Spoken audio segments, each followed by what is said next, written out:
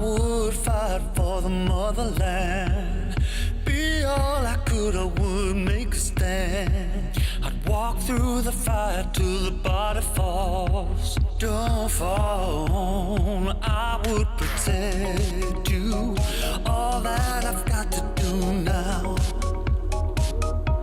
Yeah, I could save you. All that I've got to do now. Hero, I could be your hero, fighting for your love soul. I could be your hero, fighting for your love soul. Yeah.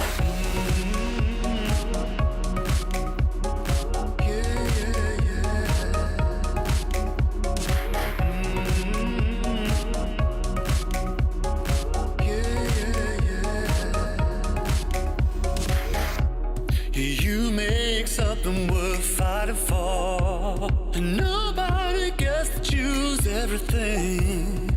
All that I've got, it couldn't be enough. Without your love, and I would protect you. I would do anything now. Yeah, I could save you. All that I've got to do now. I could be your hero, fighting for your love soul. I could be your hero, fighting for your love soul. Yeah.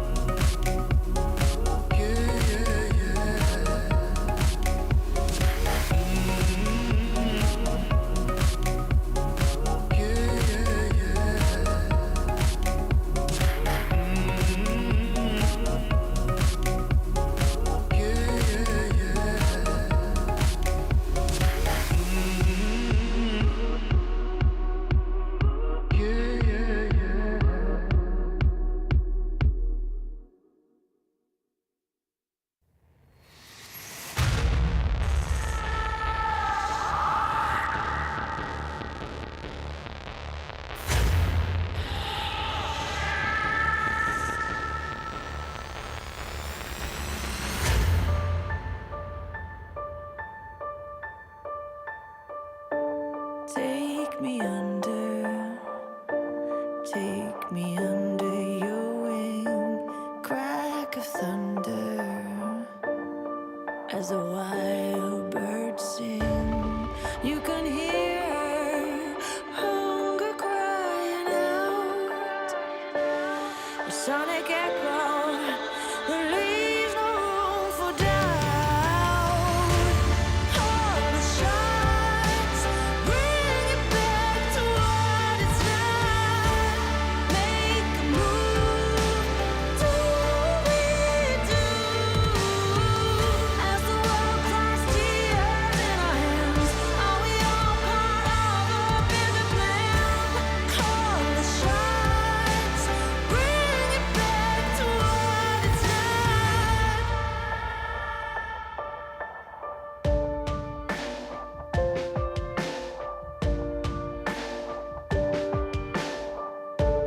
Deepest oceans, they can't betray enough. Empty spaces, time to rust and dust. There's no wonder left for us to love. No warmth or shelter, just satellites above. All the shots bring it back to what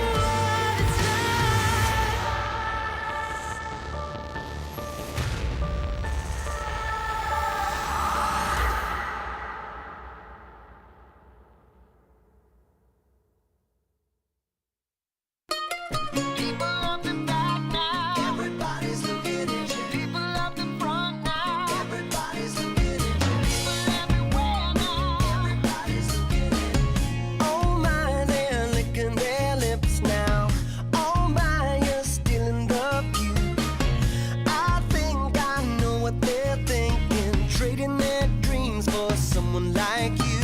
I don't know why they never noticed what I knew, but everywhere you go now, everybody's looking at you. Everything you do now, everybody's looking at you. Everywhere you go now, everybody's looking at you. Oh my, you got their attention. All eyes are following you. You got some magical secret. Just keep doing whatever you do. I don't know why they never noticed what I knew, but everywhere you go now, everybody's looking at you. Everything you do now, everybody's looking at you. Everywhere you go now, everybody's looking at you.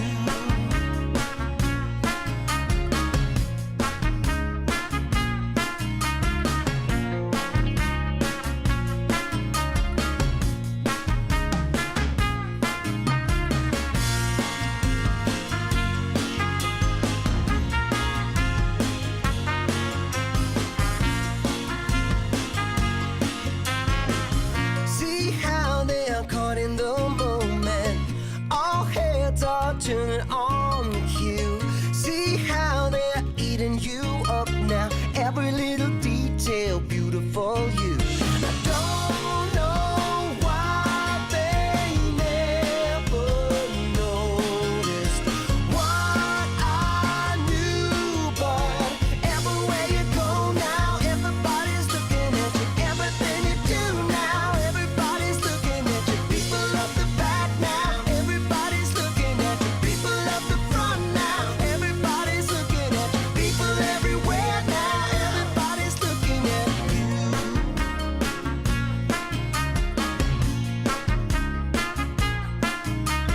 People up the back now, everybody's looking at you. People up the front now, everybody's looking at you. People everywhere now, everybody's looking at you.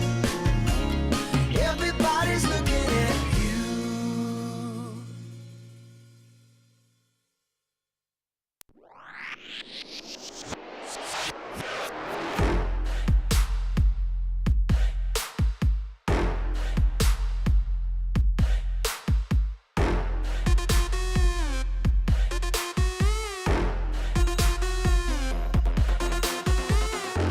赤信号だとしてももう止まらない理解不能のスピード100倍速い地横なんて哀れよねねえ聞いてよな負けの準備でもしておきな Come try me get you down 悩んでもやめないわ No more 苦い思い消えてよこの街に呼ばれる再入レクチャー全力で追い越してよさ Trading モード始めよ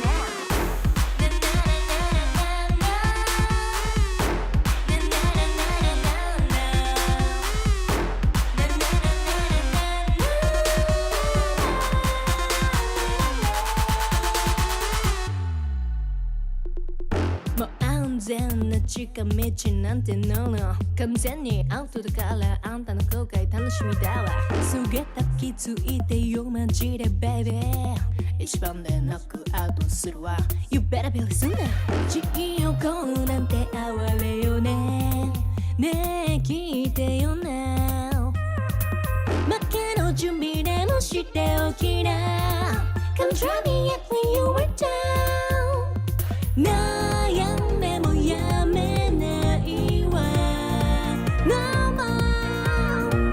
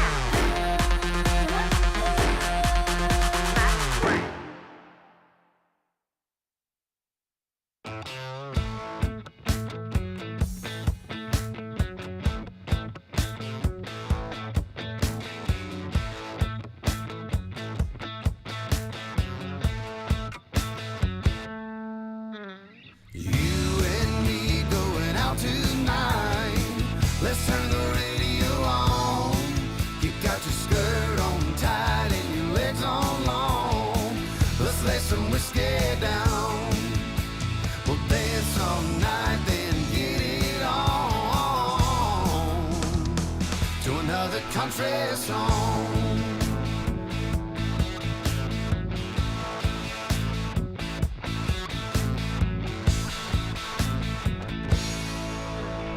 You and me going out tonight. Let's turn the radio on. You got your skirt on tight and your legs on long. Let's lay some whiskey down.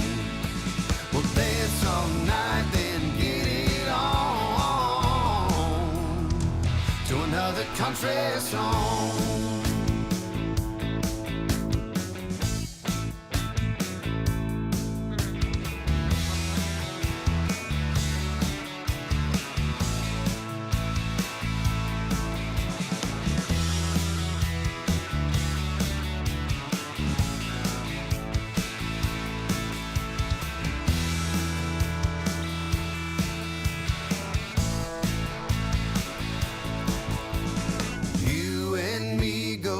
Tonight, let's turn the radio on. You got your skirt on tight and your legs on long. Let's lay some whiskey down. We'll dance all night, then get it on to another country song. You and me going out tonight. Let's turn the radio on. You got your skirt on tight and your legs on long. Let's lay some whiskey down. We'll dance all night, then get it on to another country song.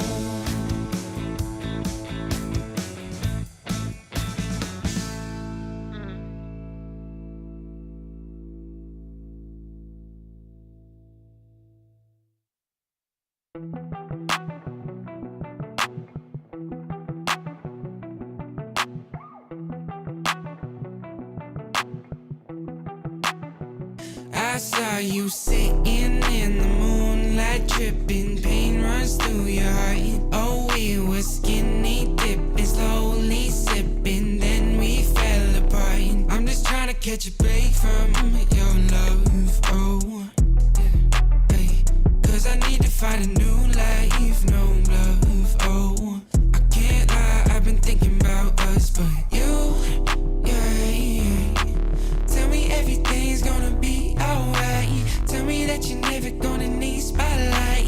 Just say how you feeling, I don't wanna waste time. I saw you sitting in the moonlight, dripping, pain runs through your heart. Oh, we were skinny dipping, slowly sipping, then we fell apart. I'm just trying to catch a break from your love, oh, yeah, hey. Cause I need to find a new life, no love, oh. I've been thinking about us, but you know better than anybody around me. Yeah, you know.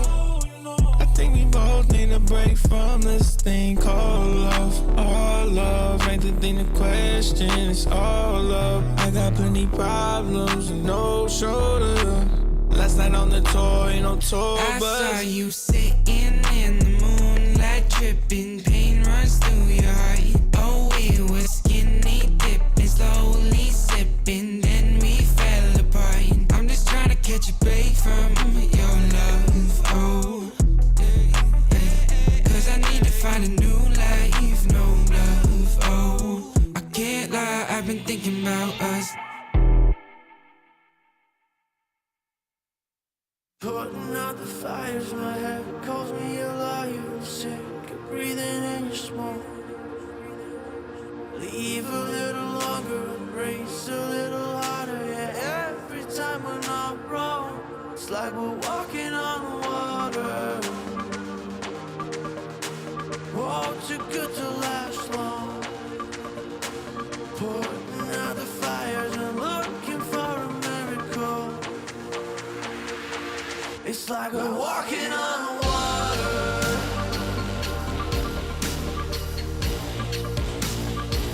It's like we're walking on water.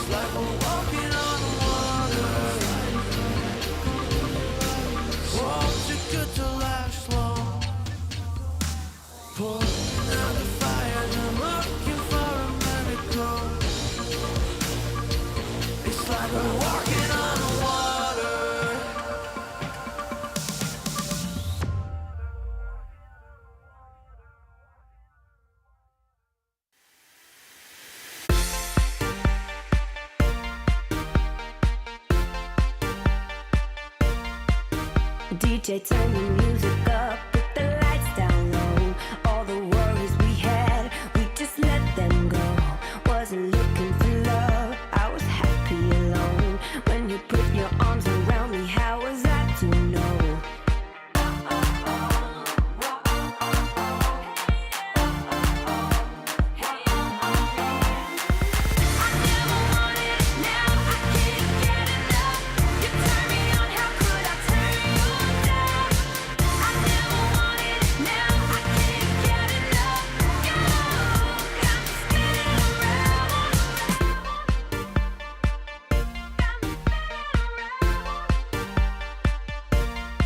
You got me feeling things I never felt before. We get lost in the music on the dance floor. If I leave you now, I'll leave you wanting more. If I leave you now, I'll leave you wanting more.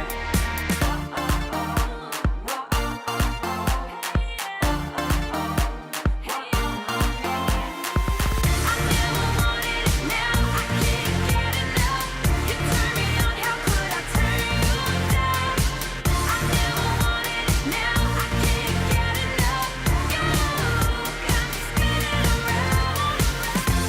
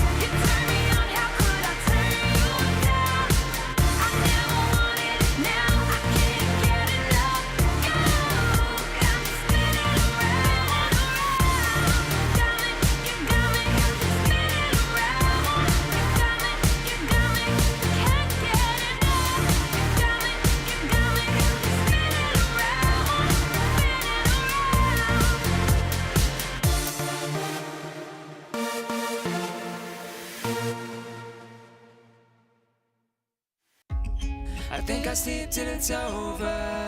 I think I'll sleep till it's over. I think I'll sleep till it's over. Broken letters, broken pain, breathing every now and then. Getting hurt but never learn. I'm falling short of hope again. I need a shock to bring me round, to pull my head from underground. I'm calling out but there's no sound. How many times can we make up? How many years will this take up? And never is as long as forever. When it's love but it's over. I've woken up in the headlights, taken from the clouds in mid-flight. Never is as long as forever. I think I'll sleep till it's over. I think I'll sleep till it's over. I think I'll sleep till it's over. I think I'll sleep till it's over. Stone days never end. Words I knew you couldn't say. We pretend we're more than this. Make believe that it's okay. I need a shock to bring me round, to pull my head from underground. I'm calling out but there's no sound. How many times can we make up? How many years will this take up? And never is as long as forever. When it's love but it's over. I've woken up in the headlights, taken from the clouds in mid-flight. Never is as long as forever. I think I'll sleep till it's over. I think I'll sleep till it's over. I think I'll sleep till it's over. I think I'll sleep till it's over. I think I'll sleep till it's over. I think I'll sleep till it's over. I think I'll sleep till it's over.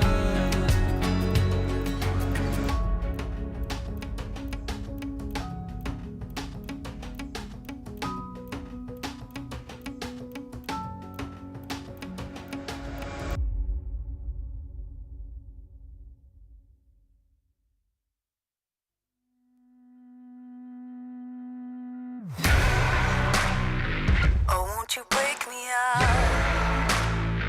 Oh, won't you break me up?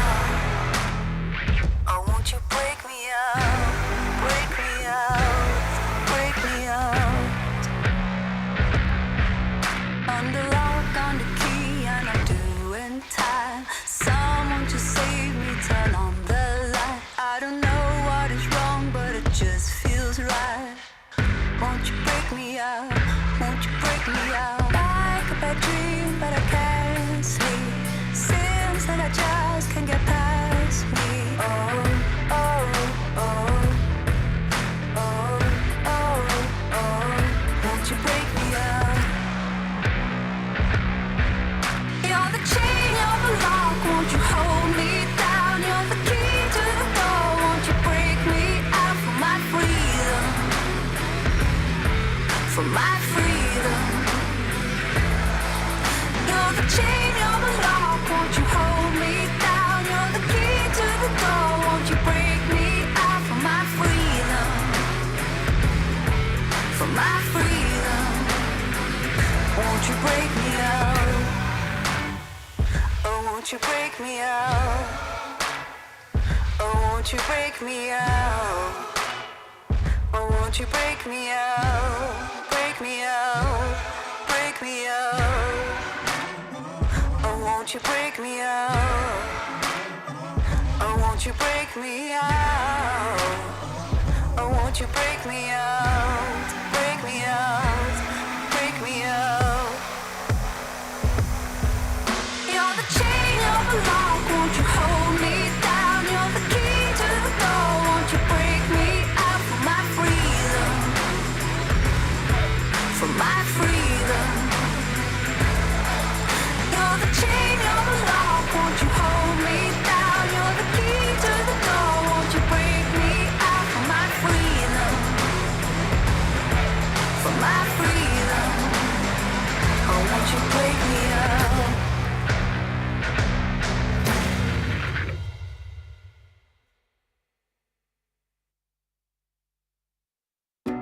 Wanna wake up in my bedroom with you right next to me, holding my hand. Something I could get used to, 'cause you're by my side. When city lights blur the evening, hollow skies grab my feelings, and shooting stars have no meaning. I know, I wanna be where you are forever and ever. I wanna be where you are forever and ever. I wanna be where you are.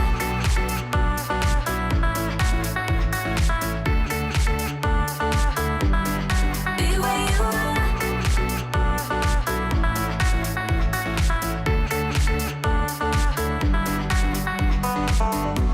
There's nothing like this feeling. Could look at you for hours, don't mind me. Didn't know how much I needed to have you by my side. When city lights blur the evening, hollow skies grab my feelings, and shooting stars have no meaning. I know, I wanna be where you are forever and ever. I wanna be where you are forever and ever. I wanna be where you are.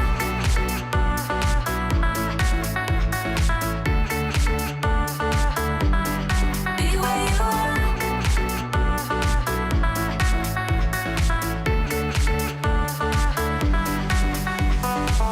When city lights blur the evening, hollow skies grab my feelings, and shooting stars have no meaning.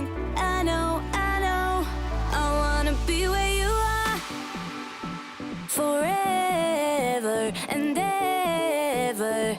I wanna be where you are forever and ever.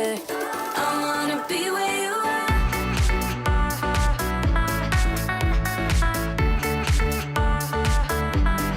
Be where you are.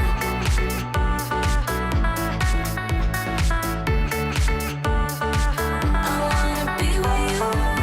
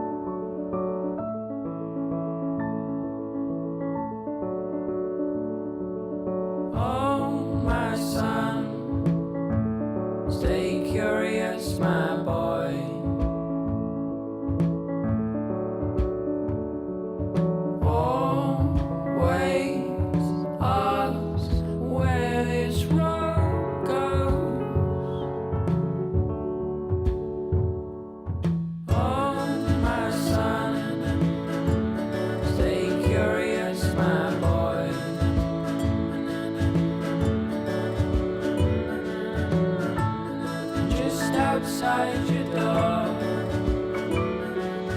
You find love where you don't know.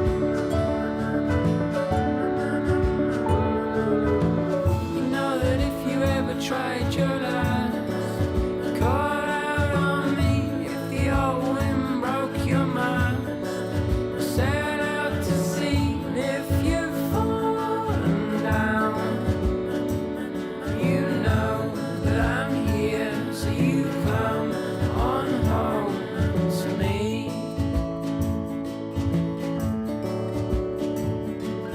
There you pick up all your bags, lay down your toys.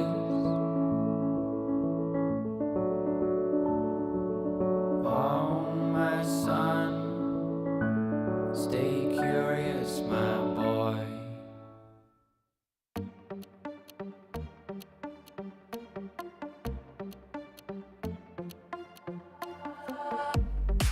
身も蓋もないわねマジでメール既読無視でもてめトラブルならすぐ相談してよだなんて細い指先が僕を指す Please come this way ピンヒールで突き刺す血の味が欲しいまで純粋だと思ったバカねゴー赤いリップで踊るネオンライトがきらめく騙されたなんてめめしいやつねゴー通報するならすれば罪深いの私よこの世のクズどもよかも民がひれ伏す農場の世界へようこそ落とし穴に落ちたあなた Please come this way ピールで突き刺す血の味が欲しい前に純粋だと思ったバカねゴー赤いリップで踊るネオンライトがきらめく騙されたなんてめめしいやつねゴー通報するならすれば罪深いの私よこの世のクズどもよかも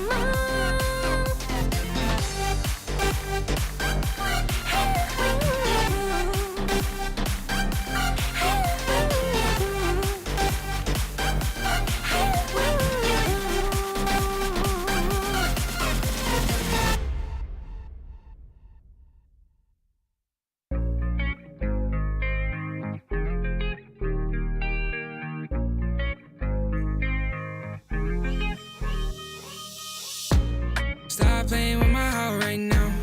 Girl, I need you in my life right now. Though I'm all tied up, need your love right now. Stop playing with my heart right now. Girl, I need you in my life right now. Though I'm all tied up, need your love right now. No, I'm balling out, yeah. But my heart plays loud, yeah. And I'm all freaked out, cause I got nothing to say to you.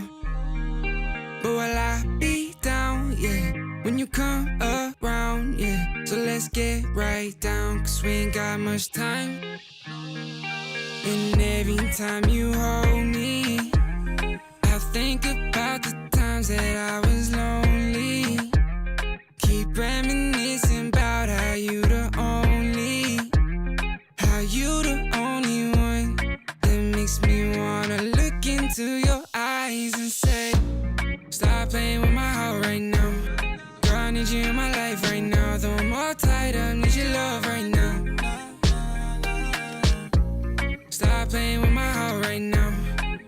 need you in my life right now. Though I'm all tied up, need your love right now.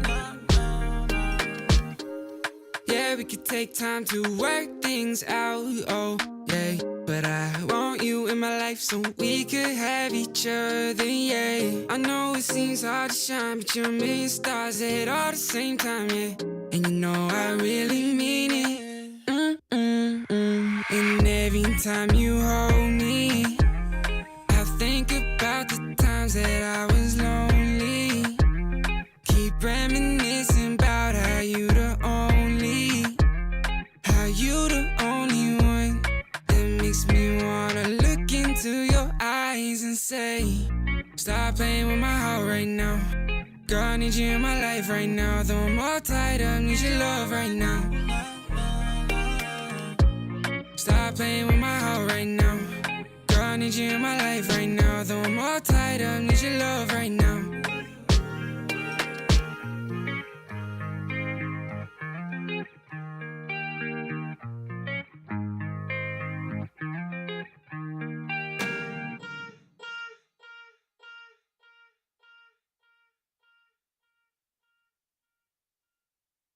Different energies I bring, only sickness I fling. Bad like Gustavo Fring, can't try not a ting. Flyboy, I got the wings, and they can't keep up with me, dog. That's why all that I bring is wins. And they wanna hold me back, never doubt I'm a king. When they grab Mike and a chap on the ting, I don't wanna hear no talk from jokers. Say you got waves, I split that like Moses. The way that I catch it is flawless, it's awkward, cause they can't do it when they talk up. I don't wanna hear that ever. Stay on the ground like Cellar, they know man shell off. Feel man trying to get ahead of me. They should've known they ain't really got the energy. I got the energy. Run laps and laps round them, they ain't even got no energy. So that means no power, they don't wanna be my enemy. That might end up in a penalty. I got a different energy, no matter what I encounter. No, I got the energy. Run laps and laps round them, they ain't even got no energy. So that means no power, they don't wanna be my enemy. That might end up in a penalty. I got a different energy, no matter what I encounter. No, I got the energies.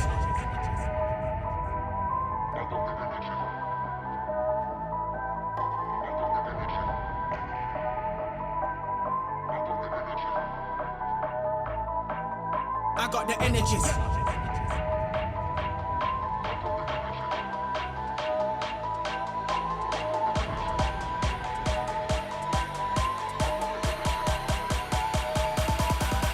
I got the energy. Run laps and laps round them, they ain't even got no energy. So that means no power, they don't wanna be my enemy. That might end up in a penalty. I got a different energy, no matter what I encounter. No, I got the energy. Run laps and laps round them, they ain't even got no energy. So that means no power, they don't wanna be my enemy. That might end up in a penalty. I got a different energy, no matter what I encounter. No, I got the energy. They ain't even got no energy. They don't wanna be my enemy.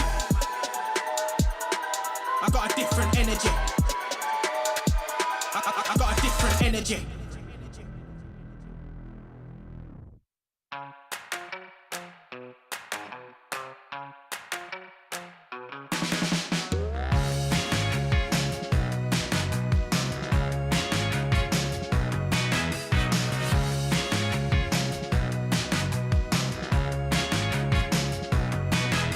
So I got my education in the old school,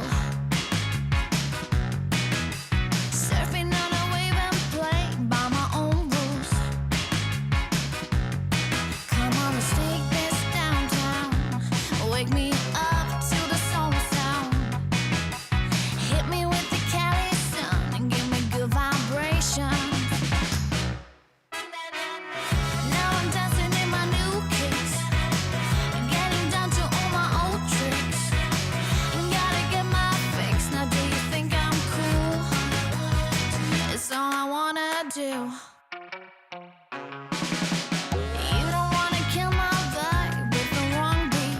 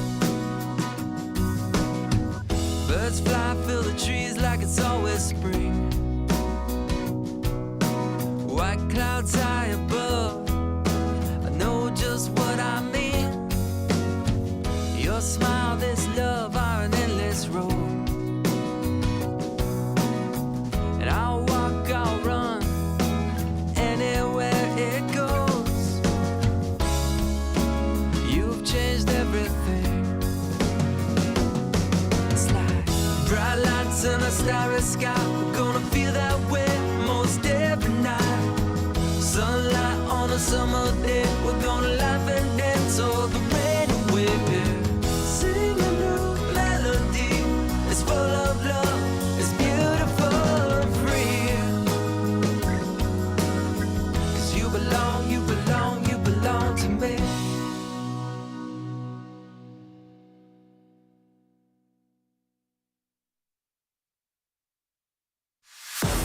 Tell me what you're dreaming of, waiting for your fate to come. There goes another day of sacrifice. Are you never gonna try to fail? Never gonna stop to give in? Never gonna try to reach up for the stars? You gotta fight with all of your life. For the doubt takes over your name. You gotta hit that warning light. Are you done with the waiting on why? Oh my. You better run now, run before you hit the end of your life. No, no, no, no. Your life, oh,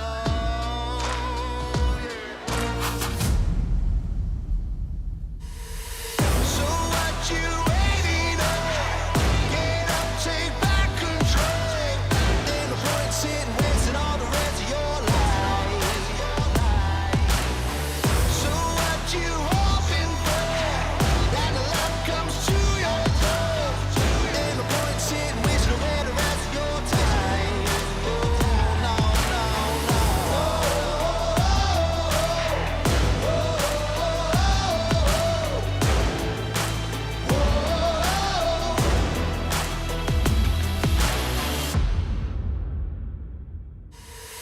You know you're ready for something, but that something doesn't come easy.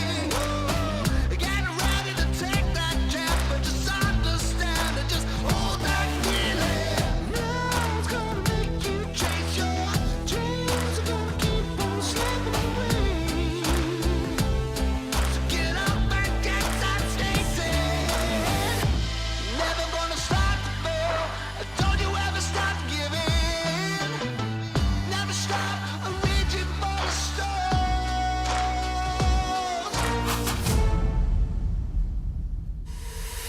So what you waiting on? Get up, take back control. Ain't no point sitting wasting all the rest of your life. So what you hoping for? That the luck comes to your door. Ain't no point sitting wasting away the rest of your time. No, no, no.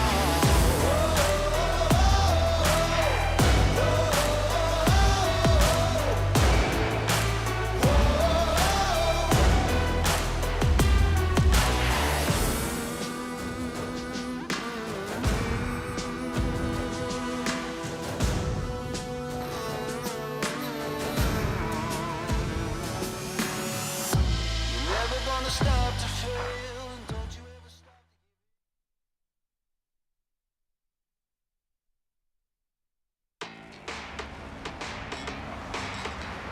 欢迎来到2023 LPL 下棋赛。这里还是你们熟悉的舞台，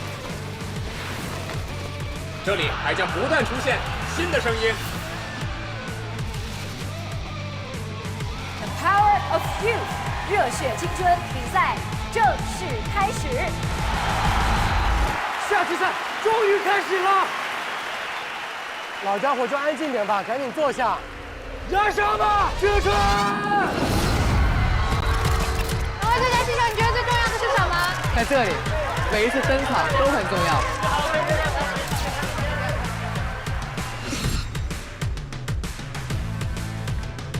每一个操作都很重要，还有信念和激情。这些东西都准备好了吗？每一次蜕变也很重要。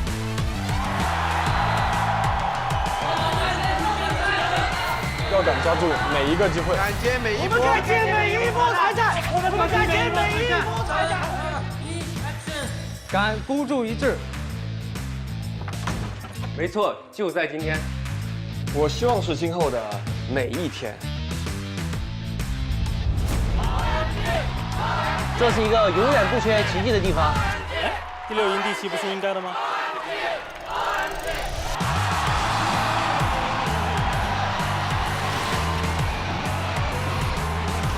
8年了，还能见证新王朝的诞生吗？拿出你们的本事，阻止他们。应该 we team is the best。年轻就是要狂。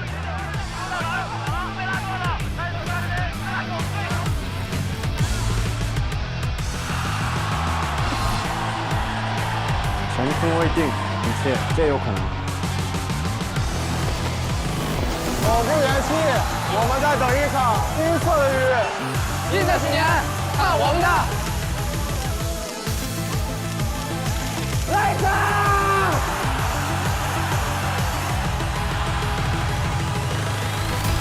想成为这场比赛的主角吗？来打败我们吧！我们的时代才刚刚开始。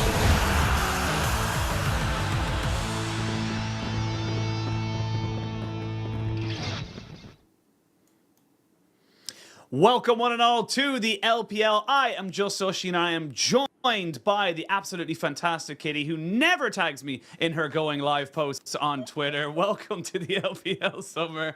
I had to get that Look, one. we had to one little clutch dig it. is. Yeah, we did. We did It was forget very right last at the end. minute, but Oshin, I'm so sorry. I will go edit it while we have the time. But of course, I'm very happy to be back with you on this stage.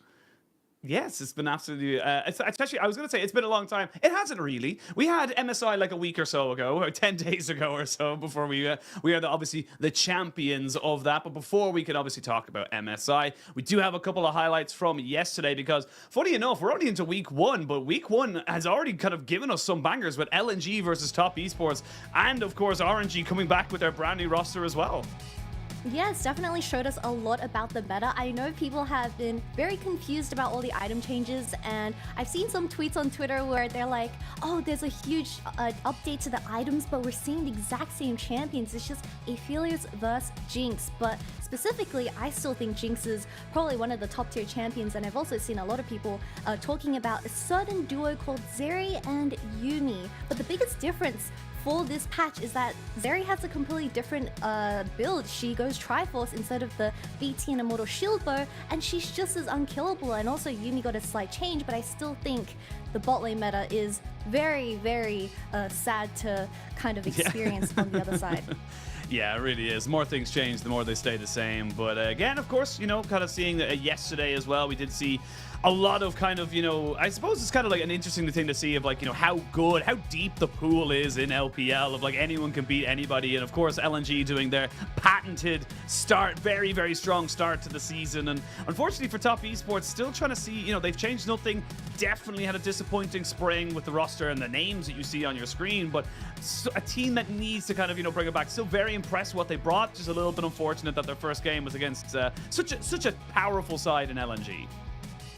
Yeah, and everyone has been extremely hyped about LNG Gala, and we saw him pop up against Top Esports last night, but I think Gala also showed a little bit of inconsistency, like getting caught in mid-wave, so he's not totally invincible alongside his new support Hung, but I think in the early game, Top Esports stood a very good chance, unfortunately still showing a little bit of that pattern from last spring where they were kind of throwing in the mid-game, so hopefully they get to even that out as we go on into the split. Absolutely, and of course there are the results on your thing. A very dominant win for RNG. We didn't obviously get to touch on it. They got in a brand new roster and definitely kind of put forward yesterday. And we are obviously only very early on into the split, but we can see the standings now as we start to come onto it. A couple of familiar names right up at the top. It's looking like an old school kind of setup with FBX, IG, and RNG. But of course, Kitty, we have plenty of teams and plenty of games to see before we get anywhere close to deciding who's going to be in our top 10. And today we have two banger matches, like you said. We have two of the MSI attendees in BLG and JDG, and of course going up against OMG and Weibo. We are all very excited. This is going to be probably the most watched game. I would say two of the most watched series for this week. We obviously have LNG versus JDG later, but I'm a little bit concerned for BLG and JDG because MSI was quite literally 1 week ago. So have they adapted to the new meta? We're not sure.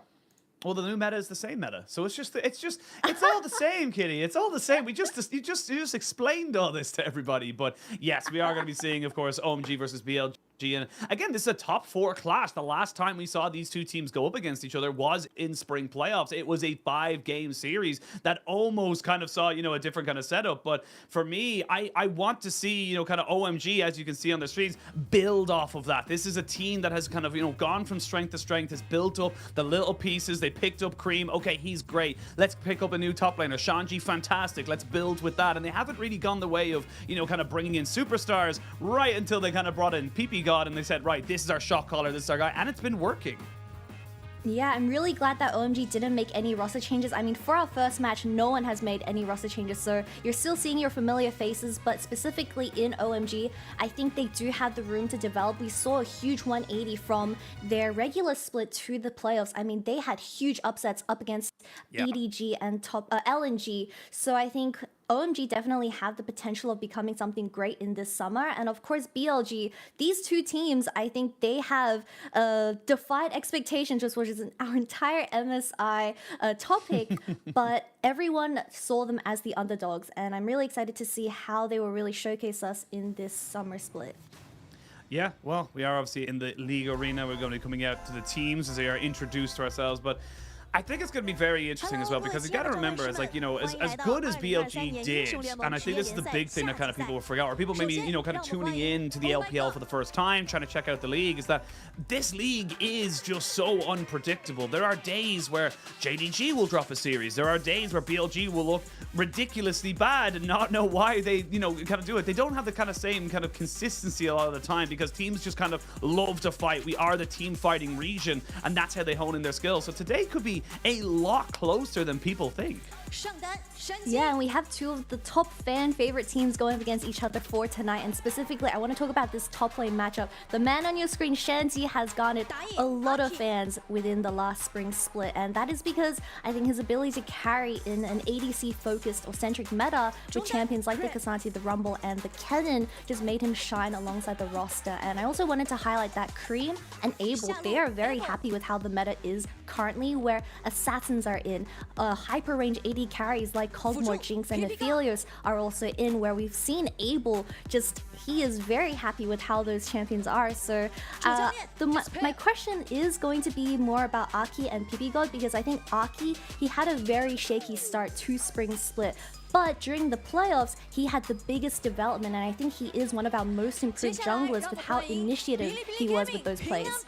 Absolutely, and I think that's I like that you brought up Aki as well, because Aki, of course, spent a hell of a lot of time on top esports before becoming, kind of part of this OMG kind of setup. But during the spring split, like you said, he kind of had a rough start, but then he developed into this playmaker. Then it kind of felt like, the meta was in such a great place for him, where himself and Cream could just, kind of combo up together, that mid-jungle duo, that synergy working so well. Of course, the main character of MSI, even though he didn't win it, I still maintain he was the main character of being coming out onto the stage. And this is the thing, we're coming onto a brand new patch, a lot of system changes, a lot of time, you kind of say, and for BLG, they got to maintain that standard. They've got to maintain hungry, because otherwise they are going to fall down a little bit, and this is another big test for these guys. Yeah, I mean, talking about confidence, Bin in the top lane, his popularity obviously exploded after MSI, and I think just the entire BLG story was so poetic going into 1 week ago, because they went from the play-ins all the way to the finals. So I think I want to give credit to Yagal. A lot of people were doubting him and alongside Elk after their match against JDG, where they thought there was a big skill difference in those lanes. But we saw that Yagal overcame his inner demons, I would say, and beat Faker. He beat Chovy in lane and really stood up for himself, and it did come to those doubters.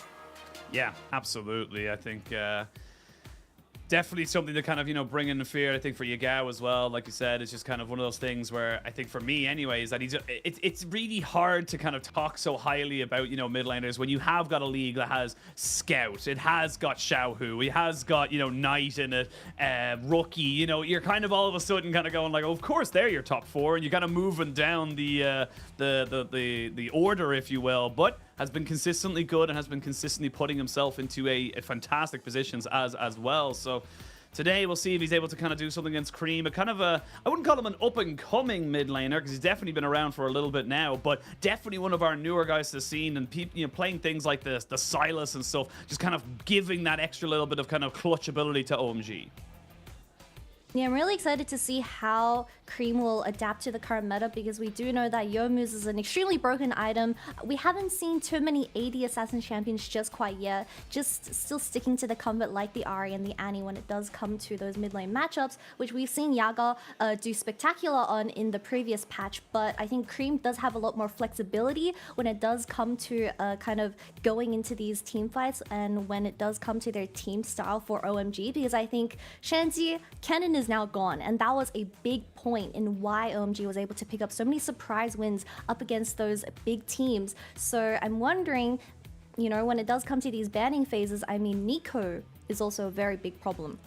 Yeah, Nico, I'm thinking of Milio down that bot lane. Like, there's a lot of new power picks that are coming in. Yumi, which we've talked about a little bit as well. I won't talk about her anymore because she doesn't deserve any more screen time. But it is kind of interesting to see where these teams are going to prioritize. Of course, when you look at these kind of teams, and even just today in general. I mean, I look at the top lane. Shanji versus Bin, the Shy versus 369. That is our top lane matchups for these two series today, which is absolutely insane when you think about it. And we are kind of even though it is in a weird sense, it's a bot lane centric meta, and Elk definitely stepped up during MSI. I still gotta look towards that top lane when you got people like Shanji and Bin who are willing to pick carries, who are willing to kind of push themselves onto something that's a little bit more kind of fringe. I can't help but feel compelled to talk about those lanes. I mean, yeah, these top lane matchups are going to be very exciting for tonight, and when it does come to the champion pool, we still see the Sion and Cassandra being a high priority, but I think specifically for Bin, Gwen Jax being meta is just so exciting, because I think Bin is definitely one of the best laners when it does come to that top lane, but we'll have to wait and see as we enter into ban phase. Yeah, and already we're seeing the respect being put into that top lane straight away. Ban the Gwen. Shanji wants nothing to do with it. Definitely a good call in my books from the side of OMG. But again, we're seeing a lot of what you talked about. The Jinx you mentioned as well being taken off the board. The Zeri is no longer available. Milio as well being board. So these are kind of the OPs we're seeing as the meta kind of develops. And the funny thing is that because we are the first league to come back, there's we're not going to see LCK until the 7th. I believe we're still a good 2 weeks away from LEC starting away. So this is kind of almost like the blueprint for all the other regions to get some massive amounts of data to kind of figure out what is good, what is bad, what looks amazing, what looks terrible. Yeah, and just a message to all the other regions, if you're red side and you're not banning either Zeri or Yumi, you are just trolling, because I think a quote from our boy Doingby, if you're letting these two duos out in champs, like, you are just admitting to lose. And obviously BLG noticed that, and they're just going to ban it away straight away, because I don't think there is a specific counter when it does come to the new Zeri build with that Triforce, because she's so unkillable with the Titanic Hydra as well. Yeah, I think it's just such a powerful combination of things. But already we're seeing the Aphelios priority coming in here for Abel and BLG, already kind of saying, going back to tried and tested methods that we saw during MSI. They're taking out the Jace and the Maokai to kind of say, look, we're happy with this. It's a flex for them. They can put it mid, they can put it top. I will say we did see Yagao play the Jace in the play-in stage of MSI. Didn't look amazing, didn't look fantastic, if I'm being totally honest. Didn't lose, but definitely didn't look as powerful as some of the other, LCK, LPL Jaces that we've become accustomed to. Yeah, I think I remember specifically in an interview with Tabi, I think it was the press conference right after MSI Finals, where they didn't they didn't realize the significance of this Jace pick when it does come to the mid lane meta, and we saw that JDG, specifically Knight, utilize this champion and take away 3 wins in a row, and I think in one of their interactions, Yago was like, yo, look, we're gonna be playing in finals once again. Can you not build Medjais? And he's like, yeah, sure, just play an AD carry. And that's what he picked. Jace is just such a high priority when it does come to this patch. Yeah, there's no point in getting it if you don't have any AP scalings. But the Lulu locked in. That's a Lulu Aphelios on the bot side. You've got the Xayah as well. I would imagine we will see the Rakan ban coming out from OMG. Yeah, look, it's one of On's favorite carries or one of his favorite engaged champions. It just makes sense to take that one off the board. I will say, though, for the side of BLG, you've left your support kind of wide open here. So there's going to be quite a few options taken away from you, I imagine, by the side of OMG. And they're going to have a pretty decent time, you would imagine, with the Aphelios Lulu to kind of let that one stick. And with the Sion as well, they're happy to scale. If OMG wants to commit to the double support ban, they should take Blitzcrank away as well, as you already showed the Aphelios and Lulu for the side of this blue. But, you know, when we talk about On, his two iconic champions is the Rakan and the Blitzcrank, which made them so far, or go so far, into last split. But of course, it's already been taken away. So maybe On does go for something that can match up against this Lulu, or go for something that is going to be more initiative. Wait to see what they want to try and go for, but at the end now it's going to be the Nautilus coming in. You mentioned the Blitzcrank, got to take that one away. Nautilus just as good sometimes, but can put himself in a bit of precarious positions if he misses and hits a wall, so we'll see how that one kind of goes, and gives you a bit of good pull play. And right now we're kind of seeing a very kind of standard front to back here for the side of BLG. You've got the Maokai. I imagine they'd look to put maybe an Ornn or some kind of tanky, maybe even a Malphite, you might see it in that top side to kind of maybe, you know, give themselves a little bit more of a front line. But with the Nautilus and the Maokai, you've got plenty to kind of work with. And for OMG, they're looking to try and maybe get themselves some reset city. You get the Viego locked in with that Ari. You've got plenty to be going off of, and they will get it. So lots of mobility, lots of frontline available with that Sion, and they're looking to try and kind of, you know, make these skirmishes very scrappy and kind of keep them going as long as possible. And it does seem it is going to be a Jace mid for Yaga in this specific matchup, but I think just looking at the two team comps so far, we do have the Gragas hover for that last pick, which is going to get locked in.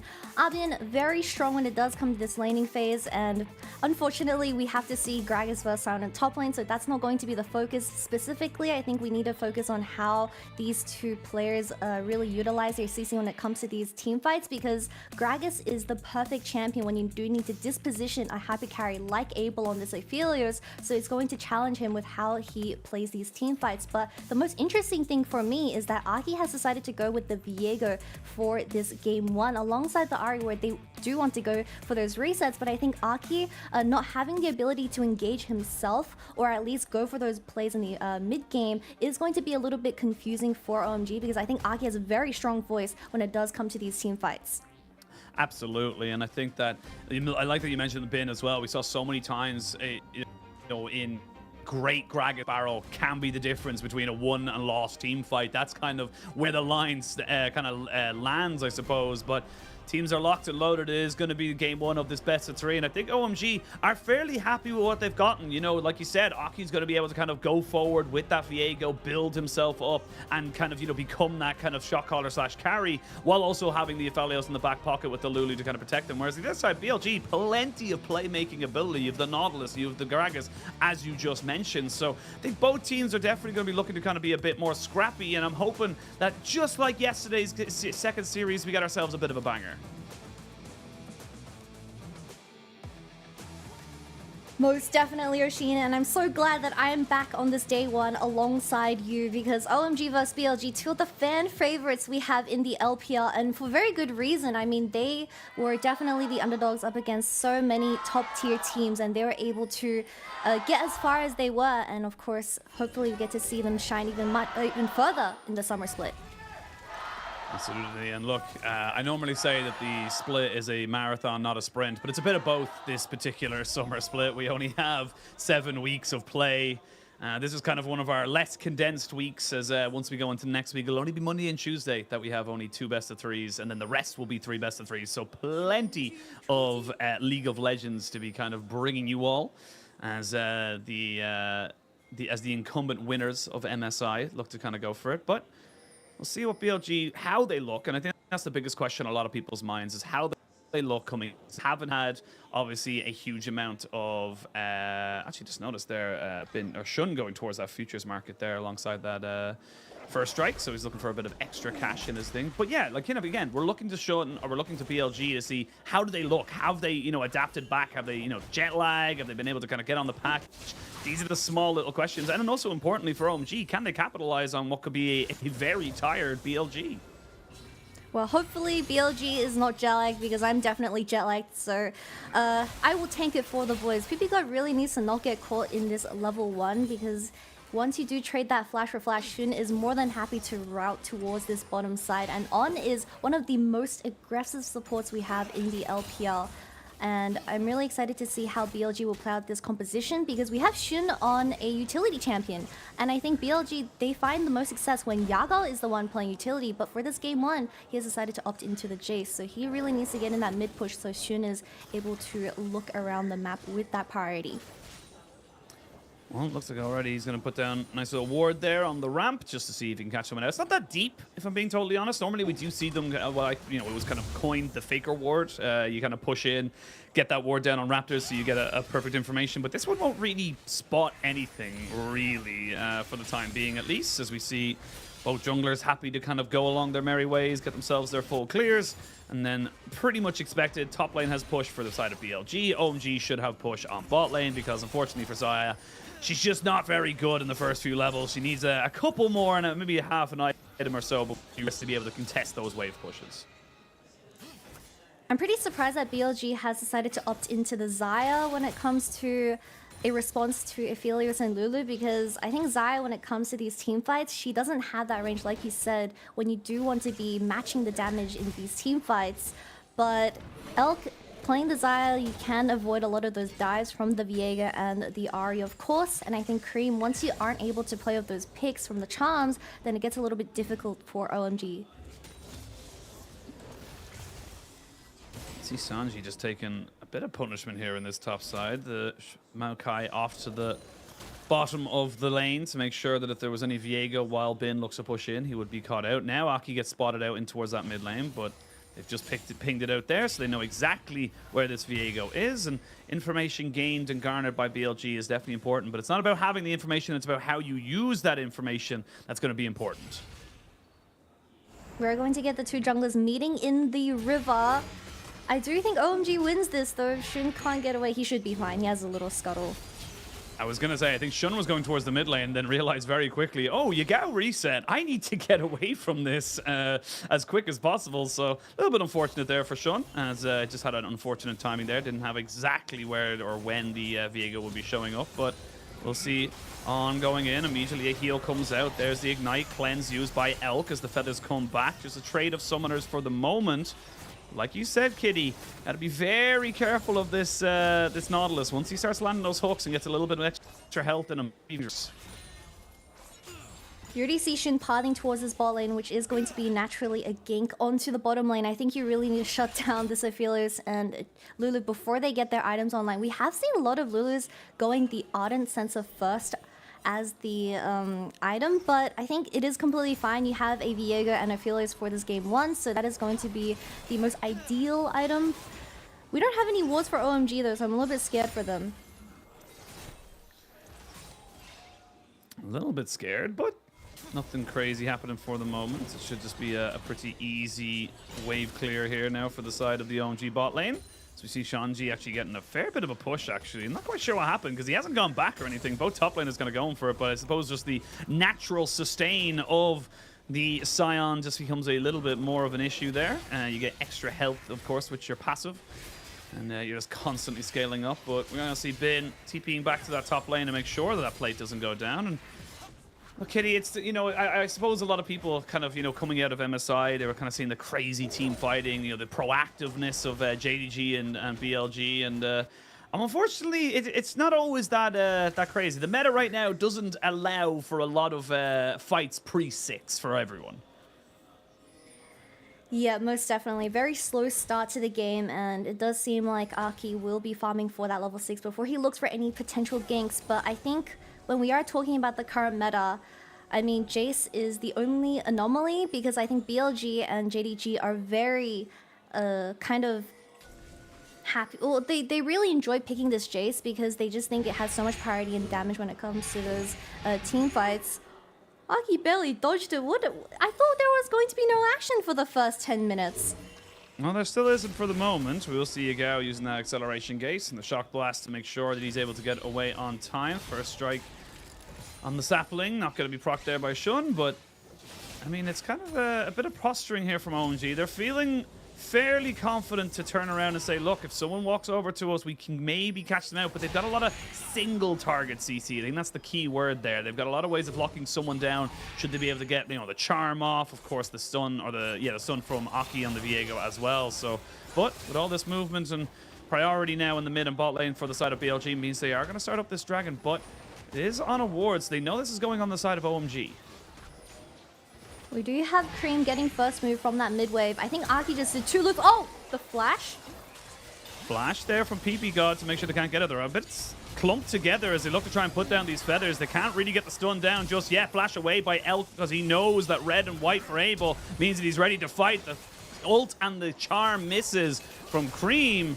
They're going to see an accelerated shock blast just to pepper some more damage there onto Abel as everyone kind of just backs themselves away. Would love level 6 very soon here for PP God and for Abel, but don't know if he's going to get it quite yet, and it just means that we're going to see them go straight back onto that dragon for BLG. On landing 2 hooks does mean that PP God and Aki had to burn their flashes from that bot lane skirmish, which is a huge loss. I'm pretty sure I saw Aki do 2 loops around the dragon, so he was really struggling to find an angle to get anything done on the map. I think he really needs level 6. This Viego champion is just struggling to get anything done as we see Shun taking the first dragon on this map. But Elk, he is now level 6, so I think he is completely fine with trading that flash when it does come to that 4v4 in the bot lane.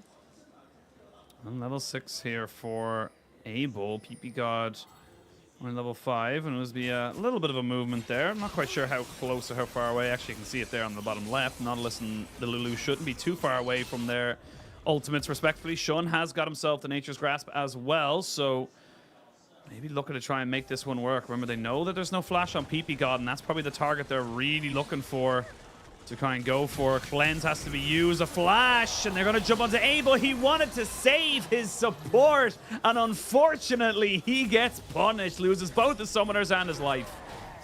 But On's insane on this Nautilus so far. I think he's landed 2 and 1. I mean, Aki had to burn the flash just to dodge it.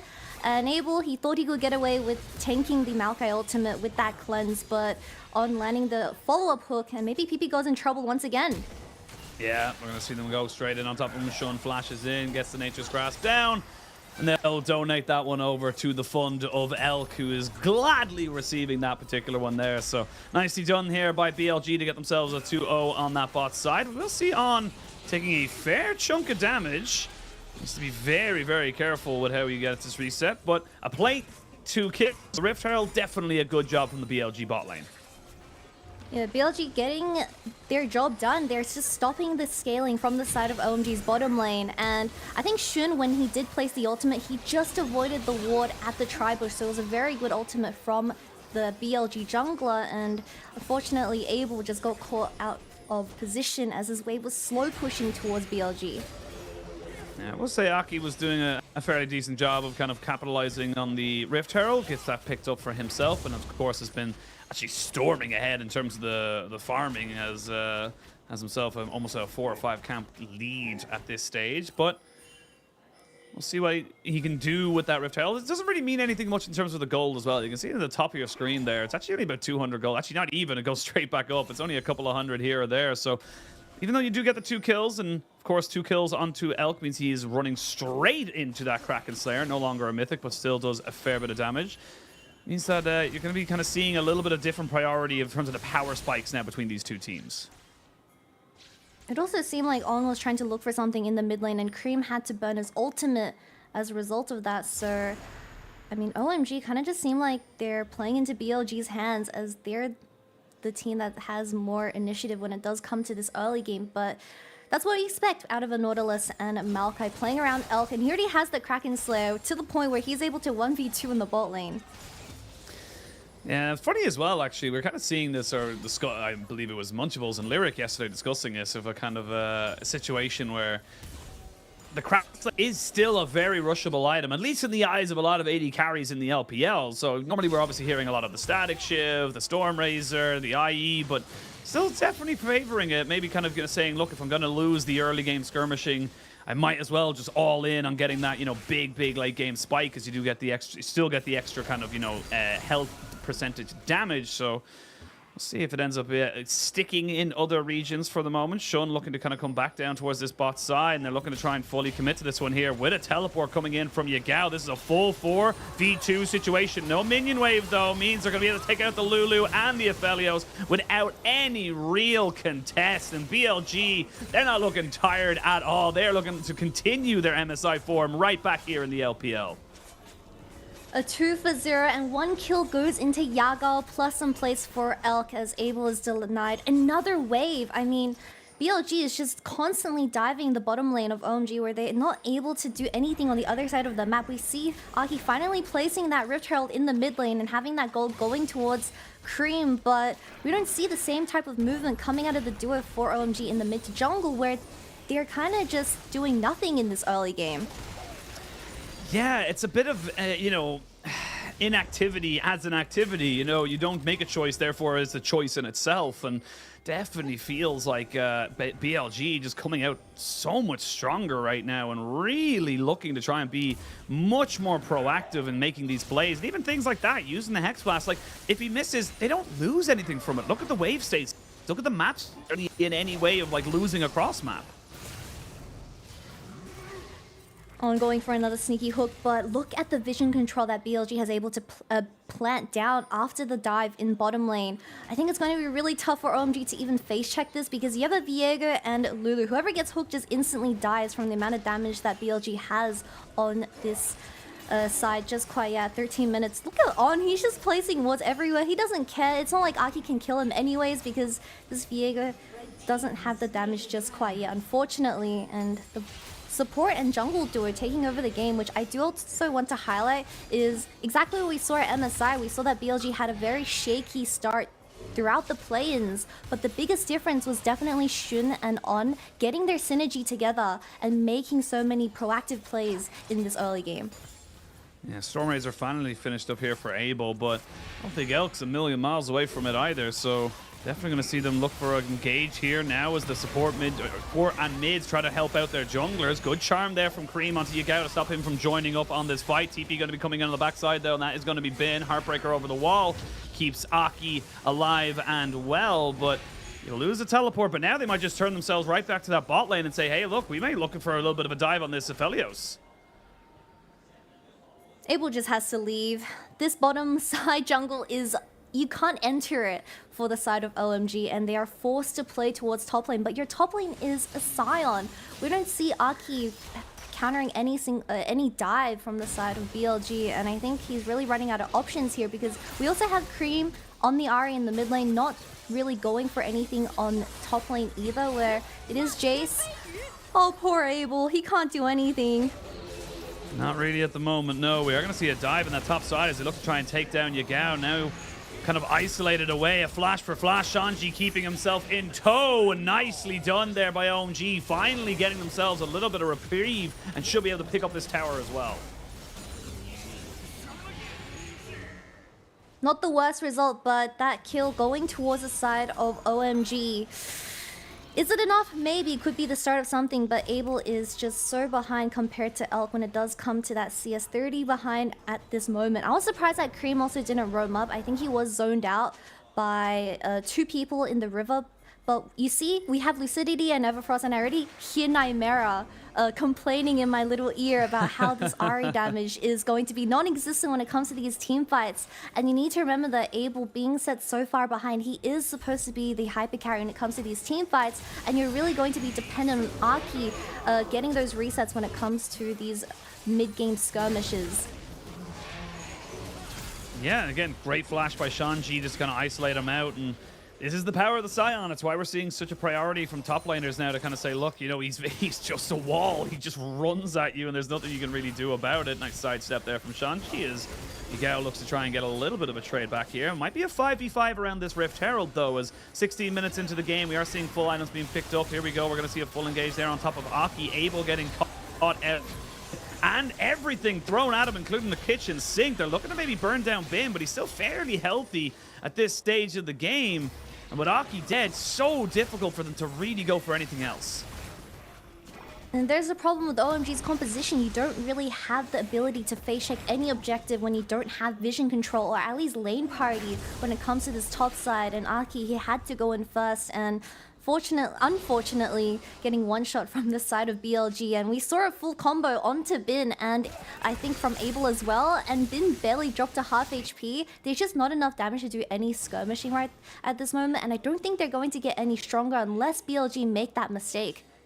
Absolutely. I mean, like, it's so difficult. Look at where the gold is kind of situated on the side of BLG as well. 3-0 and 2 onto Elk means that he's got himself that Gale Force alongside the Kraken Slayer. So he said it couldn't be done. Has science gone too far, but does have himself the two old mythics combined. And yeah, I mean, Aki, once he gets caught by that single CC, it just kind of keeps piling on, just bit after bit, little after little. It's just so difficult for him to walk away.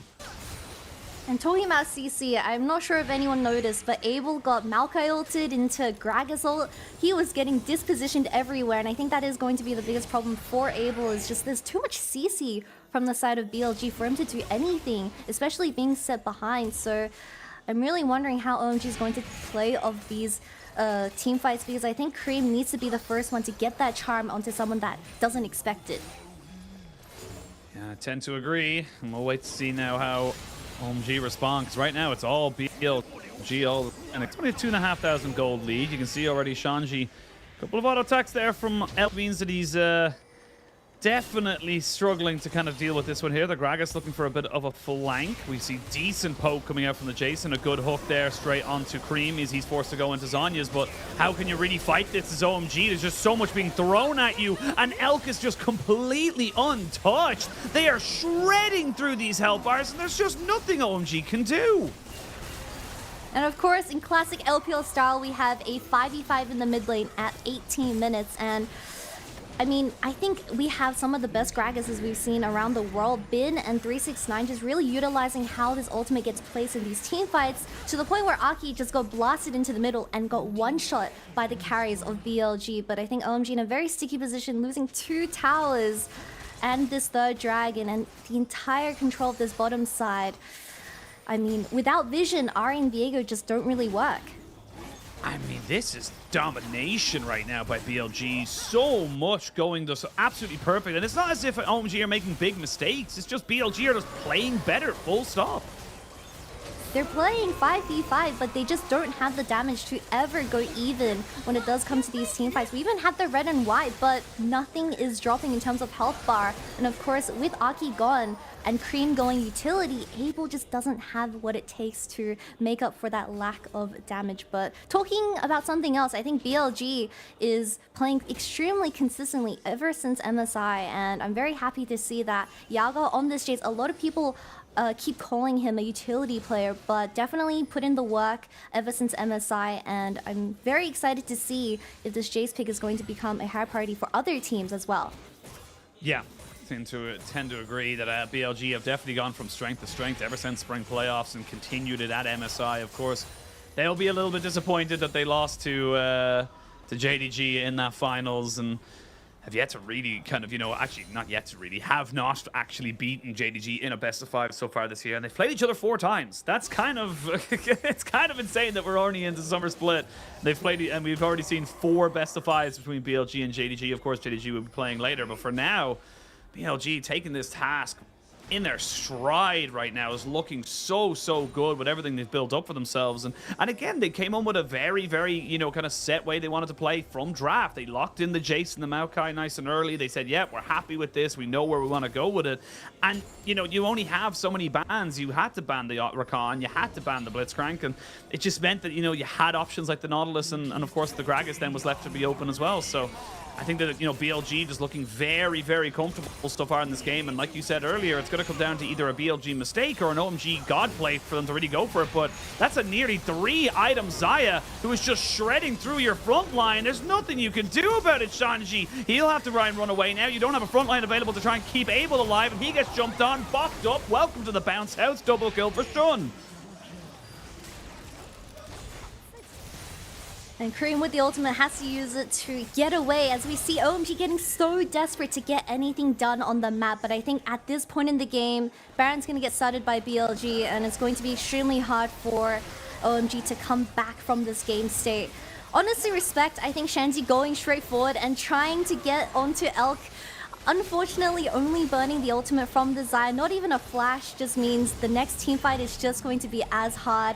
As I feel Cream on this Ahri is very silent when it comes to these team fights. We don't see the Ahri trying or being on the same page for the rest of the team, and it just really seems like OMG, they just lack something when it comes to the communication. Yeah, I mean, like, they're going for something here, but then, again, it's a 2.5 item Xayah, excuse me. She's going to just destroy that, and she's built purposely to try and take you out. She had the Last Whisper, it's now a Lord Dominic's Regard, but before that it was Last Whisper, Kraken Slayer, Gale Force. It's like, you're just going to lose percentage HP so damn quickly there as Shanji, so you just cannot stand up to the Xayah anymore. And honestly, I really need to kind of sing Elk's praises, because Elk is quickly becoming one of the AD carries in the league, in a league that was built off of legendary AD carries. Jackie Love, Uzi, you know, these names that kind of everybody knows about.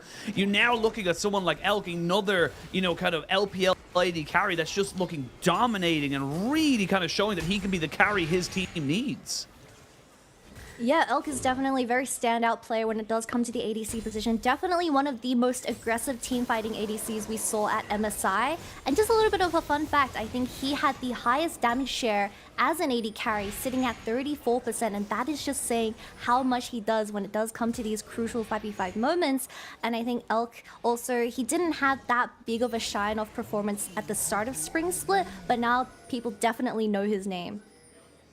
Yeah, I mean, that's it. Like, again, you know, it's always difficult to kind of, you know, bring up a name in terms of the AD carry logs when you're talking about the likes of Gala. Of course, you know, you've got Ruler now in the league, who's looking absolutely fantastic, honestly, the form of his life. But it is just kind of the way it is. I think that Elk is quickly, if he can continue this form, will be putting his name alongside some of those big accolades. But here we go. This could be the final fight. Oh my God!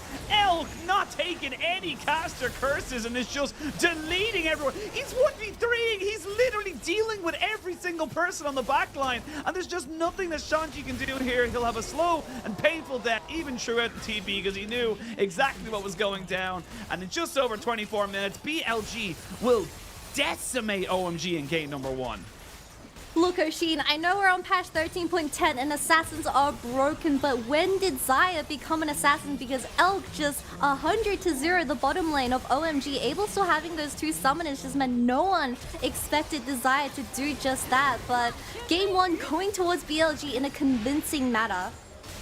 Yeah, I mean, they'll throw out a couple of KDAs there to make sure they had a bit of fun, but they also got the kill there right at the end onto Cream, who I believe was 0-0 and 0 up until that point. But, I mean, that's 2 towers. I can't see how this could be any better of a start back into the LPL for BLG. That was clean, that was dominating, that was just perfection nearly from them. Exactly what we expect as our MSI representatives and also finalists. But I think Elk is just showing to be as consistent as ever, and Yagal introducing this Jason to his champion pick definitely does help Shun to make a lot more plays in the early game. And I think we need to also finally mention on this Nautilus, he made everything happen on the map. He was looking for those picks in the mid lane. He got the summoners and the kills into Elk's pocket in the bottom lane, to the point where we know that this meta is very centric around hypercarry ADCs, but is Able even going to be able to get to that point? We don't know. I mean, he got so far behind so quickly. I think like 15 minutes in the game, it was a 3-0-2 Xayah. He was just finishing his Stormrazers when she was finishing her Kraken and Gale Force. Like, this is where we're at now, where it does feel like if you can get that bot lane going, and BLG know it. BLG threw so many repeated 4-man ganks down that bot side. Shun was basically living there, didn't worry about top lane at all. I know I said, oh, we kind of, you know, with Shanji and Bin as the names in the top lane, I always feel gravitating towards them. But it's a Gragas and a Scion. You're never going to get anything done. So really, really well done from BLG. And honestly, they are becoming a tour de force. They are becoming a massive kind of team in this this league that is just so already stacked in my head. There's like a top 6, and then who knows. Yeah, and of course, talking about OMG, we need to also mention that Cream on this Ahri just didn't do what it was supposed to do. As we had the Jace vs Ahri, she was struggling to get that lane party in the mid lane, where I think just as a mid-jungle duo from the side of OMG, they weren't there for any of the dives for the bottom lane, and it was just, we saw a lot of inactiveness, like you said, in the early game, and I believe Ahri even ended up 0-0 and 0, and that's just saying how much they were doing when it does come to these team fights. Yeah, I mean, yeah, look, OMG, I still hold out a lot of hope for them. And this is something that Lyric touched on yesterday. When the start of the split comes in, every single team, whether you made changes or not, I always expect a little bit of rust, a little bit of kind of, slow to get going. BLG did not show that. BLG showed that, look, they took a week off to get from MSI to LPL, and there is no rust to remove. They have themselves plenty of practice, and they are willing to kind of go back on stage. But for OMG, I still think this is a great team that can do great things. I just need to see more proactivity. Because like you said, nothing really happened. I mean, look at the Aki damage. Like, you're playing the Weibo, dude. Like, you need to be proactive. Nearly double damage across the board, apart from Shanji, who's on the Scion. So I don't even think that's really a positive. Yeah, very tough to be a Weibo in this game 1, as you are just dealing with On and Shun constantly invading into your own red side jungle, and I just think PP God and Aki really struggled to get any vision down, which made Cream's life so much harder as that Ahri that was looking for the picks onto the carries of BLG. I mean, Jace, champion like Jace, you need to gank him early, or at least get picks onto him to the point where he isn't able to get those items online and do 19k damage. Yeah, I mean, it just was BLG all the way. I don't think I can put it any other simpler way. It was just BLG from start to finish. Once or twice that OMG were able to kind of be proactive. They got a kill, but that was about it. That was literally the extent of where OMG could take it. And now we kind of go into a game number 2 where BLG are, I assume, will be, continuing to fire on all cylinders. But we'll see how they do after this quick break, where we have after that our picks and bans.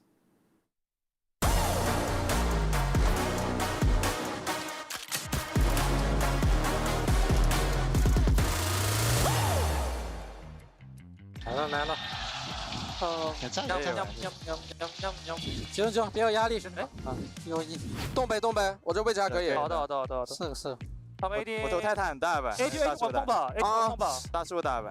先退就。OK 了，先退。我绕过来，看，贝哥，我没到，绕了，慢点，拉开，这把可以打，开地，挖塔掉脚，开地，赢了，慢点，看格温，保一下，没够，泰坦没够，看格温，泰坦没伤害的，啊，把 AD， 几杯，哦，是，几杯，会上吗，朱了？哦，来一次，怎么这么难打呀？啊，就这个，格温这个，啊，就这，打团你们别太冲，别给格温刷伤害，是，让 AD 输出就行了，我们限制他们后排输出，是的，OK。小龙怎么说？好打呗。好打，一定要打，被绕后溜就。来跟打架。好了。慢点，别秒。慢点。看这，拉，慢点。我没。位置很差，还行，慢一点。没错。哎，慢点就。出来。我过去了。走。还行。啊，慢点。走吧。大树可以。大树上不去啊。他上不去的，他没闪好像。还行，不亏的，还行的。我装备真的很好。OK， 装备很好，这不。打团注意格温 LE。是的，这么赢了真的慢慢打。对，慢打。别急，别乱冲。他们打不了。无尽啊，这么可以打架的。可以打架。别换。我别慌，没事。挖 AD。没关系。快点，挖 AD。我看了。哎，对不起。开地，没闪，开地，啊不，走，慢，走，别背一波，好，被开了，没事，没关系，没关系，没关系，接受，这一波突然都是啊，往前走了，往前走了，我一个人挡一下，一个人挡一下。啊，走，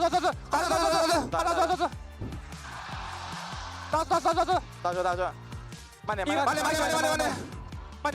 我杀了，慢点，出来，小心太空，走，走吧。闭了大龙怎么样？看大龙，抢他们去，如果他们去，他们没打野的，他们会拼，可以抢吗？技能抢一下。哎，没打了，啊，我们直接 run 吗？我可以，我们来，太打会好吗？慢慢走，太打会不会好？会好。再蹲人，慢点，我顶，准备顶，直接 run 吗？可以 run。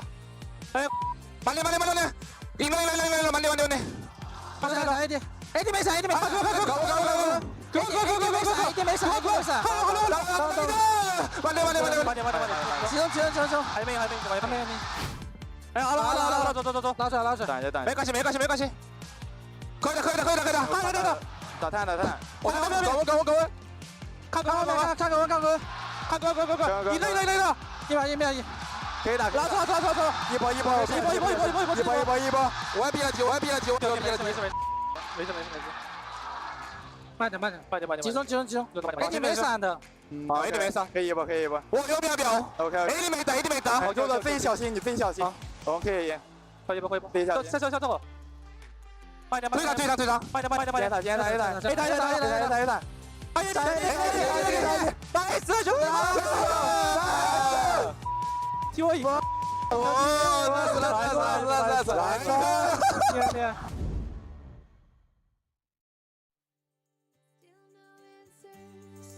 ，Someone's gonna pay for this. Watch me disappear. The days get longer, and I grow weary listening to my own excuses. Where does it begin? Where do I fit in? Will someone let me into this story? In my history, I am the absentee. Where's the part for me in this story? But the colors rule the world inside my head, and the words of all the songs that I heard. I'm a shadow of a thought that has not formed, somewhere in between.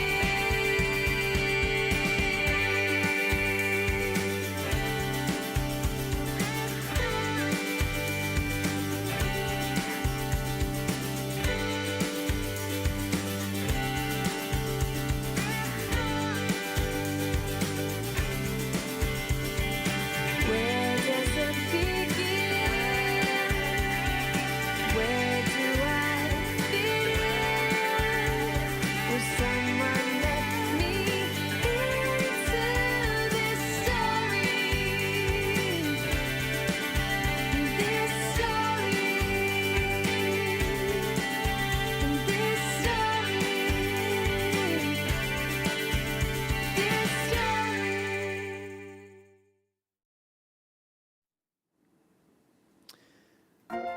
Welcome back, one and all, to the LPL. We are in day 4, week 1 of the LPL Summer Split 2023. I am still Just Ushy, and I'm still joined by the absolutely fantastic Kitty, as we just saw BLG destroy, decimate, other synonyms that begin with D in that game over OMG, and that was all off the back of just very good setups that came out from Shun, our MVP.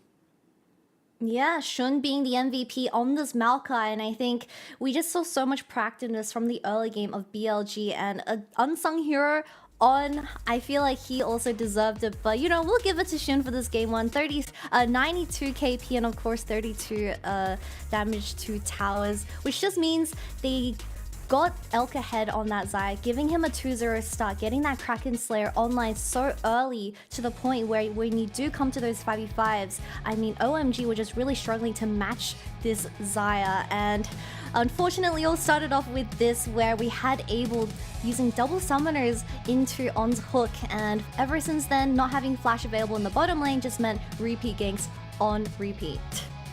Yeah, I mean, it just felt like time and time again, there was just nothing you can do. And honestly, I gotta say that, like, you know, OMG, you probably should have expected something like that to happen. But even here, you can see they try to hard force in mid. Sean is like, no, I can realize there's no way. That's a 2.5 item Xayah who's built almost specifically to just shred me. So there's nothing I can do. I can't really stay here. I can't really, you know, kind of deal with this. And that was kind of the beginning of the end, shall we say, as you mentioned in the cast, Elk became an assassin on this AD carry. You know, hyper carry, AD carry, assassin carry. They do it all. And Elk and BLG just carrying that momentum straight from MSI right back into summer. They're back on red side. OMG, they got to try something different. And this was the thing we praised for OMG so much in spring. They got to go for different things. You can't go tank top lane. You've Shanji. Go for Rumble. Go for something crazy. Because if you play standard, you're probably going to lose. Yeah, Shanji on Sound was definitely an infamous pick when it did come to the spring split. I believe he had quite the unpretty scoreline KDA, I don't know, on the Sound pick. So I was pretty surprised that they decided to opt into it once again. I'm sure he's been practicing it during the off season, but I do want to see more from Cream in particular, because we know that Cream is a very mechanical mid laner when it does come to these skirmishes and team fights.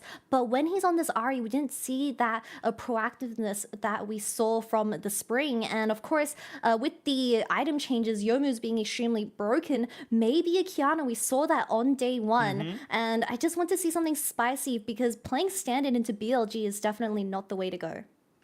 No, really isn't. And for BLG, don't fix what's not broken. This comp, this meta, whatever way we want to put it, it works for you, and that's totally fine. And the funny thing is as well is that, like, you know, with the likes of Milio and Yuumi kind of coming back in, Lulu has always been very strong, and Ardent Sensor being kind of such a rushable.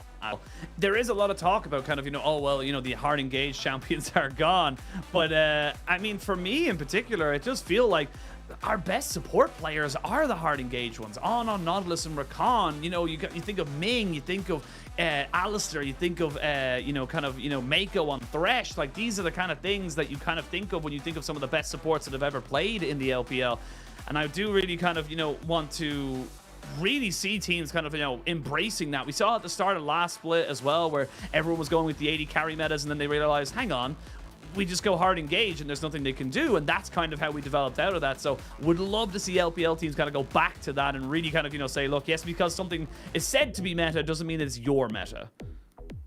Yeah, LPL, once everything else fails, we just default back to hard engage and 5v5s constantly around the Rift Herald and mid lane. And that is exactly what we saw from BLG, and specifically On, where I think his entire champion pool has done such a wonderful transformation going into the MSI. And I think losing the finals up against JDG was a huge wake-up call for him, because I remember in an interview in particular, he said that, oh, I think if I just knew how to play Lulu, that series would have been ours. And he did go learn it, and he did do amazing on the champion Lulu in the MSI series all the way to that finals position. But unfortunately, I mean, sometimes you just have a little bit of a struggle up against one of the best teams in the world. I mean, BLG is also really good, but JDG is, I don't know how to describe them. I mean, I'll say it right now, if JDG do not complete the Grand Slam, MSI, Summer, and World Championship, that's a failure for that roster. That roster is so damn good, they should win everything, and I will stand by that 100%. But anyway, coming back into this particular game, we do see the Aphelios priority coming back in here this particular time around. We actually see a slight draft difference here for OMG, taking away the Jason, so that you cannot just kind of first rotation that. But it does mean you've left open something like the Nico, and you talked about how a lot of people say, oh, Yagao, he's a fantastic facilitator in that mid lane. This is a hard engaged champion with a hell of a lot of ways to kind of catch you off guard. This feels like it's right up Yagao's alley.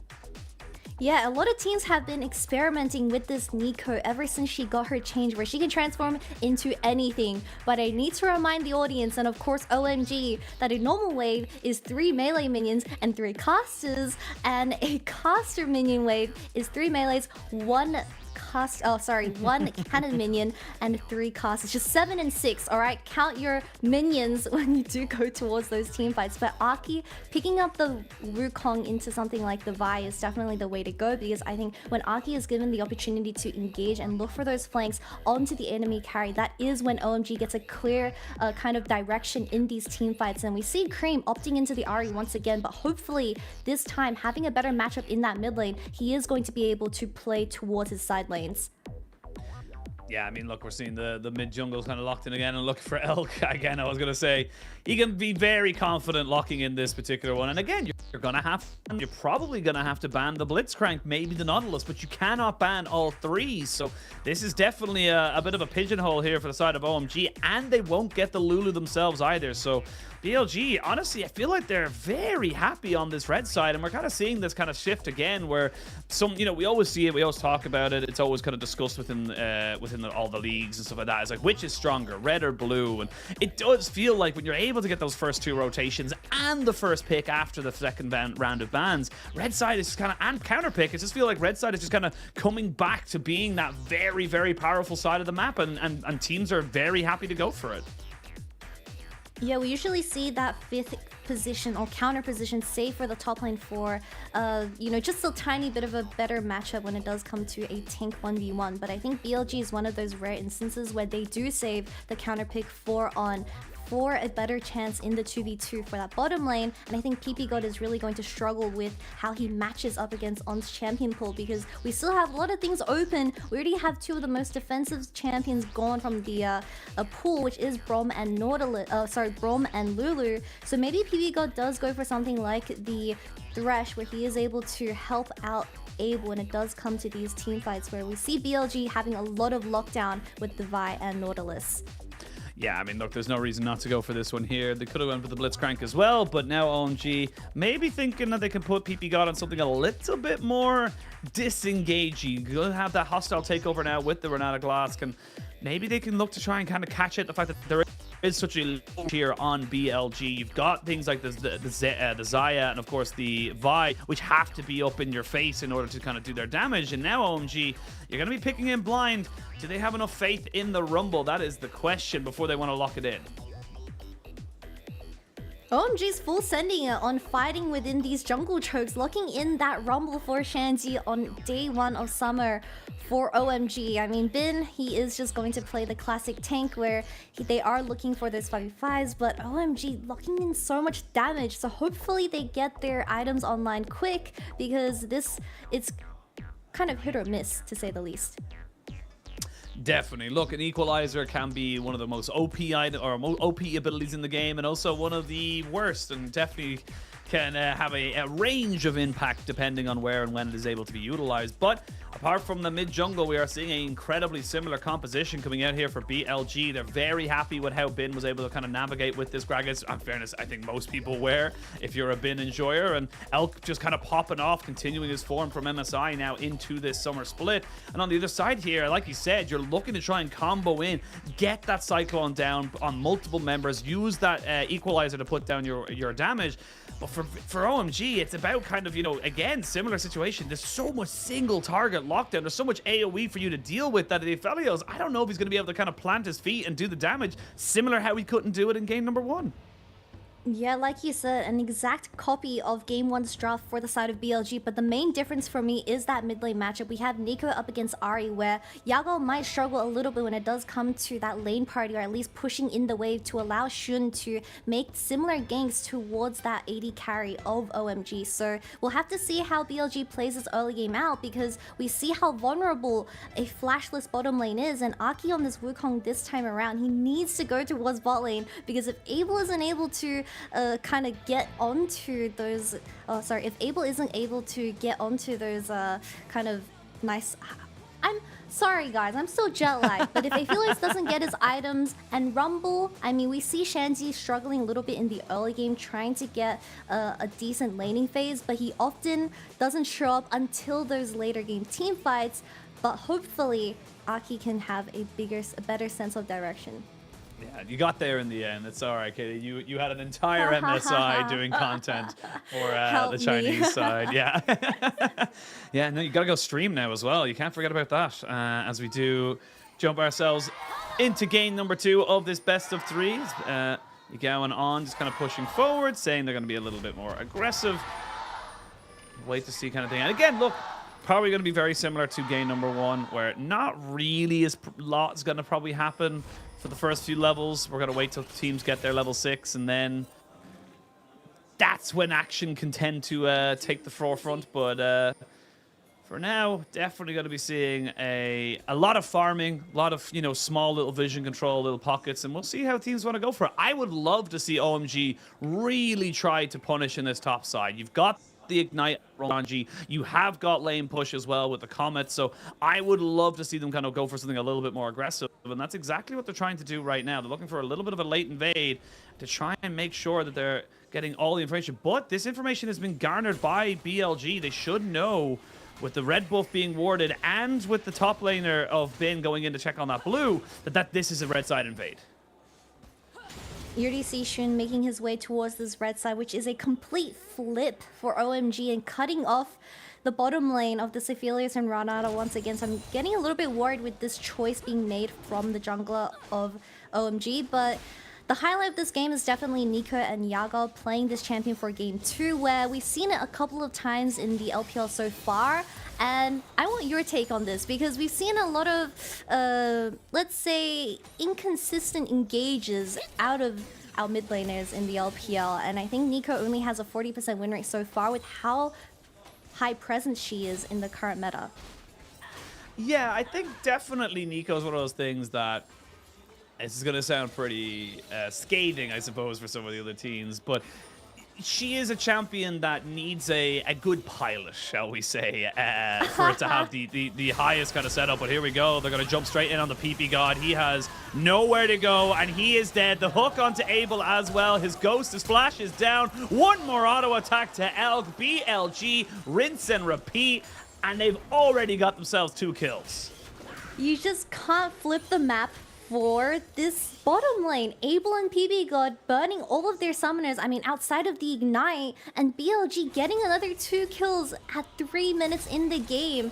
And this is just going to repeat, because we know that On is just going to get the CC onto the bottom lane of OMG's PP God once again, and this is going to be a repeat of game 1. The bottom lane is just trying so hard to scale, but Aki is not pathing towards them fast enough.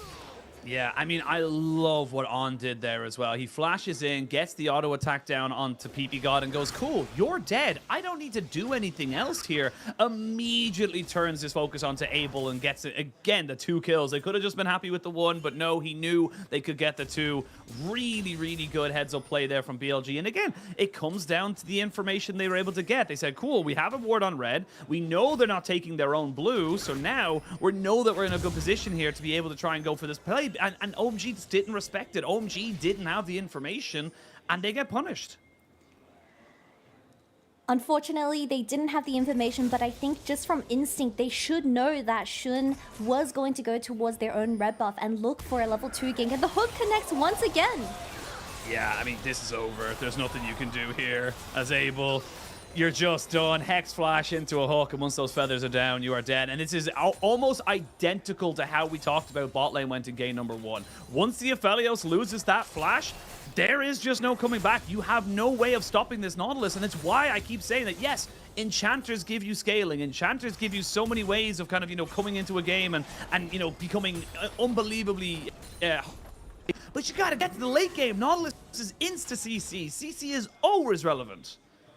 This is tough, and we're looking like we're going to see another Kraken Slayer rush from Elk very early on in the game. And I believe even in game 1, it was a relatively slow start because BLG were kind of hesitant on pulling the engage buttons, but now they know they're just going from ever since the 3-minute point. And we already see On making his proactive plays towards his middle lane. Maybe even a flash burnt from the side of Cream if he's not too careful. Oh, barely. Barely. But, I mean, Aki now is going to be in a lot of trouble, you would imagine, if he gets hit by that Q. Doesn't get hit by the Q, so should be able to kind of walk himself away. But this could be a very early dragon stacking again from the side of BLG. So for me, I'm just kind of thinking for OMG, you gotta, honestly, I know this is going to sound bad, but cut your losses, bot. Go top. Look for pressure around this top lane. Get Shanji ahead so he becomes that mid-game monster. But again, it's just so difficult until Aki gets level 6 because they don't have any lockdown for this Gragas. And the most annoying thing is that you're versing a Gragas, so he's never really going to drop low enough to the point where you can get a successful dive onto Bin. And we all know that he is more than happy to outplay you in a 1v2 situation. Something else that I wanted to highlight is, of course, the Summoner spell choice for the support of OMG, where he decided to take Ignite. Oh my god. Oh, these hooks are making me a little woozy, but this is going to be the 1v2 situation, but I don't know if they're going to be able to execute this without the ultimate.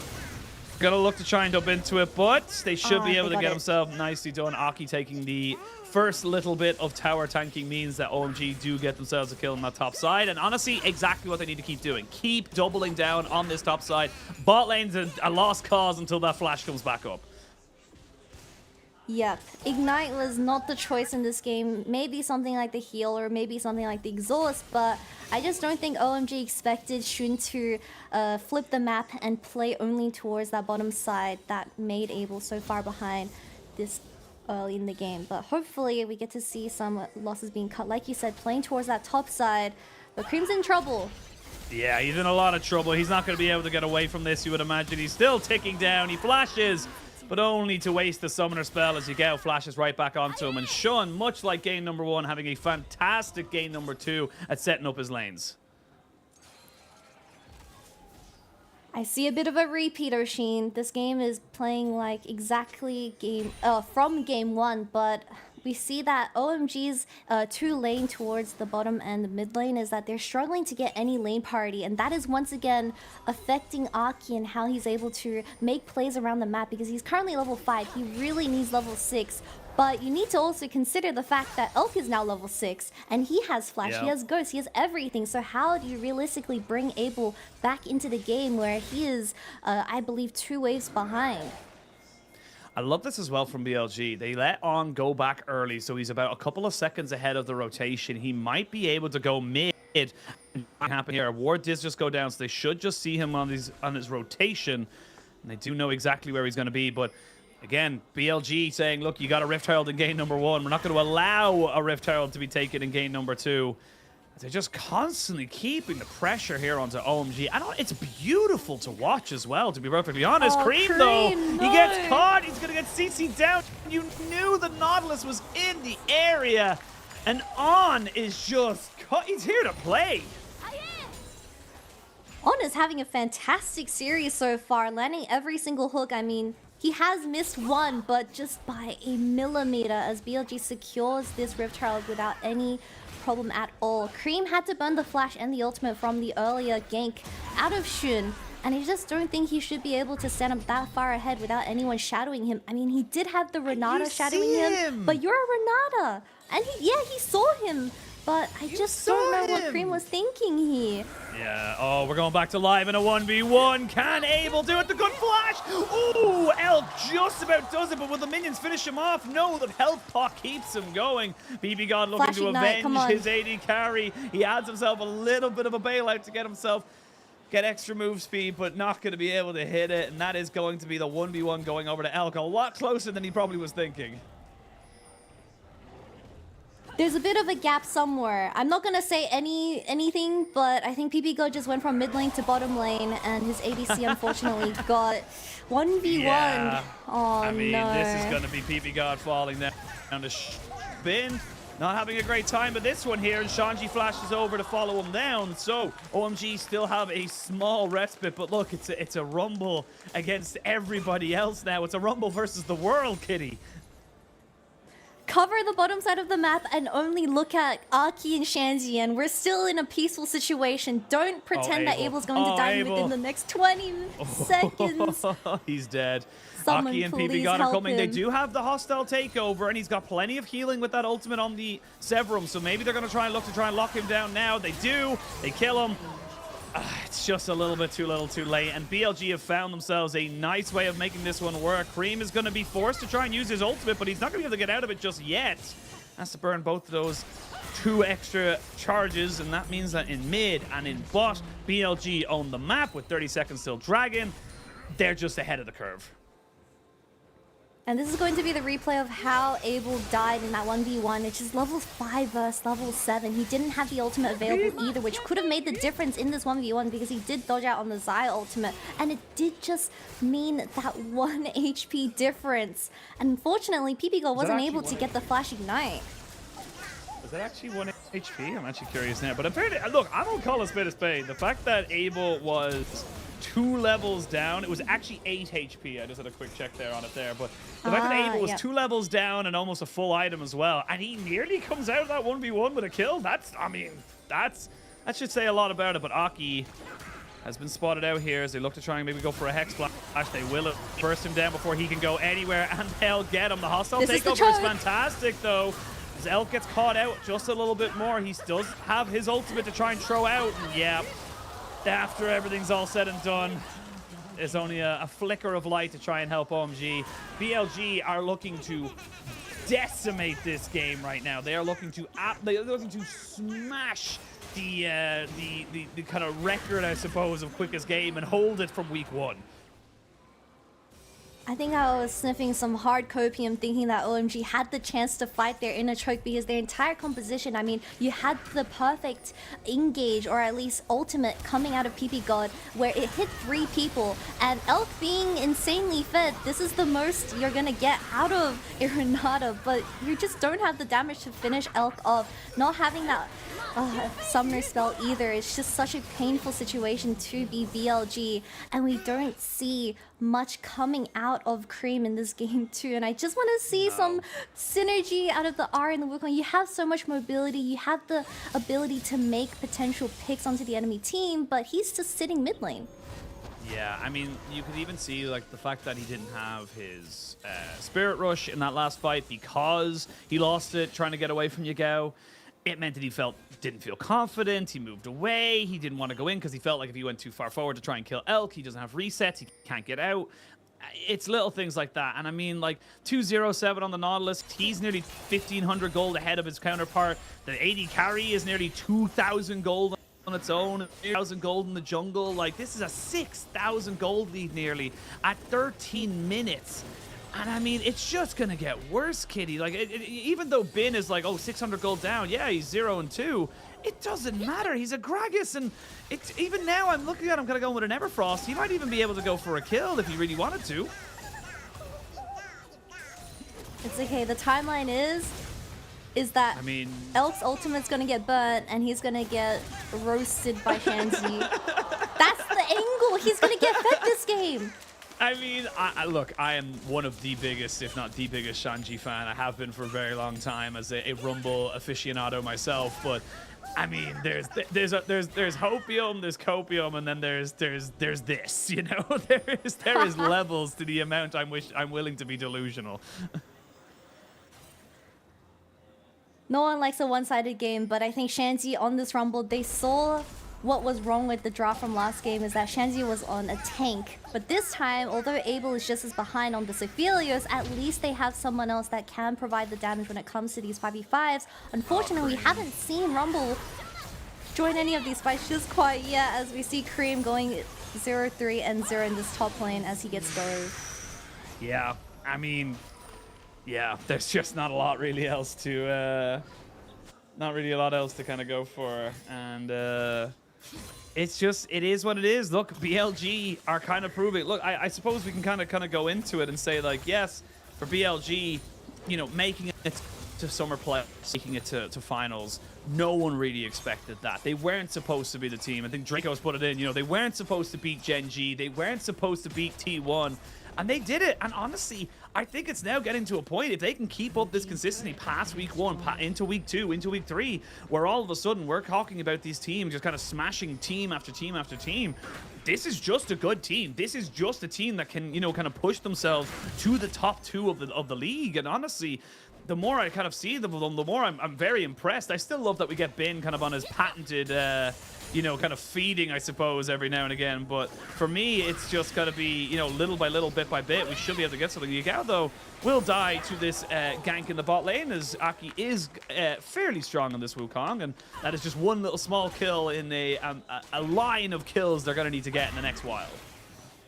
Yeah, and bringing it back to MSI, I mean, BLG is the team that had the most games played at that tournament, 8 best-of-5s in a row, because they went all the way from play-ins to that MSI finals. And I think just the amount of games that they were able to mold together really did mean the synergy is top-notch out of, I think, everyone. I mean, you see Shun and On struggling a little bit at the start of MSI, but by the end, you already see how proactive they are continuing into the summer split, and I don't think it's going to stop anytime soon, because I think mainly out of On that he has such great visions and pick opportunities when he is given the champions like the Blitzcrank, Rakan, and even Nautilus now, where it gives such a great sense of direction that BLG is able to bounce off it perfectly.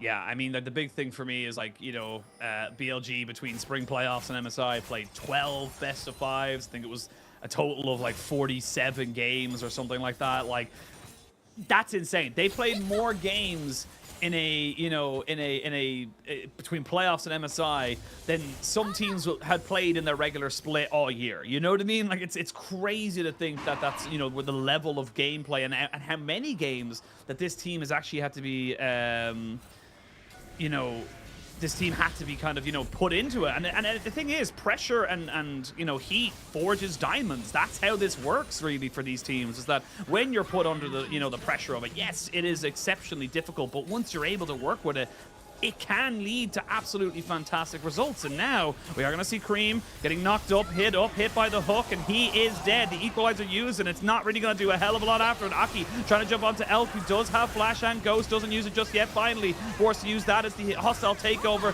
nearly able to keep on in the fray of it, but Shanji has to flash in, and now PP God and Abel, the only ones left. They're looking to try and see if they can turn this one around, but the Moonlight Vigil will hit absolutely nobody. And look, it's a decent fight from OMG. They got a couple of things going right, but even when things went right, it all went wrong. That really did seem like the only opportunity for them to come back into the game, but I don't understand how Cream is the one getting caught first when it does come to these team fights, because you have the ultimate, you have the flash, and Yago, I mean, he just proto-belted towards you and it connected somehow, unfortunately, from one pick to another, and I believe Bin the entire fight was just zoning out the bottom lane of OMG, where this was a 2v4 at the very end and just didn't have the damage to finish them off. Aki trying so desperately hard, but On just barely lived on 1 HP. Yeah, I mean, even the fact that Shanji has to flash, sealing his fate, kind of saying, he died. Yeah, I was gonna say he was had to commit everything to it, and again, that was a good hostile takeover that completely got Elk away from the fight. It was a good Cyclone that stopped people from, you know, kind of, you know, or able to get on top of Elk. It didn't matter. 7-0 and 5. Yagao here with Shun, trying to see if they can take away some of these camps right now. As what is he right now? He's a ward.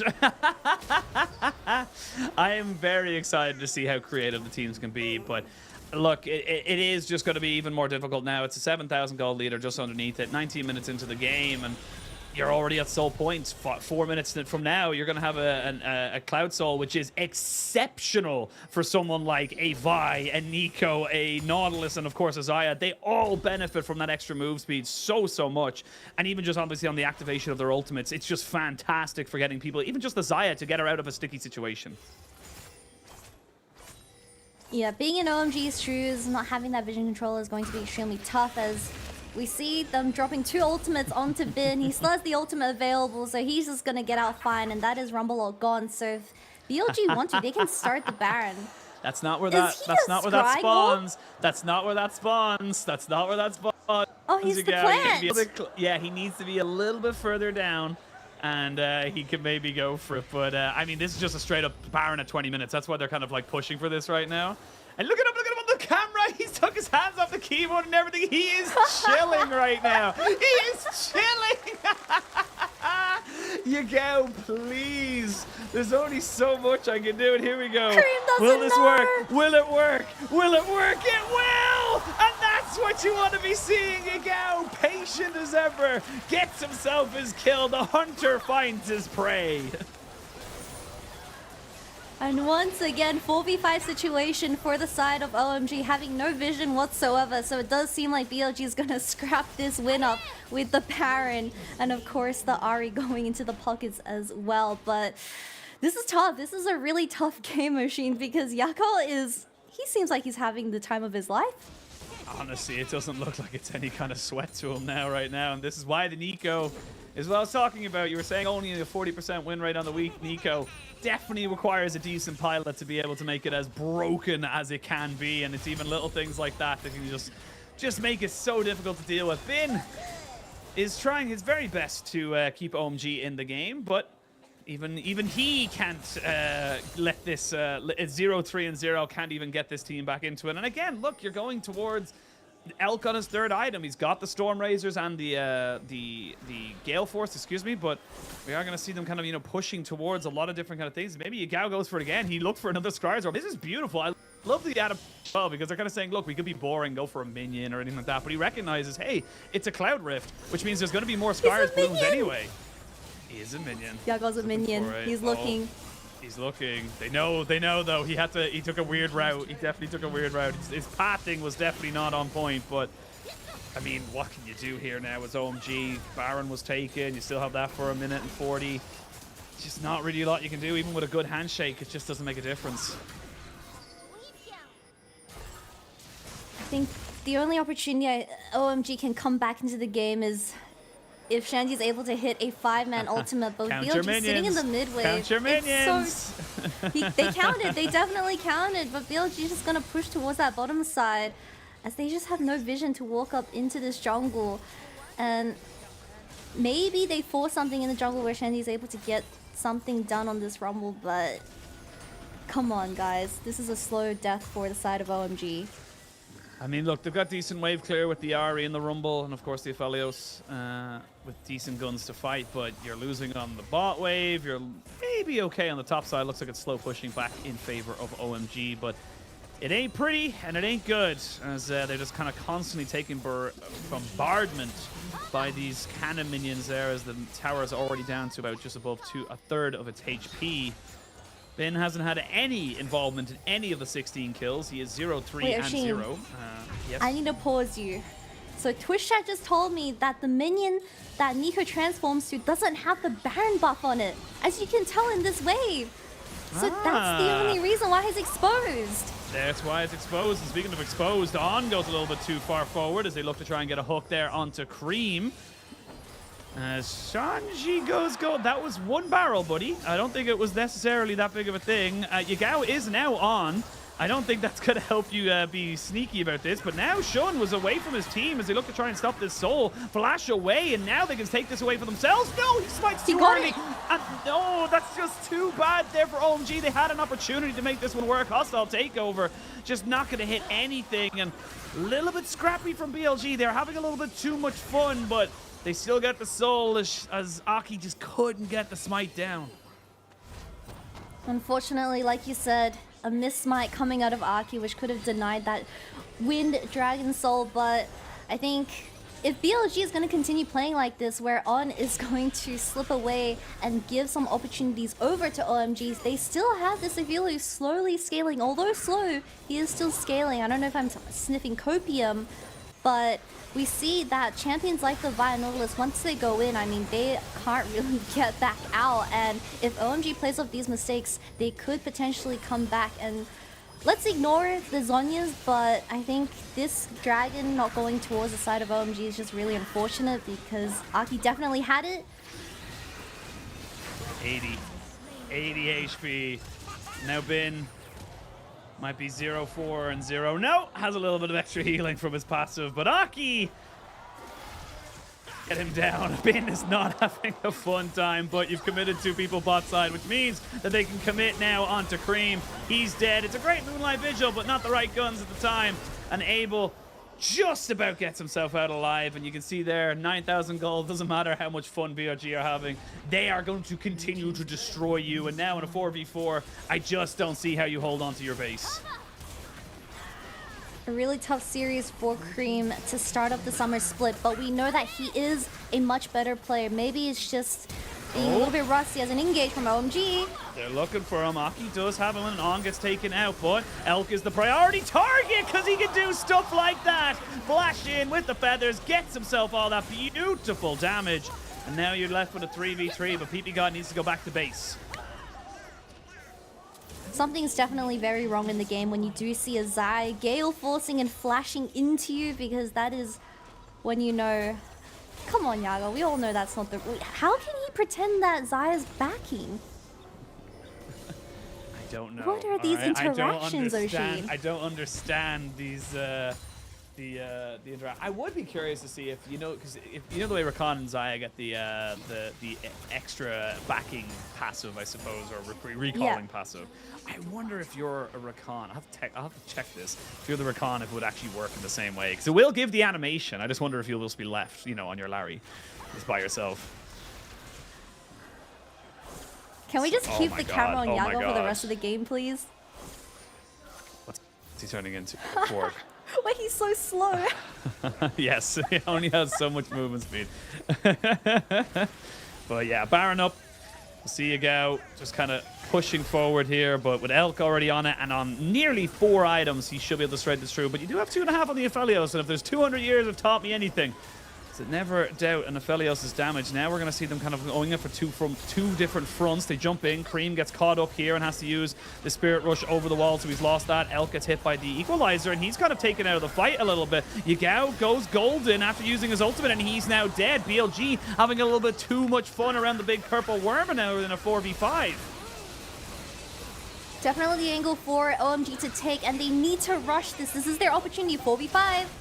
4v5, they know they can go for it. 4,000 HP on the Baron. OMG looking to have to try and make this one work for themselves now. You get Shun coming in, looking for a smite fight, but it is secured by the side of OMG. They get the fight afterwards. That is the big thing as Shanji burns down these health bars. Cream goes golden to make sure he doesn't die, and BLG, they're not done yet. They have to continue this game. I will say those super minions are in the base, so you will be able to get back here from the side of OMG, but they're not done just yet. BLG still have game to play.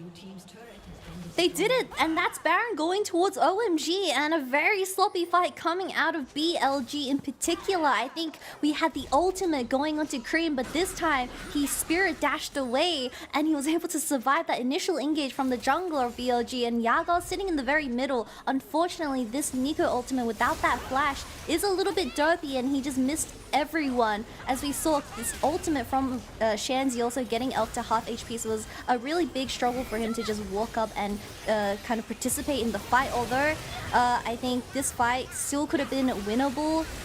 The guns from Abel was insane, and they just rushed Baron. It was still a 50-50 flip, but Aki got this one. Yes, still a 50-50, but Aki was able to kind of get him up. If you're going to choose between a Dragon and a Baron, I definitely choose Baron. And this is the thing now. This game gets a little bit tentative here for the side of BLG. You're now looking at a lot of items going to be able to be completed here for Abel. A lot of damage for Shanji as well. Elk wasn't really able in a position to kind of put himself to put out the damage. So now, still... Actually, it's gone from a 9,000 gold lead to a 5,000 gold lead. It's going to be an Elder flip in 40 seconds. So... come back into live, and you've got an Aphelios on 3 items. You have 4 items onto your Zaya carry as well. We'll have Flash very, very soon. You imagine the Ghost will be up for it as well. 0, 5, and 0 from Bin as he goes full AP, so he is not going to be able to tank up as much as he possibly can, or at least what he think he can. But while we were in that replay as well, a Nexus turret did go down to minions on the side of OMG, so they haven't got as much security, shall we say, as they might have thought. And this is where it gets really tough, because you want to kill either Abel or Shanzi in these team fights, but Shanzi does have that Zhonya, so your most ideal target would have to be the ADC of OMG, but now he has a Renata, and this is where it gets really annoying to get into these team fights. The hook misses. Well, definitely misses there. Just on barely. loses his flash, and let's see now. Aki not quite caught out just yet. They know there's a ward there though, so he knows that he's going to be caught out. He's going to try and back end of the blue pit. Cream on a flank as well. It's going to be a double end to kind of say, now they know where he is, and they're going to try and jump on him, put out a decent amount of damage. They know exactly where that flank is coming from. Cream sitting himself up onto this backside of the Dragon pit as the Dragon gets taken to about 10,000 HP. There's going to be a great charm, and that's Elk forced into an immediate ultimate and flash away. The Nico's gone down. OMG crawling this one back. If they get the Elder off this one, it's huge. They've just been able to take Elk out of the fight, trying to heal up with that red buff and the extra little bit of damage from the Bloodthirster as well. We are going to see a TP coming in because there's a TP from Bin. Bin's going to look to try and end the game. He needs to go back straight away. They're going to try and end the game as quick as he possibly can, but a good Baron recall from Shanji means that he cannot go for it. Why did Elk get the back? They got Elder! Elk got Elder! I'm not sure how that happened, but On's going to be dying anyway. Shun looking to try and see if he can get away from this one here. Bin needs to try and get away, though. He can't take the Nexus turret because the inhibitor respawn. Now Cream looking to make sure he gets rid of any and all of these Elder Drake buffs as quick as he possibly can. The only person who gets it is going to be Bin, and he has to scurry himself away out of that base. That is the craziest sequence of events I've ever seen in the LPL. We had the director going from Elder to base to Elder to base to the point where we only realized that BLG was able to secure this Elder Dragon because when Bin engaged onto Shanji, we saw the Elder buff coming out of the Gragas. But we have to see how this fight played out because we saw that obviously Elk got charmed by Cream earlier, but he's already back in the fight actually. So I don't know how he stole this. Was just from the E feathers? Yes, it was. With the smite from Shun as no smite from Shun, so you're right. It was just 1,300 damage from feathers alone. We go on, Kitty. We go on. The base is in tatters though for the side of OMG. The one thing I will say for OMG is that despite everything, they've not taken a single tower, so they have not got a lot of retail space, I suppose, or land, shall we say, to kind of put themselves forward. And they're going to have to be very, very careful. But I got to say, Shanji and Aki have been absolutely fantastic so far this game. The Rumble really, really putting Bin on this Gragas on the back foot. And there's just nothing that Gragas, this Gragas do. Again, you have 18 kills on your team, and the Gragas is 0, 5, and 0. That is not a good look here for Bin. One good team fight is all it takes for BLG to end the game, but OMG's not giving any opportunities over. Abel does have the flash available now, and we've seen him tossing out a lot of damage with the Shuriken in particular, so we do need to wait for that cycle. I think Cream has found a lot of opportunities in the recent 2 team fights where getting his hands onto Elk, this Zai is really struggling to do any DPS, and he doesn't have the flash either and no QSS, so he has to play very carefully if they want to close out this game. I mean, still a lot of damage on Elk. Doesn't have his flash though. Unfortunately lost it in that last engagement. So Abel has that little summoner advantage over him. We do see Shun kind of waiting off to the wings now. And it looks like BLG had a little bit too much fun. They were having a little bit taking too much of a leisurely stroll to end this game. And now we're looking at gold lead means very little. This is a difficult position to be in now as BLG.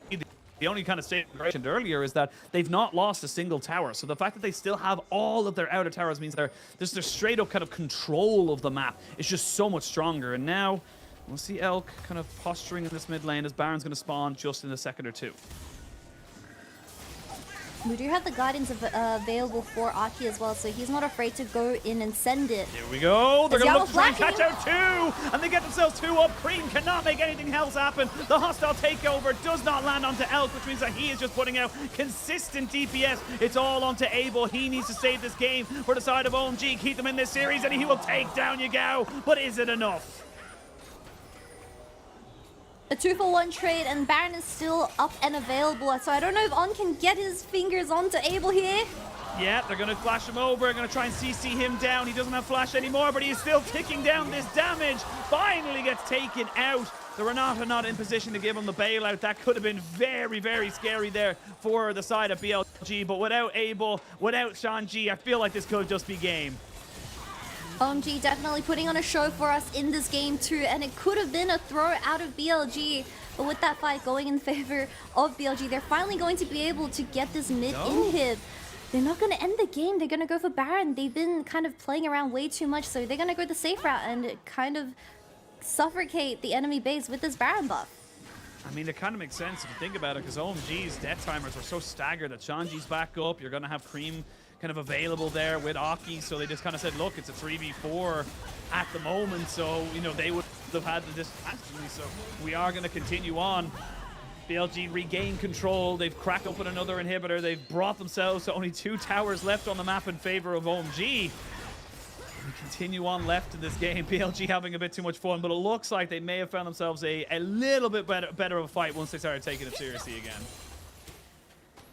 with the start that Abel was given, I need to remind everyone that this guy was 0-5 at one point, alongside his support 0-3 and 0, but they have been really stepping up in the late game, rarely getting caught out. I think it's mainly been Cream being the one that has been getting engaged on by the side of BLG, but we see how annoying this enchant and hyper carry is at this 35-minute mark. But they just have to play front to back. They can't do any face checking because they will get one shot like Shanty in the previous fight.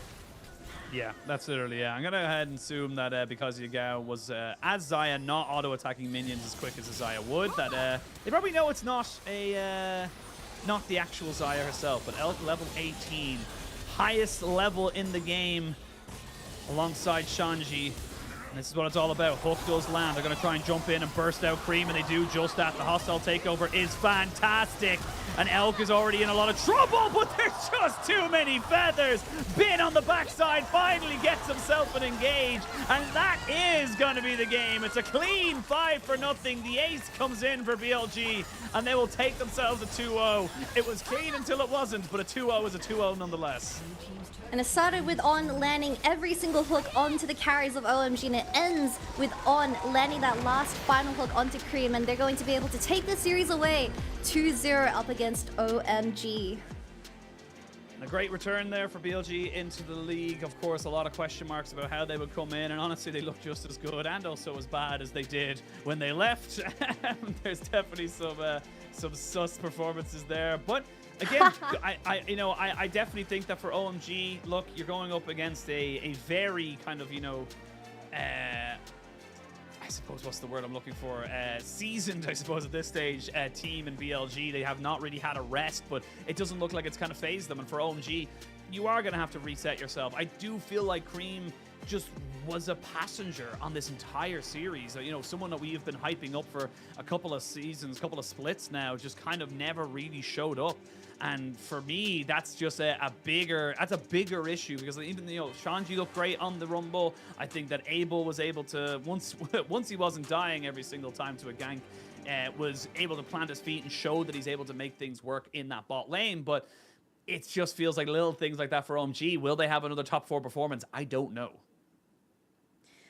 Look, I usually give people, or at least coming into the new split, a 2-week grace period, because obviously being on the new patch 13.10, teams are still figuring out what is meta and what is going to be their playstyle approaching this new champion pool, which is going to be very exciting, specifically for Cream, but we see them defaulting to Comfort, or at least what they were used to playing in the spring split. And I guess dealing with this Nico, it is a very new champion, and they didn't, specifically Cream didn't really expect or didn't know how to deal with it. And we saw that the biggest difference was truly just people getting picked left, right, and center from that vision control that BLG was able to garner from On and Shun.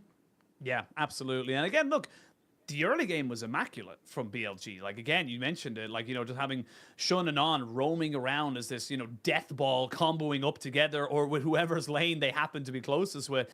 And it worked out fantastically. They had a bit of fun. It went a little bit wobbly towards the end, but at the end of the day, they still got the result. And for me, that's all kind of BLG wanted to kind of go for. But good start for them kind of moving forward as well. They will play RA on Sunday in the week 1. But again, this is kind of, I talked about it. It's like, we don't normally look towards strength of schedule or anything like that, but we only have 7 weeks, Kitty. That's it. 7 weeks of straight games, and that's all we're going to have. So you have to kind of hit the ground running.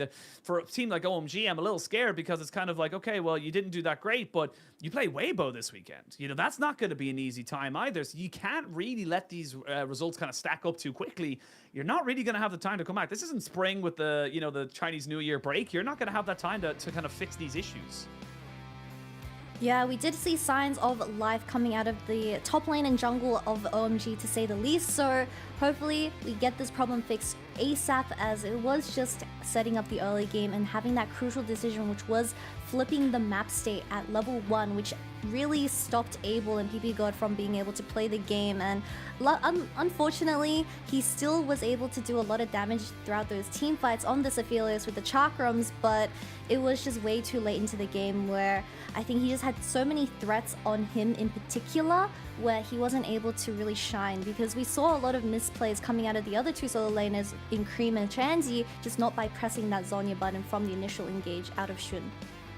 Yeah, absolutely agree. And we'll see kind of how everything goes. We'll see how everyone's kind of like, develops and scores, kind of plenty of games to kind of bring it all back and stuff like that. But I'm still very impressed with Sanji. I'm still very impressed with Aki. Need Cream to step up is kind of how I'm taking away from the side of OMG. And for BLG, had a bit of fun. Still look exceptional. Still carrying that great form from MSI to now the LPL. And I'm going to be very curious to see how far this team can go. And 2-0 is a perfect start for them. So it is going to be kind of an interesting setup here now when we look towards, the bigger teams, quote unquote, for BLG. I want to see how they kind of step up against EDG. I want to see how they do against JDG. I'm actually not even sure when that match is, but it's going to be one of those matches where we kind of get a real stock to see how BLG have improved if they have coming into summer.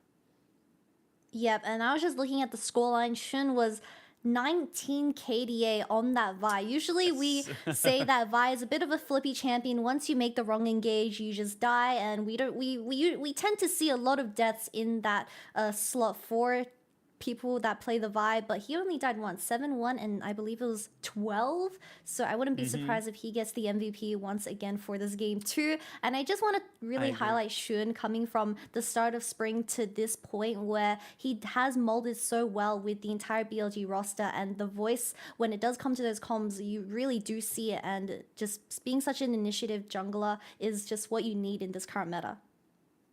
Absolutely. And look, Bin didn't have a great time in the top lane. He only got a couple of kills at the end. But those kills were important because he has hit 1,000 career kills now in the LPL. So congratulations to Bin. Doesn't matter how many deaths he gets, all about them kills. And no matter how you get them. But, I mean, that's the kind of thing. I suppose the best way I can put it is that, for me anyway, a lot of the ways I look at what makes a good team great and a good team okay is that a great team can still win even on bad days, even if a player or two aren't performing at 100%. And I think in that game number 2, we saw Bin wasn't performing at 100%, but it didn't matter because the rest of the team was stepping up. The rest of the team was there for him. So it really does feel like it's kind of one of those things for me where BLG are kind of slowly garnering themselves as one of the better teams in our league, and I want to see them continue with that kind of setup. But I believe, sorry, my phone just kind of buzzed because I have a message. I believe our director can't speak to us right now, but interview is ready, so we're going to send it over to that. So we'll see you guys very soon. Everyone, welcome to interview, and now we have Shun from BLG with us. Congratulations on the first win of the split. And talking a bit more about today's game, it feels like in both game 1 and 2, you guys really put a lot of attention to the ball lane. You really have a lot of ball lane ganks to make the tower dive, to open the whole situation from the ball lane. Tell us more about the early game situation from you guys in these 2 games. 那首先恭喜你们，也是获得了赛季的首胜嘛。其实说到今天的对局，2局比赛，感觉你都是在前期就特别针对对面的下路，然后下路 gank 呀、越塔，然后从下路为队伍打开局面。所以说，可能前期的一些想法是怎样的呢？就觉得当时有机会抓他们，所以去抓了。It's just we feels like this can be some very good opportunities for us to have some ball lane dives to just grab the opponents in the ball lane. So we just did it, and definitely after that you guys can really have a very huge lead to push, have a very smooth game. But in game 2, something went wrong. I feels like in the mid game, the opponent's team OMG, they were able to find some good opportunities to make the team fight up. But after that, how did you guys manage to calm down and make the game go and to finally grab that win? 那其实说到第2局的话，感觉好像是中期有哪里稍微有一点不对了。其实对面也有抓到几波比较不错的团战，然后当时呢，你们是怎么样来稳住心态，然后最后的时候还是把胜利握在自己手里的呢？当时可能浪了几波，还是心里还是有点小慌，但是觉得还是非常好赢。So to be honest, in game 2, it feels like we just threw some team fights maybe in the mid game, but around there we were a little bit worried about our situation. But it feels like we can still win the game, so we just do it. And also, it feels like from the MSI until now, we can see BLG as a whole team. You guys really make some improvements. You guys, all of you, have evolved a lot. So how would you comment on the improvements and growth for this BLG? 那其实我们感觉啊，其实一路走过来，从 MSI 一直到现在，感觉你们其实无论是整体的队伍，还是每一个队员都有成长，然后都有很多进步、进化的地方。所以说，你可能觉得队伍哪些方面有比较大的一些进步呢？可能就是在凶的同时也能稳一点吧，然后所以看起来我们会比较整体打的也又凶，然后又能稳。It feels like maybe as a whole team for now, our playstyle, we can play in terms of our playstyle, we can play not only very aggressively, but also we can have a very stable gameplay at the same time. And definitely I agree with that. And my very last question, a good start for the split. So what's your expectation? What's your goal for this summer? 那最后也是现在也是为整个赛季开了一个比较好的头嘛，万事开门红。那其实想问一下，可能你对这个夏天有什么属于自己的一个期待，包括说目标呢？就想和队友打好每一场比赛吧。We would like to focus on every single matchups to try our best to get the win for every single games. And thank you for the sharing and congratulations again. 再次的恭喜你们，后面加油 ！And back to you guys. Bye bye.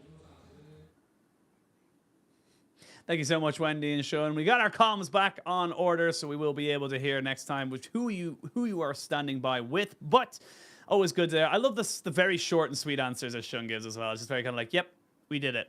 We win. That's why. And it's just kind of very, very kind of set up to go in. But it was we're going to talk about our MVP from game number 2. It was on the list 2 games in a row. I mean, it could have went for him. It could have went to Sean. I think both getting an MVP in game 1 and game 2, it makes a lot of sense. These guys were the everything for the BLG in this series. Both the mid and jungle of BLG were MVPs in my heart, so I'm not mad that this one also went to On because he had a spectacular setup going into this level 2 gank where he was able to get his hands onto PP God by landing that hook and then just instantly getting onto Abel and even birding double summoners out of this Aphelios and Renato, and we just saw repeat hooks connect and connect, and even from mid lane we saw that he impacted that once again in game 2, similar to game 1, and I just think On kind of expanding his champion pool just meant so much for BLG, and it's really freed up the way that they've been able to find picks around the map. But in the very end, I believe in that interview with Shun, it was like, so why did you plan to dive bot so early on? He's like, we just felt like it. And I'm like, okay, go for your instincts, King, you do you. Well, that's it. And even here, like right at the end, it was a fantastic Hex Flash hook that just sets up the entire fight here. And even though Elk almost goes down, he's just way too far ahead. He was full items at that point, even with a GA. So even if they did catch him, it wouldn't have really mattered in the grand scheme of things. But this is the BLG that we've come to expect now. I think the thing is now is that we can no longer really be surprised about this team putting a performance like this. They have done it so consistently against some of the best teams in the world. Remember, they knocked out Gen G and T1 with this kind of style of play. So it's kind of, they are someone that needs to be kind of put into the pedestal of the likes, alongside the likes of JDG. I think it doesn't even cover the full story because we say that they kind of sent away the 2 LCK teams from an international event, but they did it in such a convincing manner. They did it, I believe it was 3-1 up against T1, and that is when T1 gave a run for JDG's money during that semi-final, at least win a bracket final. So we really need to put the respect, or start putting the respect, onto BLG's name coming into their summer split and expect them to have greatness for this result. Absolutely, and I think for OMG, on the other side of this one here, look, rough start. You've got a couple of rough games coming up. You've got they've got Weibo, JDG, and then it's into RNG, NIP, and IG for the week up to week 3. So bit of a difficult start to the season, but you have to try and beat everybody. If you can't just take it, you can't just say, oh, we had a difficult run if you didn't make it to the playoffs. You got to try and win every single game you can. But we are going to send it to a quick break, and when we return, we will have our second series of the day of Weibo versus JDG. 나는 프로게이머를 하면서 그냥 행복하게 살고 싶었던 것 같아. 프로 생활이 그 형들과 함께 하는 게 즐거웠고 그냥 그런 삶이 나는 재밌었어. 18년도 때보다 우선 훨씬 잘해. 그냥 훨씬 잘하고 챔프 폭도 훨씬 넓고 그냥 이제 거의 모든 부분이 훨씬 잘해 이번 연도가. 프로게이머로서 나는 그냥 매 경기 잘하려고 하는 것 같은데 초심을 버리고 난 열심히 살아야 될 것 같은데.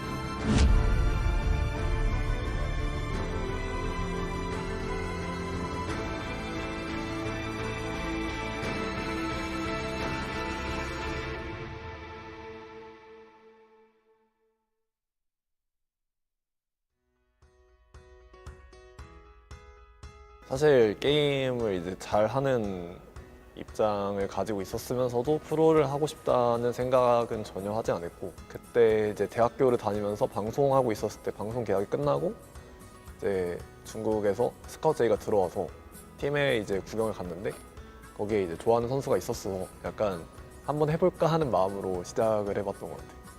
루키 선수였고 내가 솔랭을 하면서 루키 선수가 약간 잘한다고 생각했어. 제일 그 사람이 계기가 되어서 이제 프로게임을 시작하게 됐는데, 지내다 보니까 좋은 사람인 걸 알게 돼서 이제 더 즐겁게 게임을 하게 된 것 같아. 물론 방송의 그 거부감을 좀, 방송에 대한 어색함을 좀 줄여진 것 같고, 그리고 도파 형이랑 지내서 우선 재밌었고, 그리고 외국에서 이제 살면서 좀 그런 생활에 익숙해짐을 가진 것 같아요. IG 要更换自己的队员，而且是2名队员要来做一个更换。哎，是的，对。首先是大家非常期待的晒啊，这名选手我相信很多观众都看过他的 rank 集锦，看过他的 OB 视频，看过他各种各样在韩服惊为天人的乱秀。 딱 지금 영상을 봤을 때 내가 느껴지듯이 긴장을 충분히 하는 상태인 것 같고, 그냥 딱 그 상태지 않을까? 긴장했을 때 딱히 뭐 다른 생각을 하진 않았을 것 같아. 사실 긴장을 원래 많이 하는 타입은 아니어서 이제 첫 경기를 하고 나서 긴장은 보통 줄어드는 편이라고 생각은 하는데, 근데 내가 긴장이 특히 줄었던 곳은 내가 상대보다 잘하는 것 같다라는 생각이 자신에게 확신이 들 때 좀 많이 줄었던 것 같아. 나는 프로게이머를 하면서 그냥 행복하게 살고 싶었던 것 같아. 그냥 프로 생활이 그 형들과 함께 하는 게 즐거웠고, 그냥 그런 삶이 나는 재밌었어. 그래서 딱히 뭐가 되고 싶다라는 생각을 해보진 않았던 것 같아.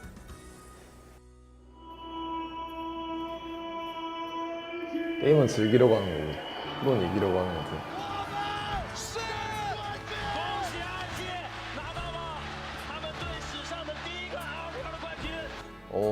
우승하면 좋지. 당연히 하고 싶지.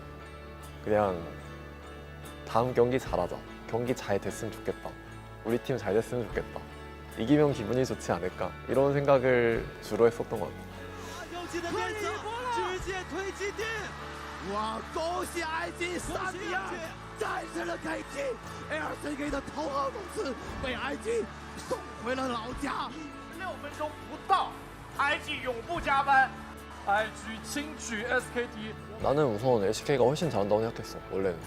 근데 이제 선수들과의 이제 경기라든지 스크림, 그리고 이제 실제 대회에서 나오는 결과를 봤을 때 비슷하다. 또는 이제 성격만 다르다. 그러니까 실력의 차이는 크게 없고 이제 리그 간의 성격 차이만 보이는 정도니까, 실력 차이가 보이지 않는 거는 둘 다 최고의 리그라고 하기에 맞다고 생각해서 꽤 오래됐지, 이 생각을 가지게 된 거는. 欢迎来到2019英雄联盟全球总决赛半决赛的比赛了。Rookie 在侧边等待进场，对面是只剩下了林伟翔一个开团技能，祥子哥直接是带到了台二，帅被秒了，帅被秒了，被改出来。帅自己有闪现有大招的情况之下，是被林伟翔的一个大招直接秒掉。 솔직히 나는 경기 졌을 때 그렇게 힘들고 그렇진 않은데, 근데 이제 보통 주변의 그 분위기가 좀 힘들지. 예를 들어 관계자들이 기분 안 좋아하는 얘기를 선수 입장에서 들을 수도 있으니까, 보통 그런 것들이 없으면 사실 경기 져도 크게 힘들 일이 없는 것 같아, 나는. 일상생활에서 정말 괜찮고 착한 아이인 것 같고, 이제 스크림이나 경기에서는 너무 예민하기 때문에 어떤 사람인지 잘 모르겠네. 그냥 매우 예민하고 좀 스스로가 힘든 것 같아, 내가 생각하기에 좀. 솔직히 말해서 2018년 때 이제 다쳤으니까 지금 만약에 내가 지금 우승했다면 정말 기뻤을 것 같은데, 18년도 그 당시 때는 이제 우승을 했지만 사실 좋긴 한데 좀 그냥 막 좋아하지만은 않았던 것 같아 그때는. 그래서 이제 18년도가 이제 사람들이 나에게 18년도에 대해 물어본다면은 좋다고 얘기는 하겠지만 사실 그 당시에는 이제 그렇게 좋지는 않았을 것 같아.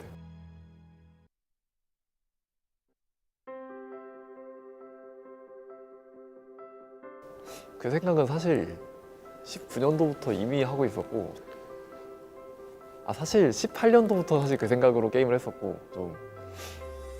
근데 이제 그 생각으로 하다 보니까 좀 사람이 많이 차가워진 것 같아. 사실 이번 연도까지 그랬는데 내년에 이 성격이 좀 바뀌었으면 좋겠어. 有请微博 Gaming 上单的晒。来德泰去了 WBG 之后，会不会带来战术体系上面一些变化呢？ 우선 내가 생각하기에 난 이번 연도가 제일 잘한 것 같고, 내 개인적인 그러니까 대외적인 실력으로 봤을 때 그 전에는 그냥 다 비슷했던 것 같아. 18년도 때보다 우선 훨씬 잘해. 그냥 훨씬 잘하고 챔프 폭도 훨씬 넓고. 그러니까 이거는 이제 게임적으로 봤을 때 그냥 이제 거의 모든 부분이 훨씬 잘해 이번 연도가. 今年我们引进了很多新人选手，而他们的名气也好，他们实力也确实挺好的。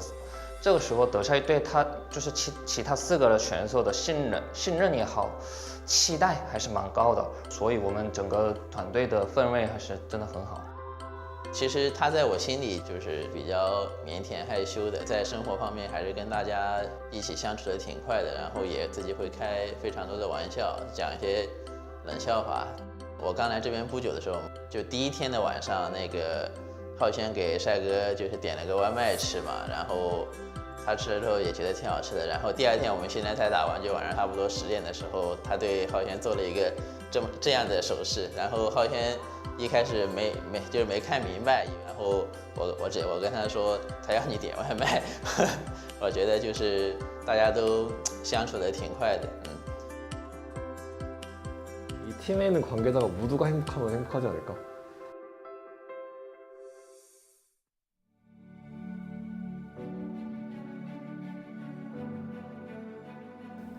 우선 이제 매우 어렸을 때 이제 사회생활을 하면서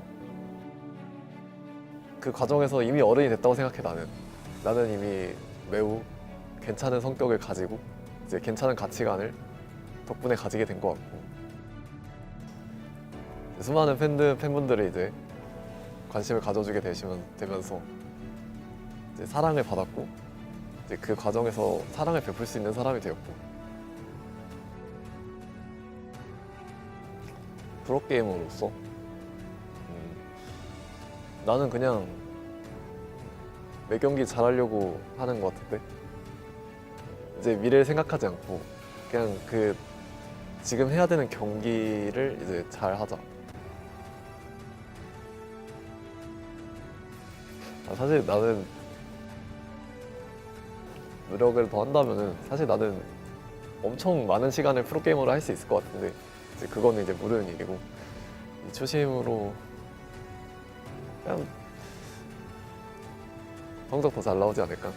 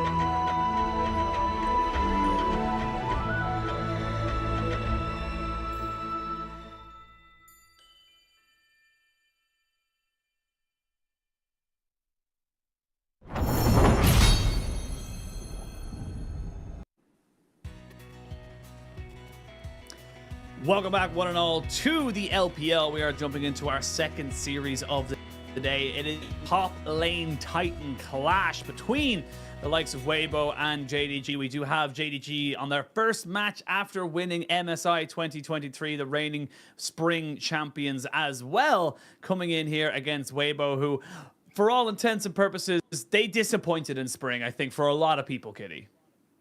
Yep, I think the parallels of these two teams is that Weibo and JDG had huge expectations going to spring, but one was able to execute it and win the entire MSI event, while the other one unfortunately fell flat and ended up 5th to 6th position in that playoff spot, getting swept by BLG in a 3-0 series. So coming to the summer split, I mean, people are still very big fans of Weibo because you have so many classic names like The Shy, like Xiaohu, and also Crisp, but I do believe we have a slight change to the roster for the starting game today.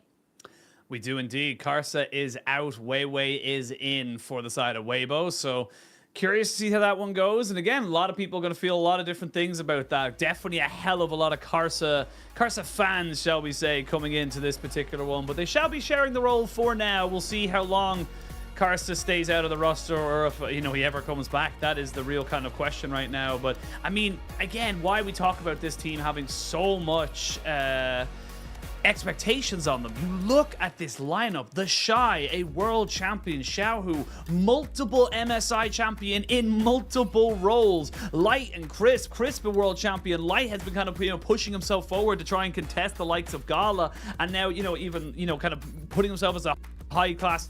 It just didn't come to fruition last split, and it really was like a massive kind of, you know, blunder, I suppose, because they didn't even just lose. They got destroyed by BLG in the third round of the playoffs. They went 0-3 in the spring playoffs, and they haven't seen them since. So I mean, we gotta see some big, and I'm gonna call a spade because I know there's a lot of the Shy fans out there.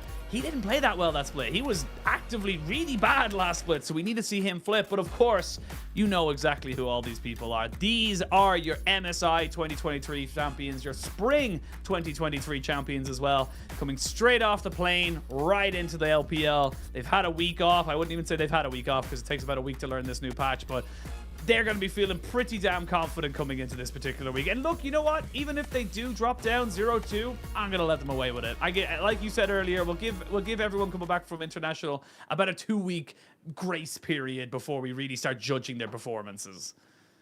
Yeah, we know that JDG is good and we know that they're ready for the summer split, but I want to bring it back to Weibo because we saw a very flashy start for them in spring. We saw Light and Chris dominating every single bottom lane, but the biggest problem was when it came to playoffs, and they were so inconsistent when it came to just mechanical team fights, where the biggest change-up obviously is Karsa getting subbed out, and he was one of the biggest issues that I personally think happened to Weibo, where he has, Karsa in particular has a good idea idea of when to fight and how to fight. But unfortunately, if you look a little bit further into it, the mechanical expectation just wasn't there, and it really did drag down the quality of Weibo's ability to play out those team fights, and specifically Crisp as well. I believe in that series up against BLG, he really truly did suffer a lot of just being consistent. I believe we saw a Nautilus game in particular, and he was just really struggling to land any of those hooks. So hopefully we see the peak of Weibo once again starting into the summer. But I need to talk about JDG on the other side, because I think JDG, I mean, they were always very strong. But the problem with them is that they dropped the series up against OMG in spring, and that was a big shocker and also a big wake-up call for JDG. But coming into the summer, I think Kanavi and 369 has had such a huge transformation from day one till now, where Kanavi is definitely Kanavi is definitely the best jungler in the world right now, but 369, I think he is the best team fighting top laner we have in the league as well. Yeah, I mean, like, you know, again, Weibo went 11-5 in the regular split last year. Excuse me, had a terrible, terrible time of it at the playoffs, unfortunately. Only played 3 games, lost all 3 of them.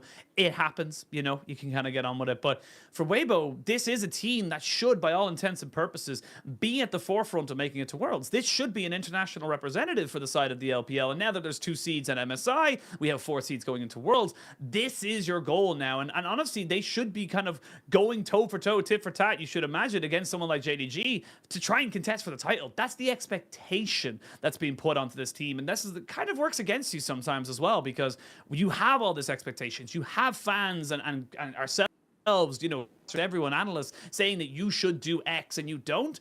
That starts to eke into you a little bit. So I want to see that, you know, specifically the Shy hitting the ground running, showing us some of that vintage thing. Because even, you know, even back in like 2020 and 2021, when the Shy was, you know, 2020 when he's still on IG, even though they weren't doing well in playoffs, they were still doing exceptional. He was having a fantastic season himself, but we just haven't seen that this particular year. So I want to see if he's able to kind of bring that back, or if the Shy is truly the washed, as you know, because the longer it goes, it doesn't get any better from that. So you gotta see him bounce back.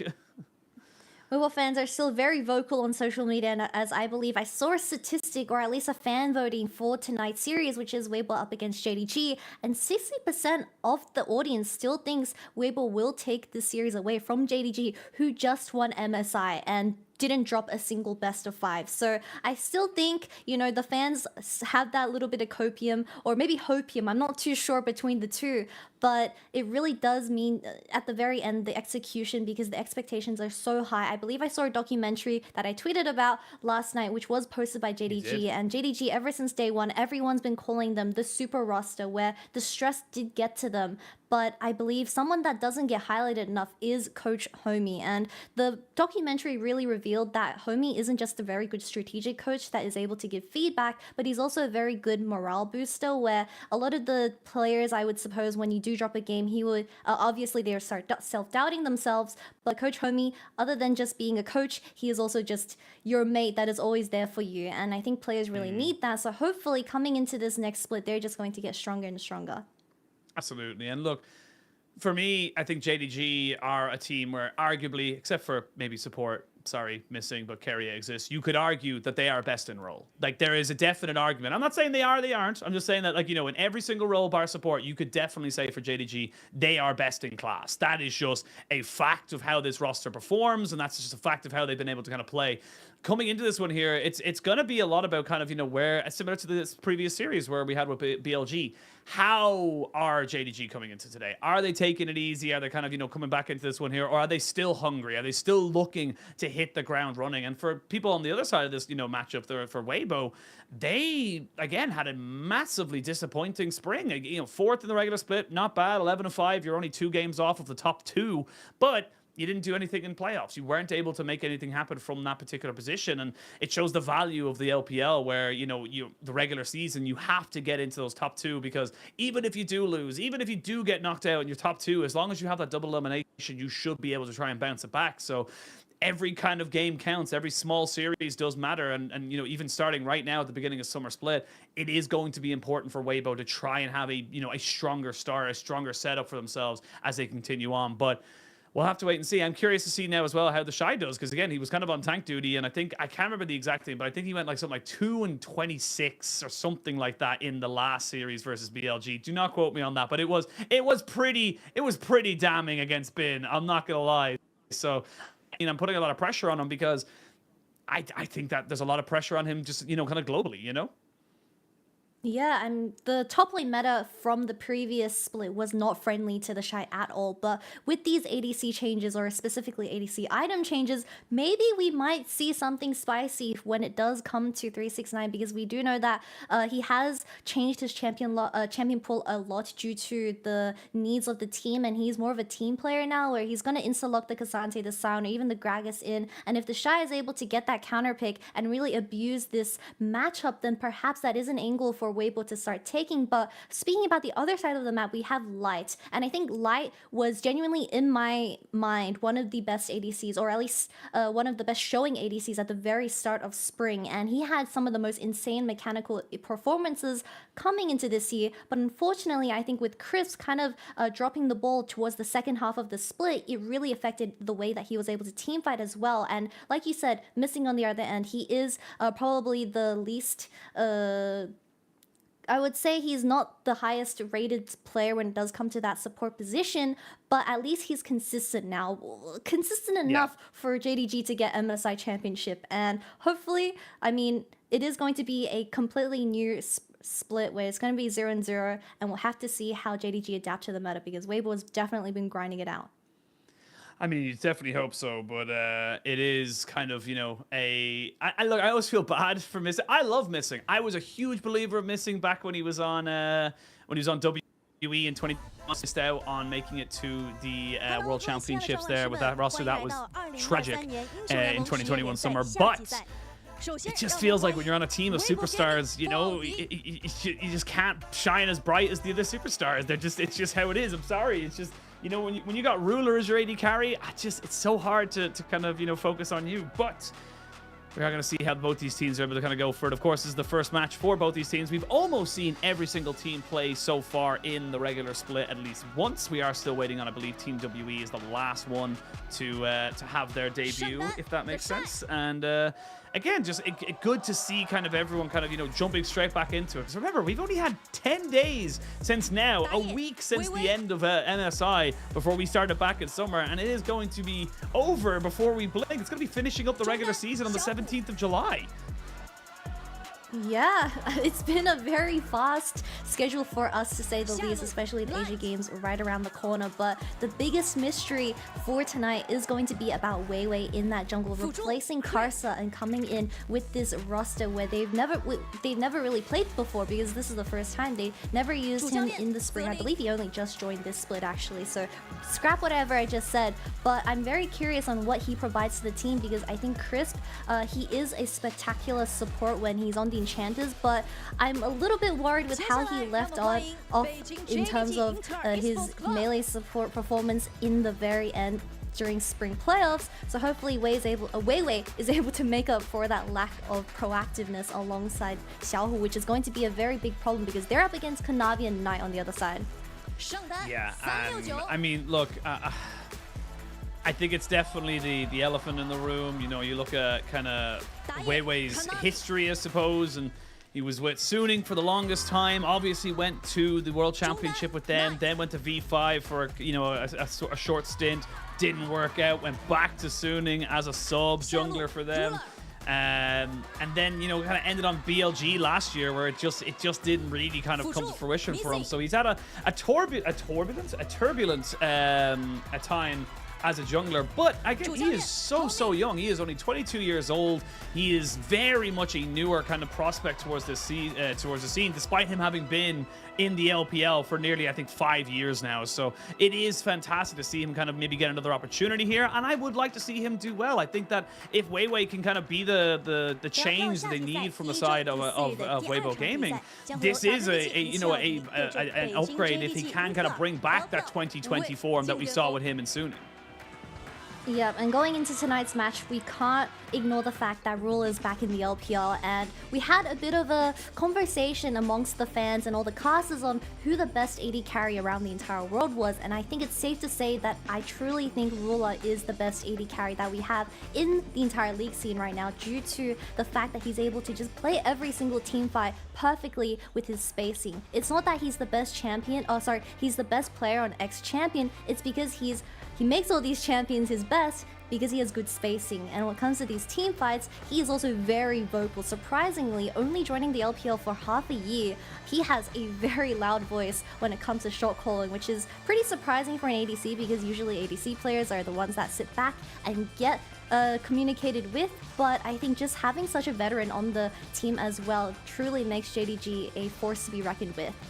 Oh, absolutely. I mean, look, we can talk all day about how amazing JDG are, how awesome they looked and have been. It's definitely a force to be reckoned with at any stage. But again, you know, this is a team that is coming out of an international tournament just a week ago. They had to, you know, they were in Europe. They had to then fly home back to China. They had to then reevaluate their sleep schedules, get that jet lag sorted out, which you, Kitty, of all people, should know is a difficult thing to try and sort out even within a week. And this is you know, kind of an opportunity now for us to see maybe how they've adapted, how they've kind of gone for it. But honestly, looking at them right now, you can see Knight there, he's smiling, looking good, looking happy to be on stage and stuff like that. It doesn't look like they're in any way worried or you know, in tatters as such. Well, they're probably not worried, but in the documentary, it was just such a real, it showed us such a real side of some of the best players that we really enjoy, and specifically talking about Knight, he did have a lot of confidence issues coming into 2023, and playing alongside these names like Ruler and reuniting with 369, and I think now getting this MSI championship under his belt, it's going to be such a huge confidence boost for him coming into this summer. So hopefully we see a lot of more, I wouldn't say loose gameplay coming out of them, but a lot more confident play styles coming out of the mid laner of JDG. But I think I also want to mention 369.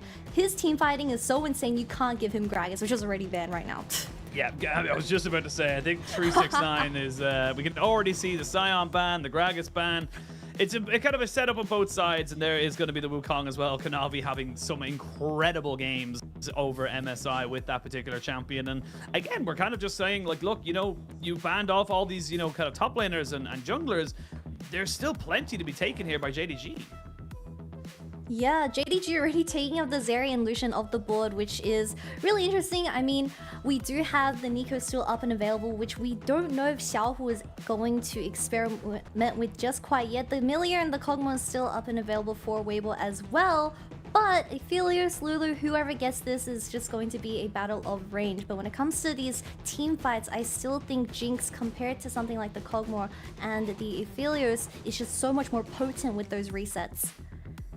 Yeah, get excited resets in, and you know, extra attack speed, extra movement speed. It just makes it so difficult to really deal with her once you can start getting into the nitty-gritty of team fights. But looks like it is going to be that Aphelios trade off. The Milio is picked up here for Weibo as well for Crisp, and we'll see if they're going to go for it. I love the fact that we're seeing JDG as well, just kind of hard focus into towards the Cassante as well, to say, look, we're taking this. There's nothing you can do about it. And the thing is now is that Weibo are in a interesting position where they can pick something else to kind of get away from it, or, as I was just about to say, they could go for themselves a jungler to make sure they guarantee Weiwei a decent matchup in that jungle setup. Yep, it's going to be a very interesting matchup between Weiwei and Kanavi, because it's definitely a lot of stress for Weiwei in particular, getting thrown into the deep end into such a tough matchup up against JDG. But with this Vi pick, it's going to be very easy to execute to get your hands onto the AD carry of Rula. But we'll have to wait and see how this early game plays out, because Weibo Gaming, they're definitely looking at something like the Ahri or even the LeBlanc for that mobility that is going to be able to synergize up with the Vi. Something like the Lissandra could also work, but with the Lulu getting locked in, that's just extra peel. I'm not going to be surprised if JDG will just play full Ruler, because that MSI, whoever got this Jinx champion, kind of seemed like they were a little bit too good. just a little bit too good. As we start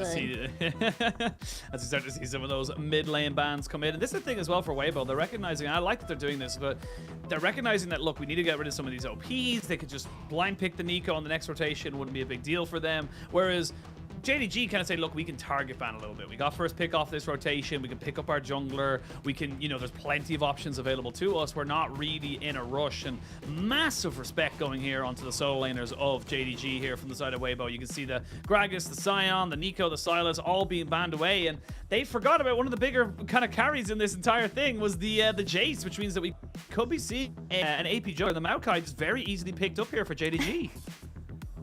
Now looking very happy with this Jace getting locked in, where he hasn't lost a single game with this during MSI, so I'm not going to be surprised if Xiaohu does have a little bit of a tough time trying to match this champion in the mid lane, but we could potentially see a K'Sante in the mid lane. Who knows? LCK's introducing this K'Sante mid. We even had Nautilus mid for a while, which went absolutely brazy, but it is going to be most likely a Jace up against Syndra, where we do know that with JDG playing with range and how they're able to play these teamfights so slowly, that is their best quality of life. And I still think if you don't get your hands instantly onto the enemy carries with this Malphite, then it's going to be a little bit tough, because the Shy is playing Malphite, and I believe he's played it once in spring, and he had a pretty fun time. Yeah, it's hard. Look, it's hard to gauge with the Shy. He did play it once in spring. You're absolutely correct. It was a win for the Shy. I believe he went. I can get it up for you now. It was 1-0-3 into a Kennen. But that was with a double AD carry composition in his favor, so we'll see what he's able to kind of make work from it here. But teams are locked and loaded. We will be seeing a hell of a lot of good team fights available here for the amount of AoE and just kind of straight up lockup. But I mean, looking at these two teams, this could be an MSI comp for JDG, and I'd have absolutely no problem. In fact, I'd probably favor it over anything else, considering how well they've been able to do it. But I will say the one little thing, and this is something I've just looked up in the stats. He has played Malphite 3 times in his career, and he has never lost when he's played Malphite. He is 3-0, 100% win rate. He's played it in 2022 spring twice and 2023 spring. This will be only his 4th time. So, you know, maybe there's some method to the madness. Well, being a result-based analyst, you're telling me that the Shy locking in Malphite for this game 1 up against JDG with a 100% win rate in his career means that the fans voting for Weibo Gaming to take the entire series, which is 60% of y'all, is correct. I mean, it could be. I will say there is another one, another statistic that I can give you is that, and now this could be different now, but it was right, I think it was like week 6 or 7 of spring 2023. The Shy has a 18% win rate when I was casting him. So it wasn't great. Wasn't great for the Shy to kind of have those moments. But nevertheless, here we are. We are jumping onto the Rift. The Jayos are here, and the crowd is ready. A hell of a lot of fans in here because, yes, JDG have won the MSI Championship, and you know, some of the bigger names, but you're thinking about people like the Shy, you're looking at Xiaohu, massive names in their own right here on Weibo as well, so plenty of fans. This is definitely going to be one of the most anticipated matches that we have throughout the entire summer split. But of course, talking about just the 2 compositions we have as the Shy locks in Malphite, we look at JDG's composition. They have 2 heavy AD damage carries where Kanavi has a lot of pressure put on his belt because he is that solo AP or acting as a solo AP for the Malphite. So if Weibo is a little bit aggressive and starts looking for those early invades onto the Malphite, is this Maokai? Did I say Malphite? Maokai and Malphite, I get them mixed up all the time. But if the Vi starts to early invade this Maokai in his own jungle and stops that item coming online, then JDG, they're gonna have a tough time trying to get rid of this Malphite in team fights. Yeah, absolutely, and Malphite can be a big difference maker. We'll see if Ruler wants to go towards that Gale Force to give him that extra little bit of movement speed. Of course, the changes to the AD carry items were very sweeping. It hasn't really changed much in terms of the damage they do, but it has changed a lot of the different build paths. We're seeing a lot more diversity, I think, in the game-to-game setup of when and where people are, you know, changing up their builds. We even saw it in that last series, but speaking of Damage. Weiwei gonna find himself in as Kanavi steals away the two puppies and backs himself away.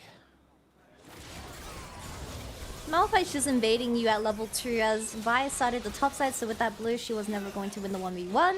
Surprisingly, but hopefully we do see Weiwei constantly trying to get the flashes out of JDG as Ruler is going to be a huge focus point for this game 1.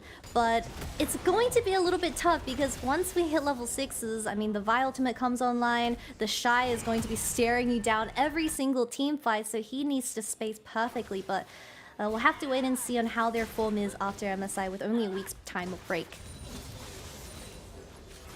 And look, we don't putting in this early game is going to be pretty bog standard. This is kind of where the meta is, unfortunately. So the first 5, 6, maybe even 7 minutes of the game is generally not really a lot happening. We do sometimes see a dragon or two taken, and that's about it. And ooh, pause straight off the bat there. So hopefully everyone is all right and there's no major issues. But thankfully, and I always say this, that we get a pause, nothing of importance is happening. We saw it a couple of times, I think, during MSI, where a pause will come in right as a team fight was about to pop off. So it's not ideal, but this is the best possible time where nothing is happening, and they're just saying it looks to be on the side of JDG, as we can see the referees trying to make sure they get it. I think it was on... I believe it looks like it's on Ruler, but I could be mistaken.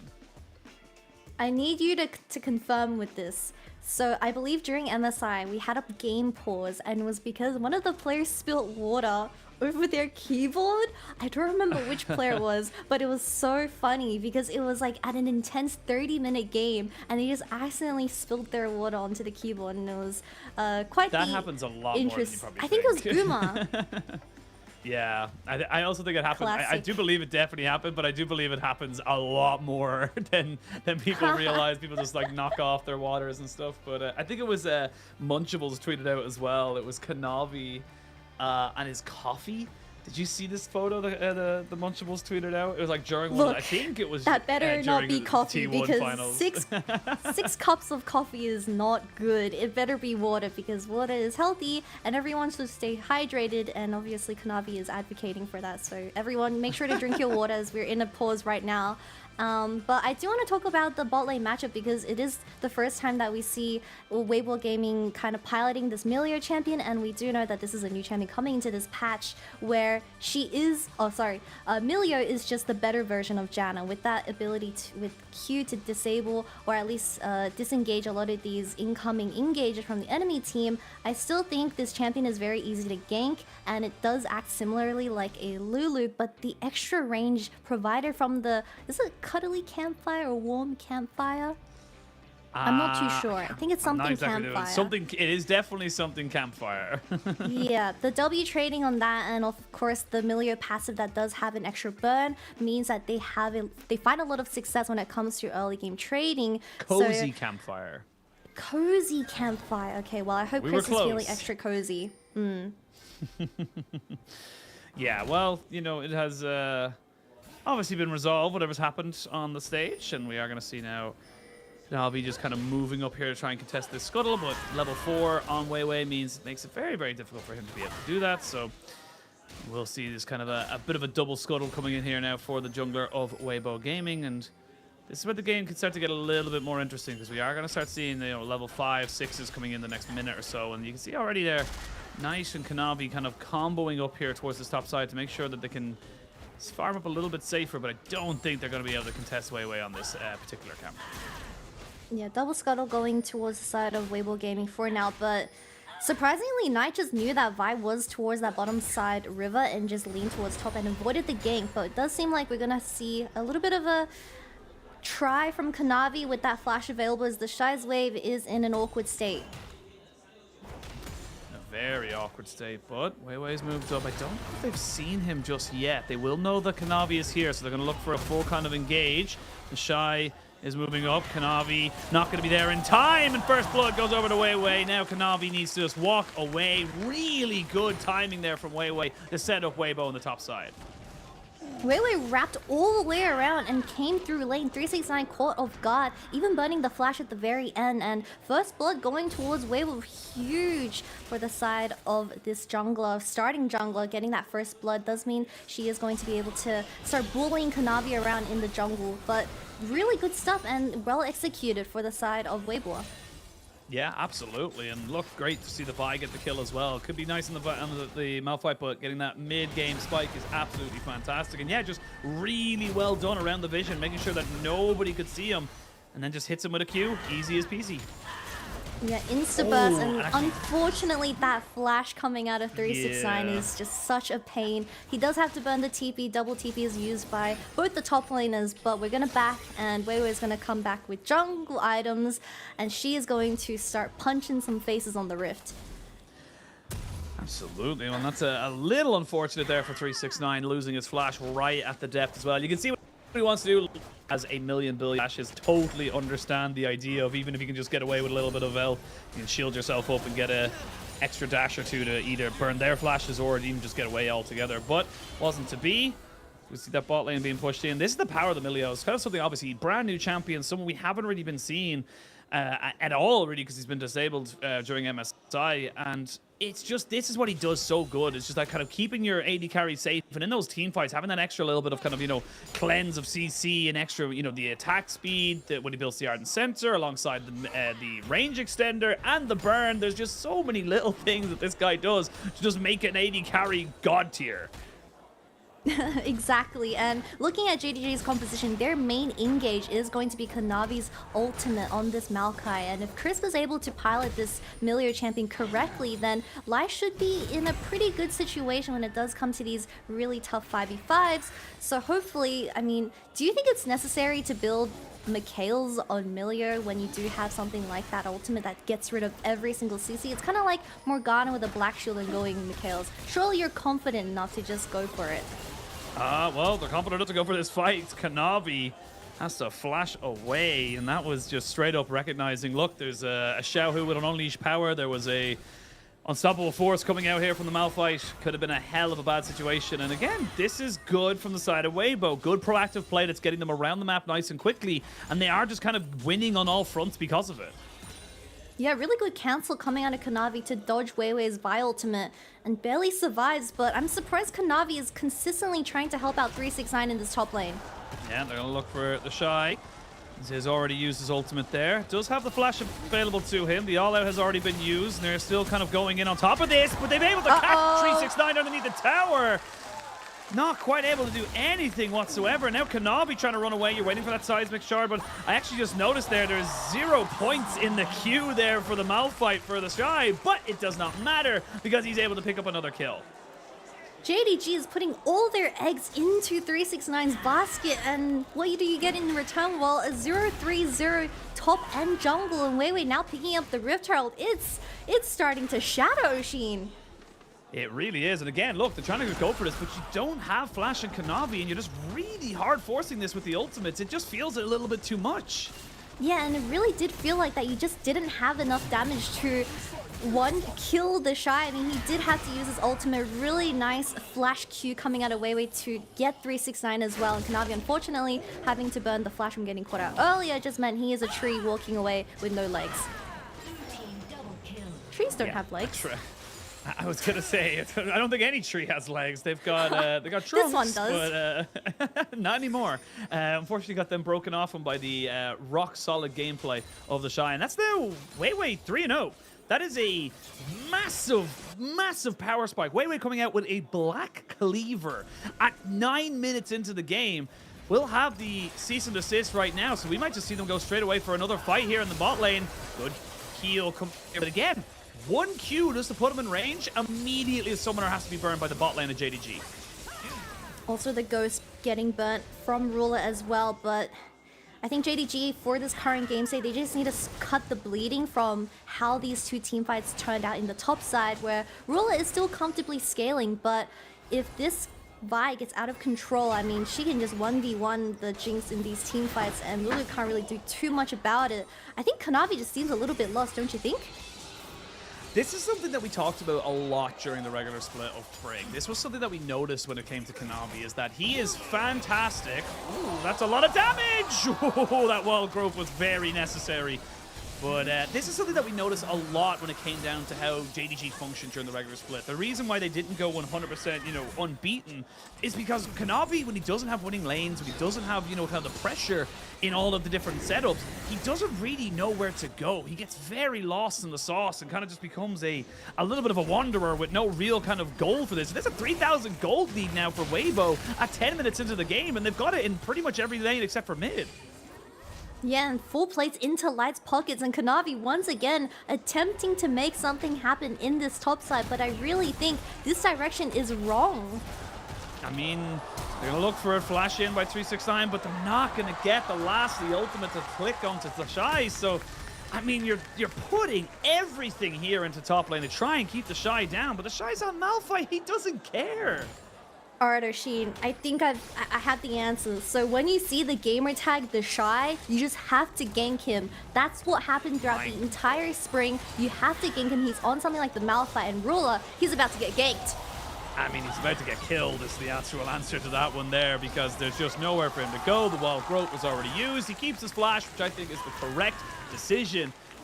And yeah, this is just honestly so well done here from the side of Weibo, and straight up it's coming off the back of Weiwei. Weiwei has been everywhere on the map that he's needed to be. He's left mid lane saying, cool, you're a Syndra, I don't really need to do anything. That's where you normally expect the Vi to kind of combo in. 2 types of CC, you kill off Knight very quickly, but he's now just branched out and gotten so much value out of the fact that he's hit these side lanes.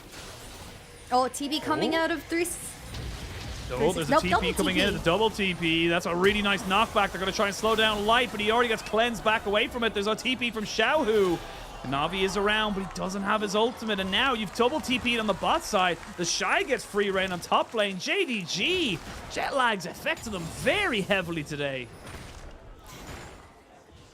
You know, coming into this game 1, I mean, JDG is looking like they are a little bit desperate with how they were trying to just get Light, but in the very end, they just got the ghost from the Aphelios, and the Shy being the Shy in the top lane, eating up those plates, and this, we mentioned at the very start of the game, if this Malphite gets 2 ahead, then the carries of JDG, unless they get to that 30-minute mark where they're able to get those items online, it's going to be extremely tough to play out these team fights, because you are trying to look for range and poke when it comes to this Jinx and Jace, but if the Shy's on your face 24/7, then how do you play these team fights as Light? He's also having a very comfortable series.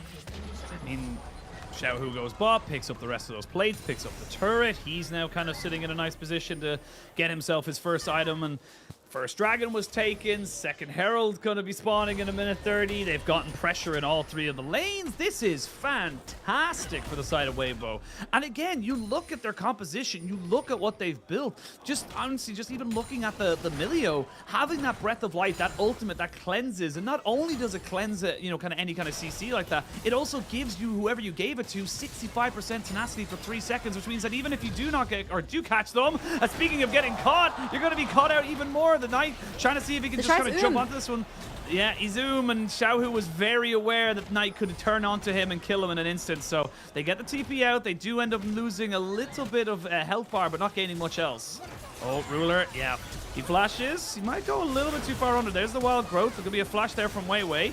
They try to turn this one back. There's nice Nature's Grass to make sure that Ruler stays alive, but that's a hell of a lot of investment just to keep the Jinx going.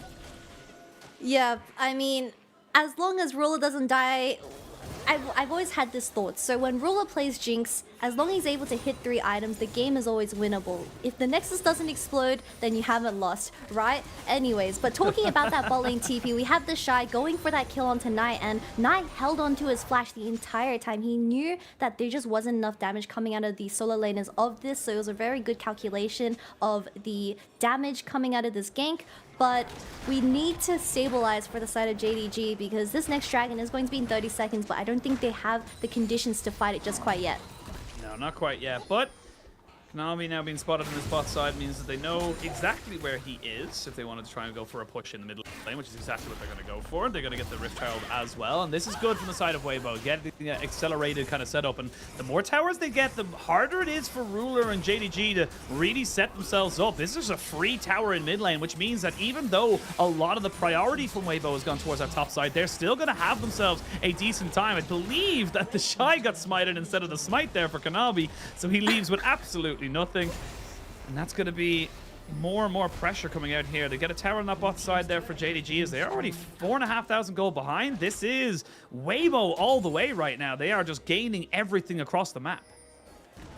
Yeah, with Weibo joining this roster and starting for the side of Summer, it really does seem like Weibo Gaming has clicked in terms of being a team and working cohesively. Konami is going to have his ultimate up very, very soon, so this could be a full-on 5v5. But Rule, he has a Stormraiser. Oh, that scatter! So good to be able to try and catch them out. Missing, getting a lot of damage onto him, but not quite going down just yet. Heal comes out there from Chris to make sure he doesn't die to the Jinx ultimate. Shy has found himself now on this bot side of the map. Mid lane has been pushed in. Rift Herald gets another charge. And that is, or a single charge, excuse me. They'd already taken the mid lane turret, but the poke is good, but it's not good enough. JDG gonna have to just back themselves away. It's just about as you said, look, you know, the early game has been fantastic for Weibo. Now we get into the 5v5s, but they're picking and choosing their targets very nicely. Yeah, I think at the very end, JDG were never looking for that dragon because he just didn't have the correct form to ever take that 5v5. We see that Knight is consistently trying to look for push on the side, which is kind of giving a breather for how bad of a game state they are currently in. But we have to wait and see because I think Konami on this Maokai, we haven't seen a successful engage for 16 minutes. And JDG only having that Maokai ultimate as the solo engage is really dragging their ability to find positive fights. Yeah, trying to see if they can make this one work, but you see now more priority going around this Baron pit as they look to try and just keep putting pressure here onto Ruler. And this is the thing. There's a lot of carries on the side of JDG, but like you said, if you can kill Ruler, you can get a hell of a lot of that pressure off the map, a lot of that carry potential, and the Shy is basically built for that. They're going to get themselves a free tier 2 in that mid lane, and just little by little, bit by bit, Weibo are kind of just out roaming the map right now. They're just saying to the side of JDG, look, we don't believe that you guys have the power to take us on in a 5v5 or a 4v4, so we're just going to walk wherever we please.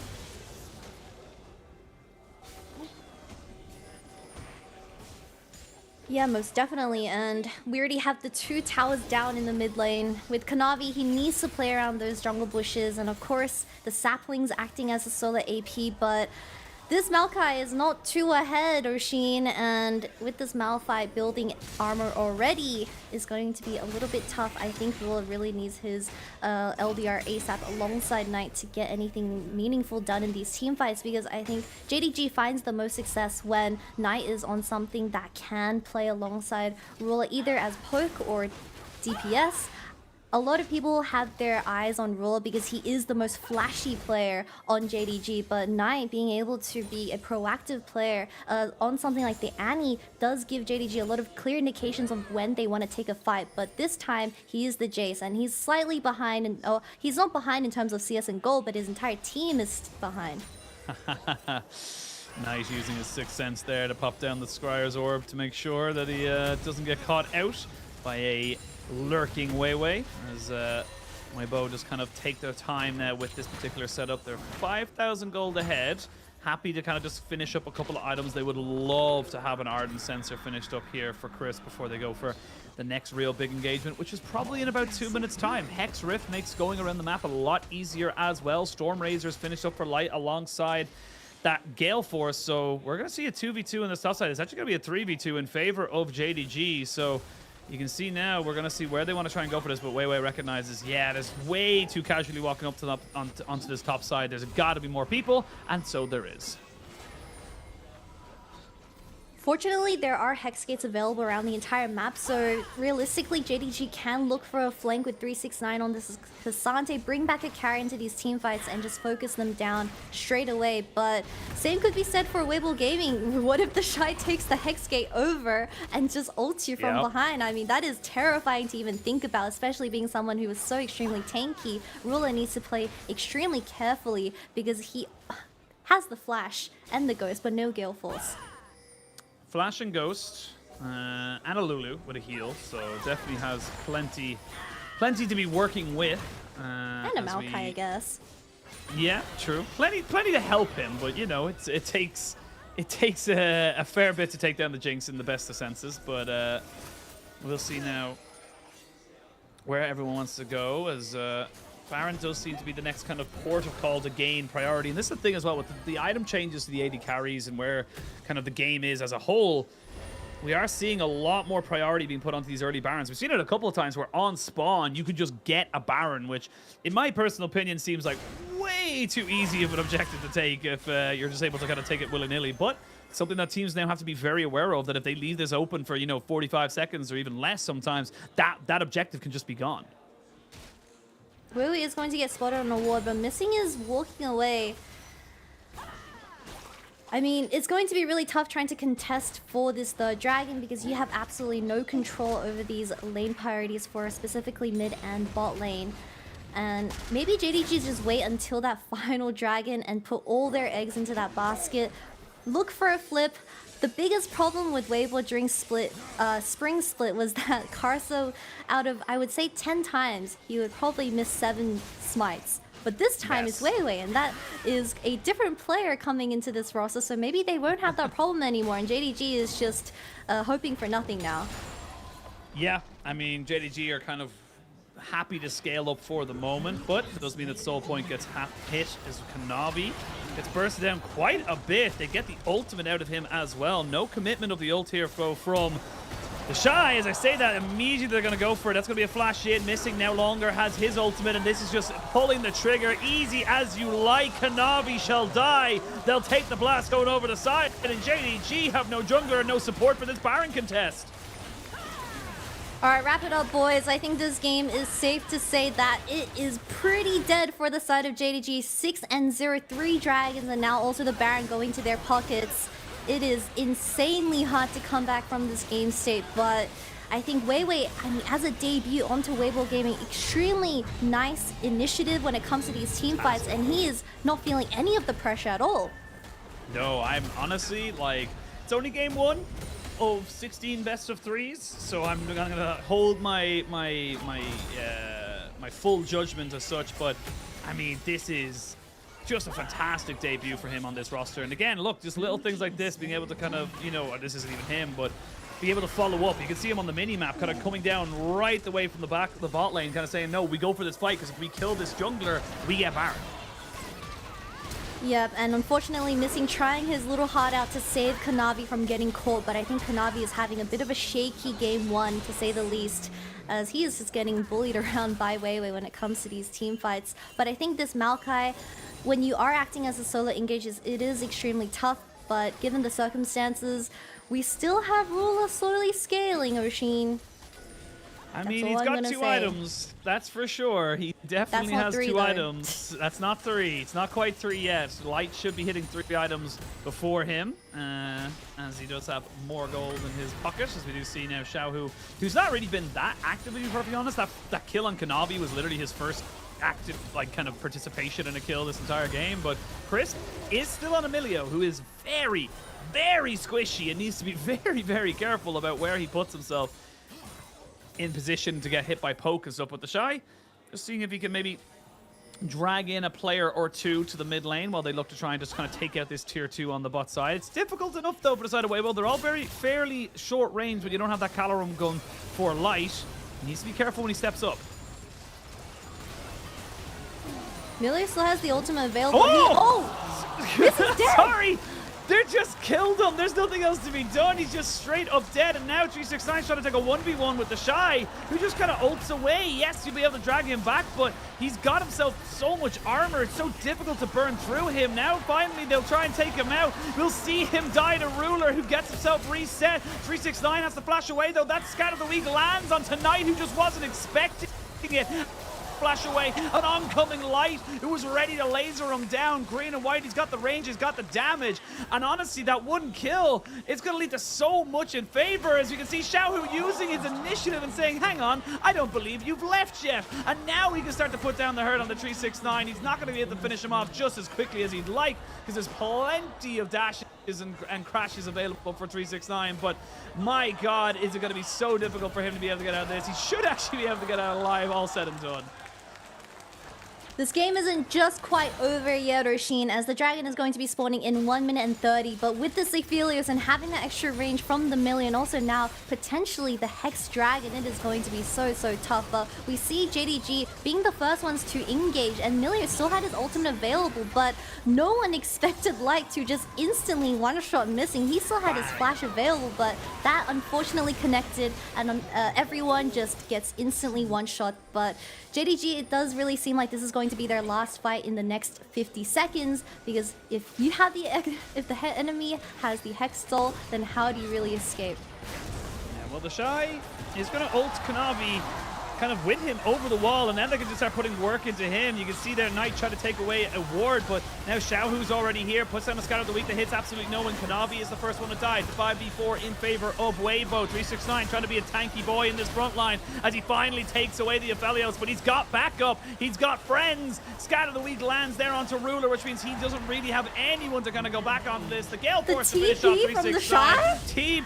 TP from right on top of Ruler. Knight is dead. Weibo came to play, and they want a piece of that MSI pie. They want to take them all down, and they will. It's a 5-0, and in 26 minutes, JDG will get a rounding welcome back to the LPL and slap down in game 1 by Weibo.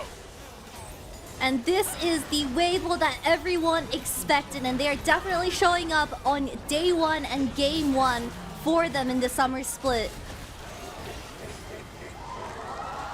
You can hear the crowd screaming. They're pretty damn happy, because guess what? They just took down the MSI champion in that game number 1. Weibo, this is the kind of performance we expected, and what a debut for Weiwei. Really want to hit that home. A lot of people not really happy with seeing Carsey being backed away. A lot of people kind of saying, look, this is a downgrade. This is not something that we expect from this kind of a roster. That game 1 was exceptional. Now, I'll need to see a lot more from Weiwei and a lot more consistently before I make my full mind up, but that was a great way to start the season.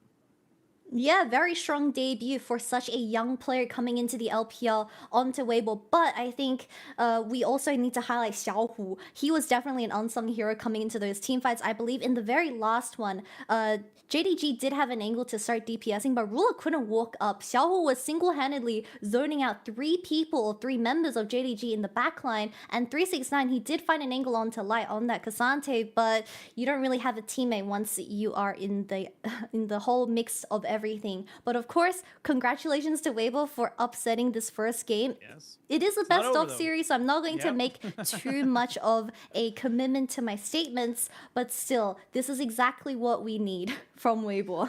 A sign of life. Yeah.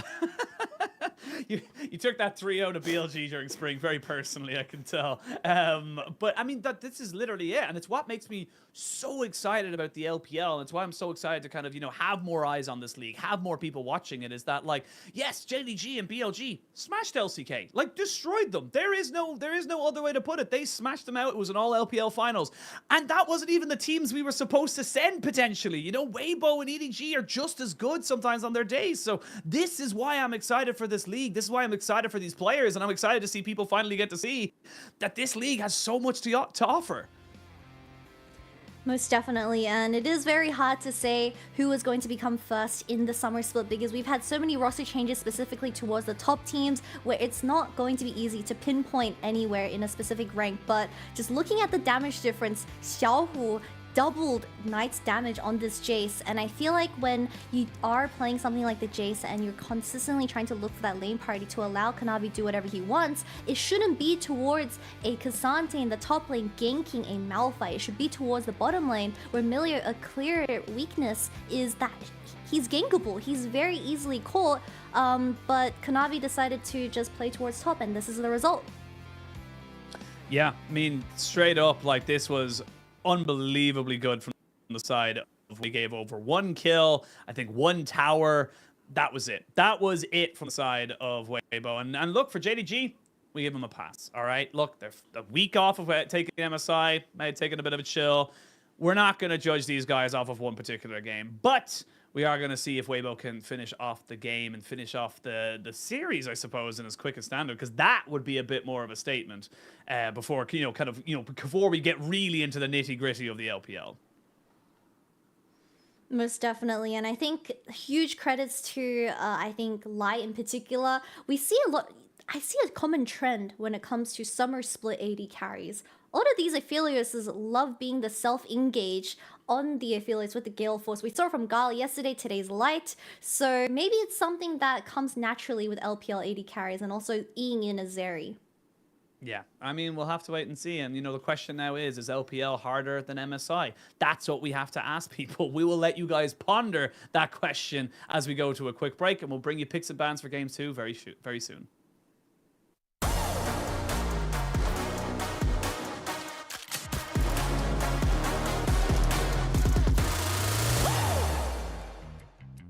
来了，行，别有压力，兄弟啊！你东北，我这位置还可以。好的。是。他们 AD 我头太坦大吧 ，AD 往东吧，AD 东吧，大树大吧。先退就 ，OK 了，先退。我绕过来，看，飞哥，我看没到，奥了，慢点，拉开，拉一下，哎，这把可以打，开地，挖他掉脚，哎，对，赢了，慢点，看格温，保一下，没够，太坦没够，看格温，太坦没伤害的，把 AD。哎呦，举杯！哦，几杯！推上冒出了，来一次！怎么这么难打呀？就这个，这格温这个。先对这打团你们别太冲，别给格温刷伤害，是的，让 AD 输出就行了，我们限制他们后排输出。是的。OK。小龙怎么说？好打吧？好打，一定要打，会绕后6球。来干打架，好了。慢点，别秒，慢点。看这，拉，慢点，我没打。位置很差，还行，慢一点，没错，哎，慢点就。出来，我过去了。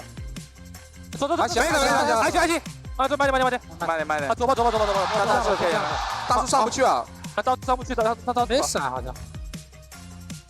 还行，不亏的，还行，还行的。我装备真的很好。OK，这边很好，这波。打团注意格温 LE。是的，这么赢了真的慢慢打。对，慢打。别急，别乱冲。他们打不了。无尽啊，这波可以打架的。可以打架。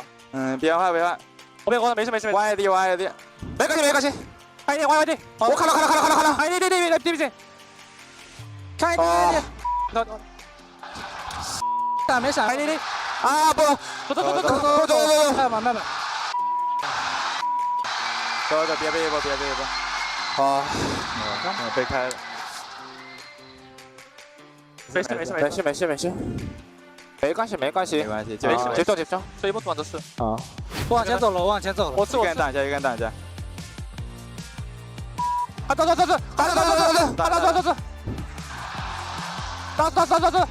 树，慢点，我杀了，慢点，出来，想一下，走，走，闭了大龙怎么样？看大龙，让他们去，如果他们去，他没打野的，他会拼，可以抢吗？技能抢一下。哎，没打了，啊，我们直接乱吗？可以，我们来，太打会好吗？慢慢走，太打会不会好？会好，再蹲人，慢点，我顶，准备顶，直接乱吗？可以绕，哎，慢点，慢点，AD 没闪，快，AD 没闪，慢点，集中，还没，哎，好了，走，拿出来，等没关系，可以的，打探，我搞稳，看稳，一对，一面，可以打，拉错，一波，我还逼了9，没事，慢点，集中，哎，你没闪的，好，一点没事，可以一波，我右边表 ，OK， 哎，你没打，好，就是自己小心，你自己小心，我们可以赢，快一波，自己小心，下走，慢点，退场，慢点，先打，哎，打，死兄弟，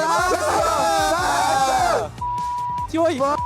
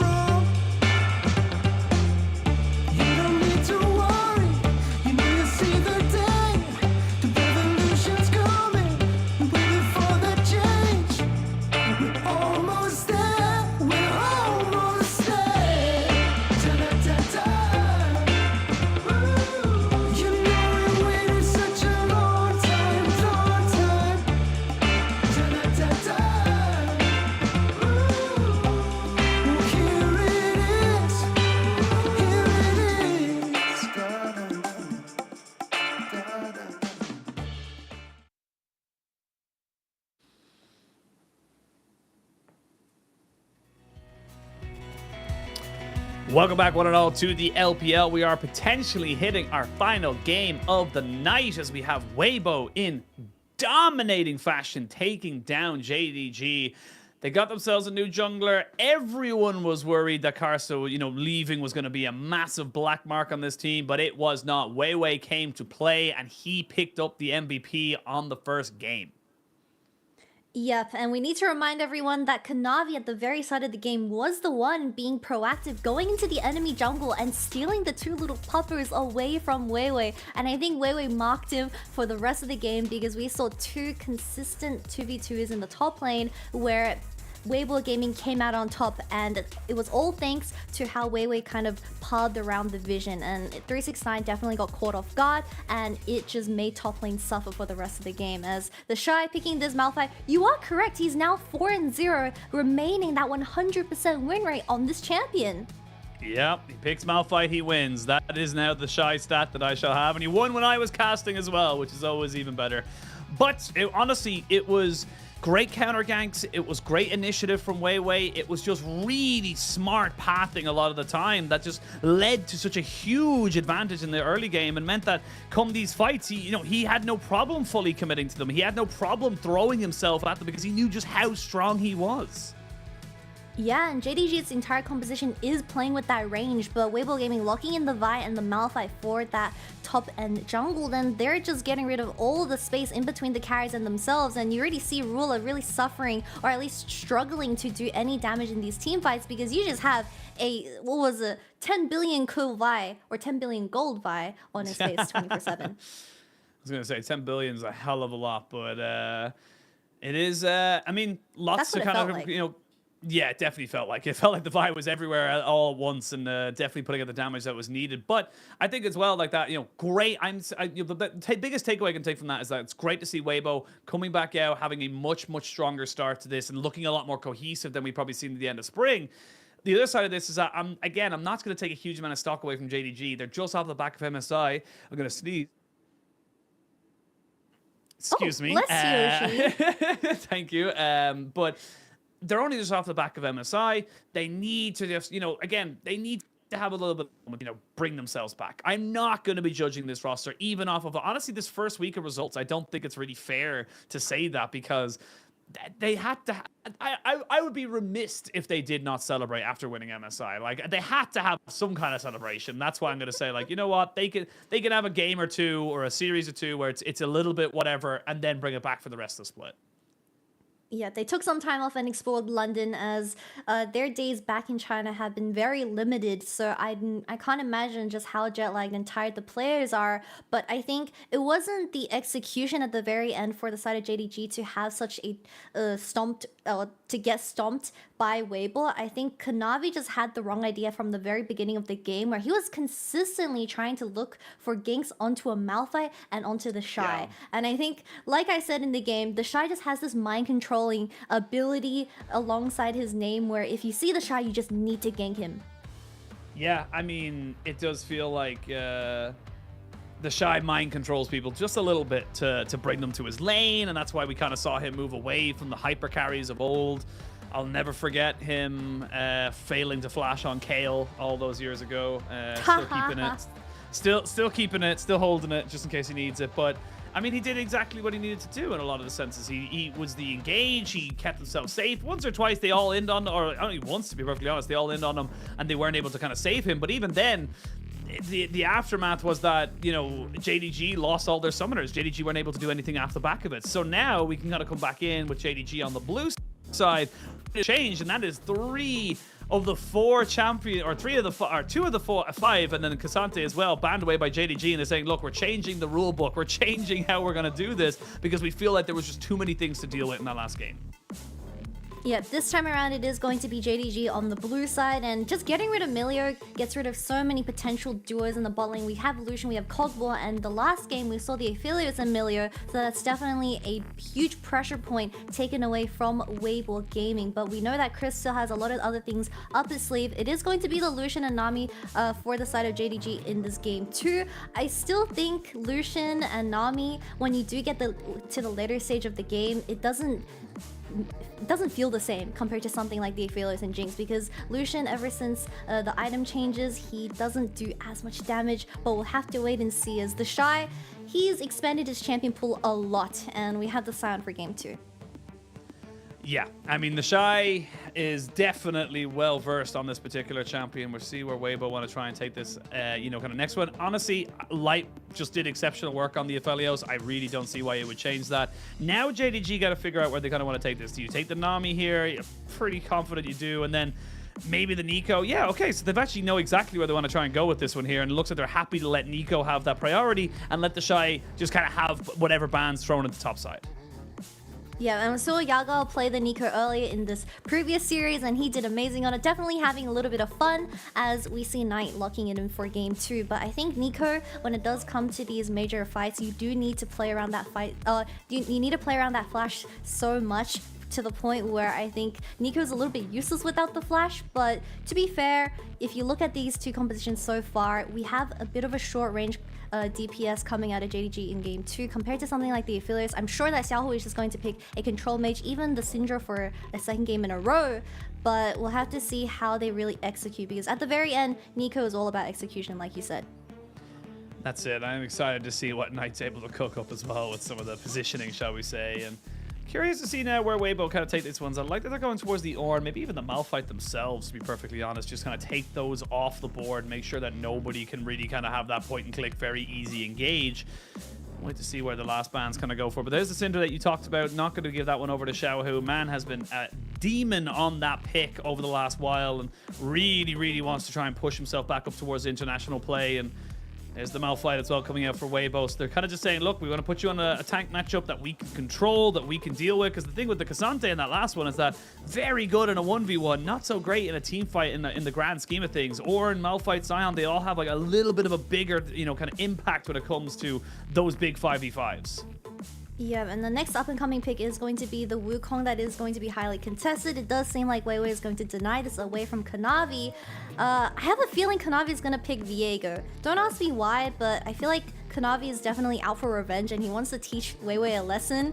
And he wants to start killing some people in that jungle. But we have to talk about just the remaining 2 picks because we had 369 still looking for something like the front line. Maybe, potentially, oh, I guess Cassante's gone.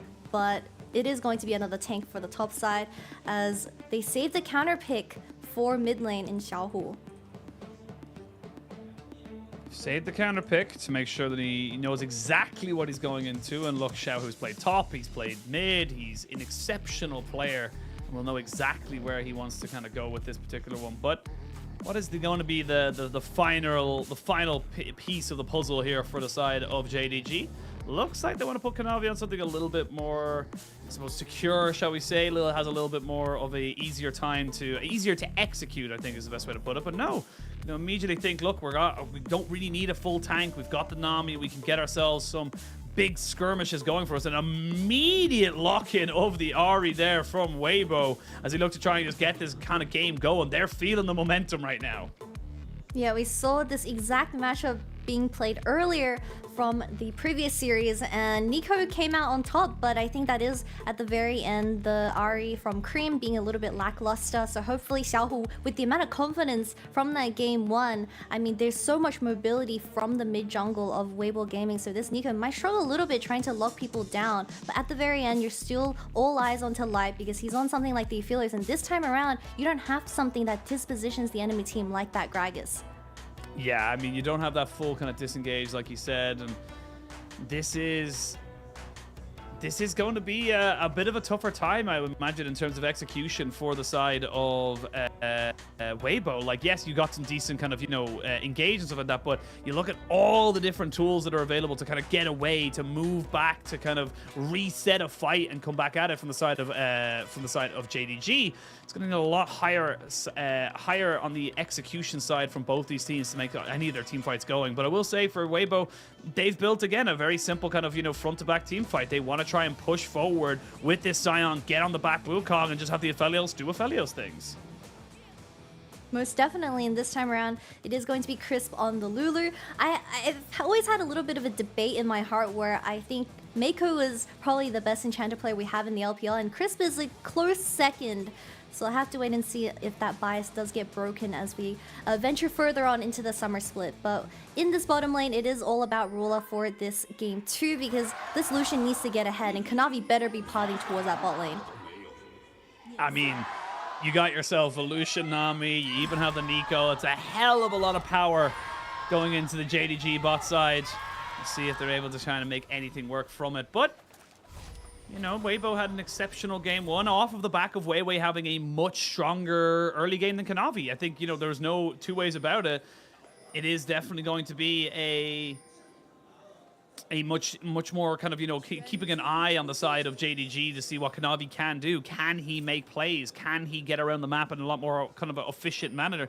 And also, just straight up similar to what we saw most of the time, is that can you keep tabs of where the enemy jungler is? Because that 9 times out of 10 ends up being a much more powerful, much more important aspect of how this, you know, these games play out.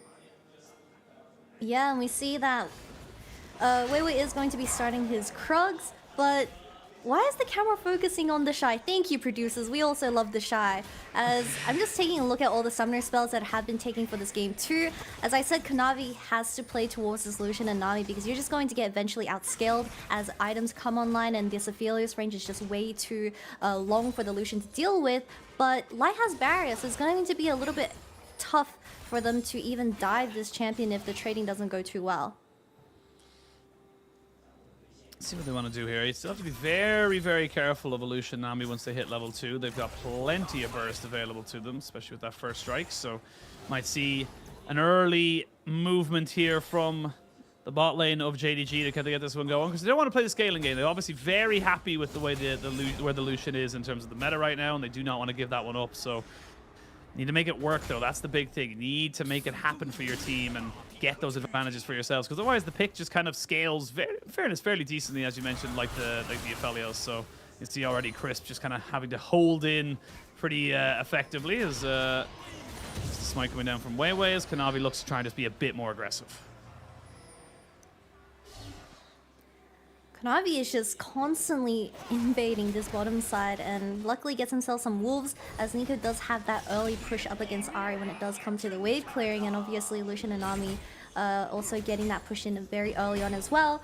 But I think they're going to do a 1v1 for the wolf camp right at the bottom. No?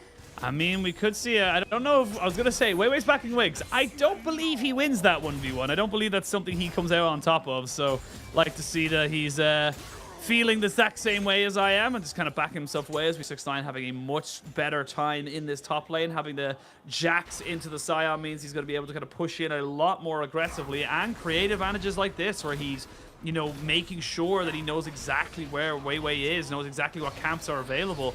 And Weibo just kind of using this Viego to his fullest.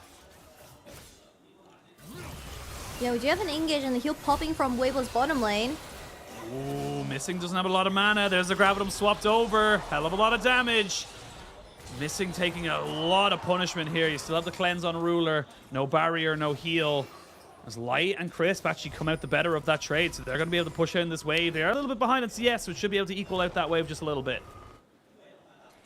Yeah, at the very end, we do have 2 summoners for 1 trade, so it's not too terrible for the side of JDG. They do need to stay for that bottom wave, but it looks like another 2v2 in top lane. It's a flash, and now 369 has nowhere to go. He used his leap strike, he used everything. He's going to have it back just for a second. The Shy needs the flash, and he gets it. And that's going to be a beautiful kill on that top side. 369 is getting owned right now. Kanavi, will he go down? One more bonk from Weibo would have been enough, but he doesn't want to deny or doesn't want to give over his death to the jungler of JDG, and this is again topside going so well for Weibo. An exact replica of what happened in the last game, but this time around Kanavi barely lived on 1 HP. I really thought Weibo could have went for that, just an extra order, but 369, I mean, he had to burn the flash to get away from that stun, but he was also tanking the minion wave for a little bit that was built up by the Shy, and obviously this final flash Q, I think that flash was really unnecessary, but it's okay. You do you, King, and Kanavi barely gets out with 1 HP.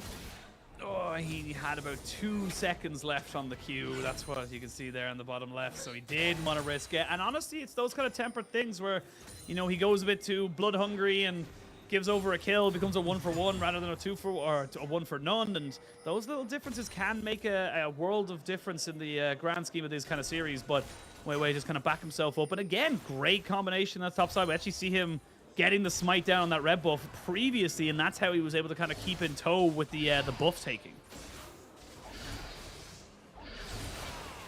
At least we see a huge turnaround for Kanavi in this game too. He is consistently pressuring the enemy jungler when it does come to these invades. But I think the overall takeaway from that top lane 2v2 is that 369 was still able to catch 2 waves that was built up by the Shy by TPing back. So it wasn't too bad. The kill went into the Shy's hands, so it is going to be a little bit tough when it comes to the laning phase, but eventually when you do get those items online, the Jax should naturally win the side lane push, as Weibo is looking more for those 5v5 team fights. See, Knight just...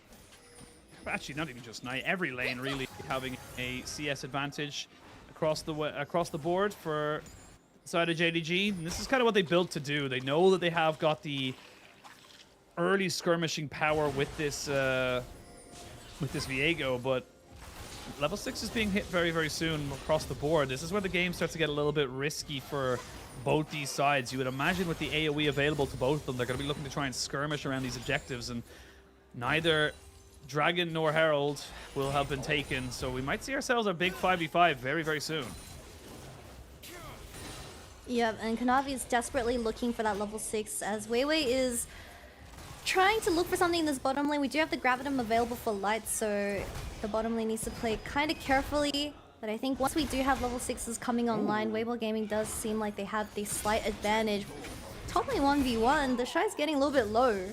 I mean, he's getting low, but 369 popped the ultimate, so I don't know if the Shy is going to be feeling too bad about that. So there's no real kind of, you know, tanking to be done in the top lane for the Jax anymore. So again, small little things I'm noticing. 369 definitely looking a little bit worse for wear in terms of the rust coming up against the Shy. And again, it's pretty even on the top side. If anything, it's actually the Shy who's ahead because he's got that kill.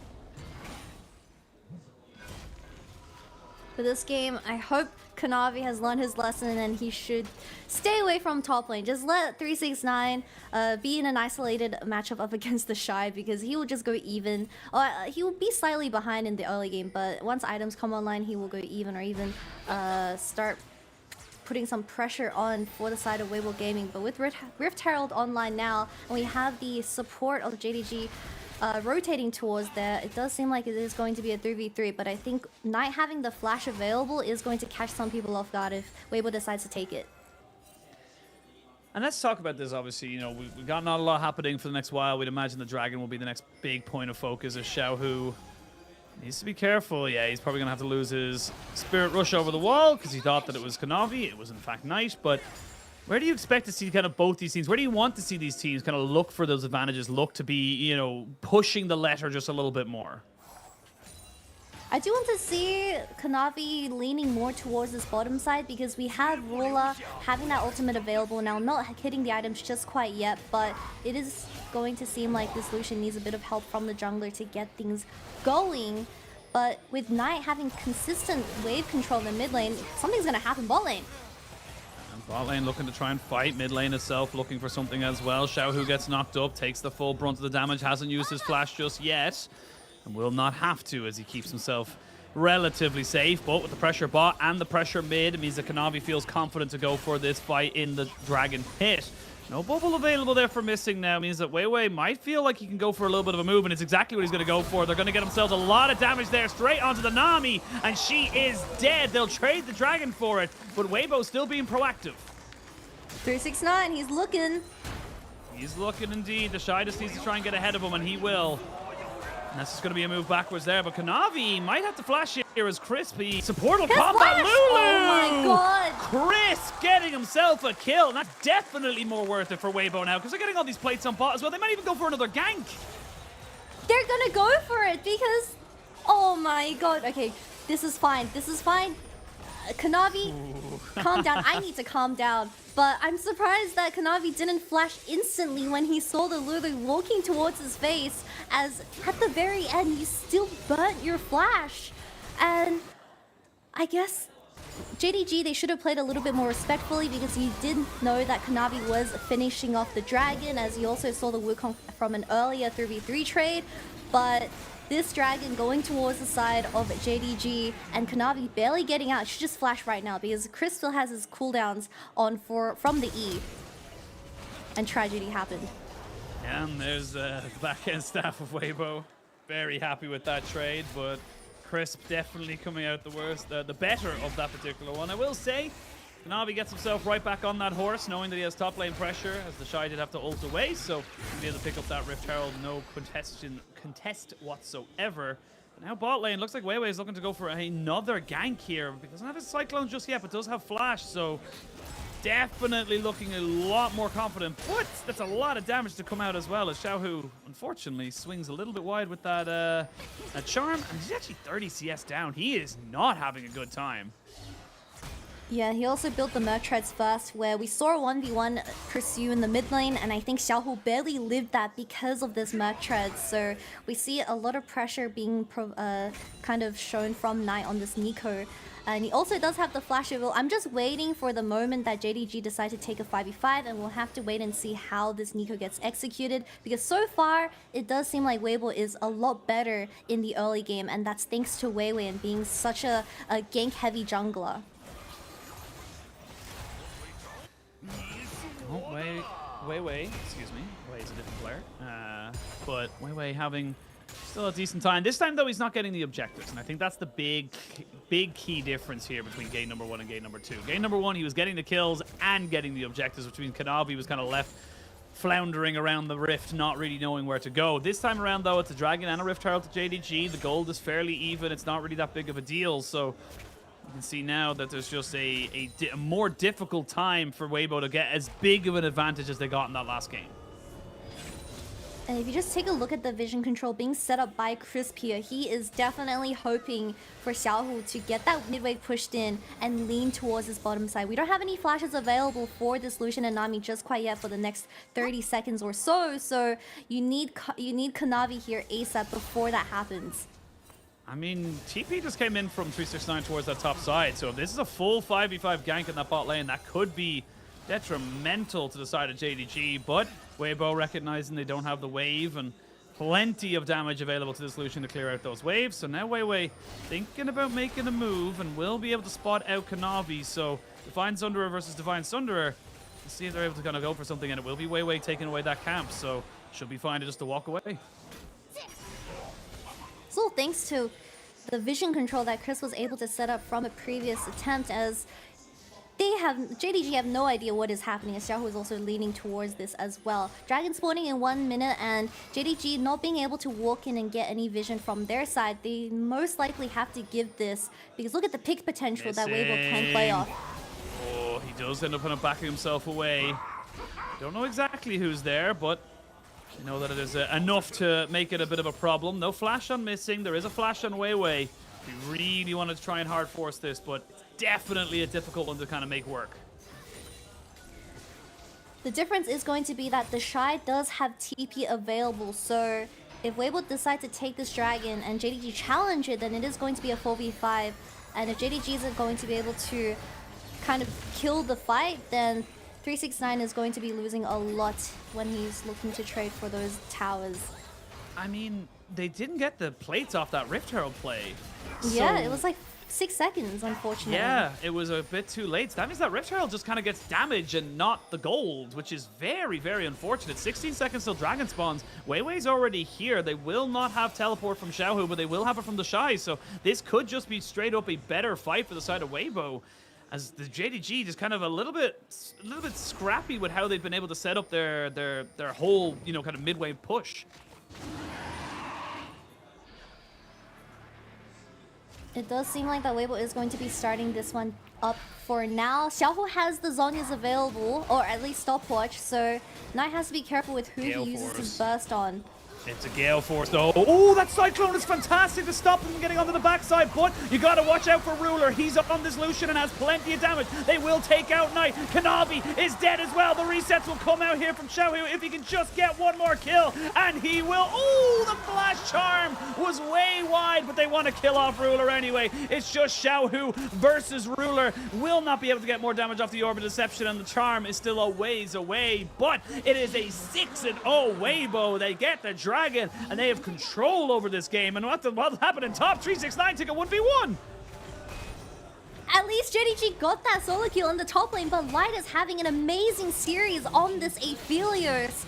The 2-0 now, and all it took was for JDG to challenge that second Dragon, which I think wasn't necessary because of how your vision control was set up. If you take a look at the bot side map, that it is so hard to walk in as JDG, and especially the green and white weapons coming out of Light, he just uses spacing perfectly, and Ruler wasn't able to get onto the enemy carry. And I think Knight also used his flash onto Weiwei and all of his spells actually, and this jungler didn't die.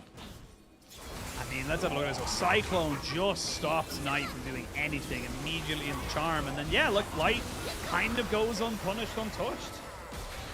Yeah, he has 3 people looking at him, but unfortunately the range just isn't there. And this Aphelios, once he has those chakrams available, it is just such a tough fight to take. But we have to take another look at what happened top lane. The Shy is very and he's really good dodge from 369 on that Q, and I guess he just kind of gets dove here, as the Shy thought he could maybe outplay this. I'm not too sure what he was thinking here. That was just bad from the Shy. Like, you have TP, you can just go back, you know you're not needed. Oh my god, Missing! Almost dead, and almost certainly will be going down to one more Spirit Rush. And shouts that one up very, very gladly, and this is starting to get shaky for the side of JDG. They're falling apart at the seams. Yeah, and Lucian Nami getting punished for not having that flash available. TP from 369. They're looking for Charm goes wide. Light gets knocked up and taken out. He will be assassinated, as will Weiwei. And now the Shy is in the wrong place at the wrong time. Will have to scurry himself right back to his team. But that is a good proactive play from 369 to set up his team and get them back into this game.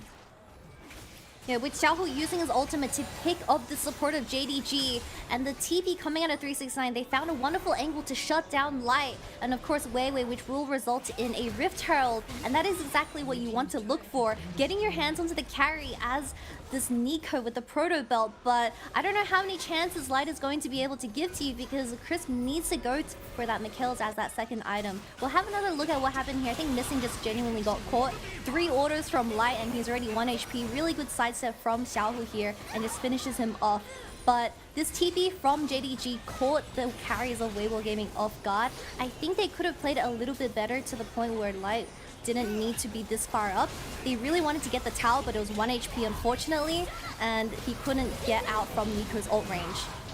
Yeah, they gotta greed it a little bit for it. They did get the tower mid anyway, so got their result, I suppose, and it's a 2-for-1 trade in favor of JDG. So 3-7, it's about 1,000 gold D now for Weibo as we have a Rift Herald available for Kanavi as well. So right now, this game is getting very, very tense, very tentative right now, and you can see that these AD carries are doing a hell of a lot of damage. I think patch 13.10, all the damage items are extremely overtuned. You have Youmu's, you have Storm Razor. I personally think Imperial is also very strong as well. Flash from 369. 369, gotta get jumping onto the Shy. And the 1 and 2 Scion shall continue forward. But now Ruler, very isolated here, and there's 4 members available. They might just try and burst this one down, but it was Light who was the first one on the scene, so he's not really going to be your guaranteed front line. And the TP has to come out from Xiaohu to make sure they don't lose this tower bot lane.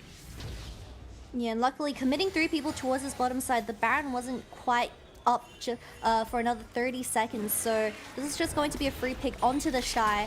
He does seem like he is making a lot of mistakes in this game too, and that potentially could become a huge problem. Oh? That's a little bit of damage. They're going to try and burst out Light, but should just be fine, using that little bit of a minion wave to secure himself that tower in mid lane. Everybody just needs to calm themselves down. We're all getting a little bit too scrappy, and there's not even a dragon or anything to take for another 20 seconds. Yep, both major objectives will be up and available very soon, so this next fight, there's going to be a wipe, then it's going to be a Baron throw. But I think with 369 getting slowly online on this Jax, the Shy needs to look for 5v5s in these team fights now, and he needs to get his hands, or at least peel Light from the engage from JDG if they want to look for a successful fight. I mean, JDG reset very, very late, so not really in a great position to kind of contest this dragon right now. Top wave is pushing in favor of them, but that dragon is going over. That's Weibo now with their second Drake of the game. Knight is being a little bit of a nuisance to try and stop them from getting the inside track because they want to try and take this turret as quick as they possibly can. The Shy gets bubbled up and is tanky enough to kind of go for it. Charm goes wide from Xiaohu on the other side of this play.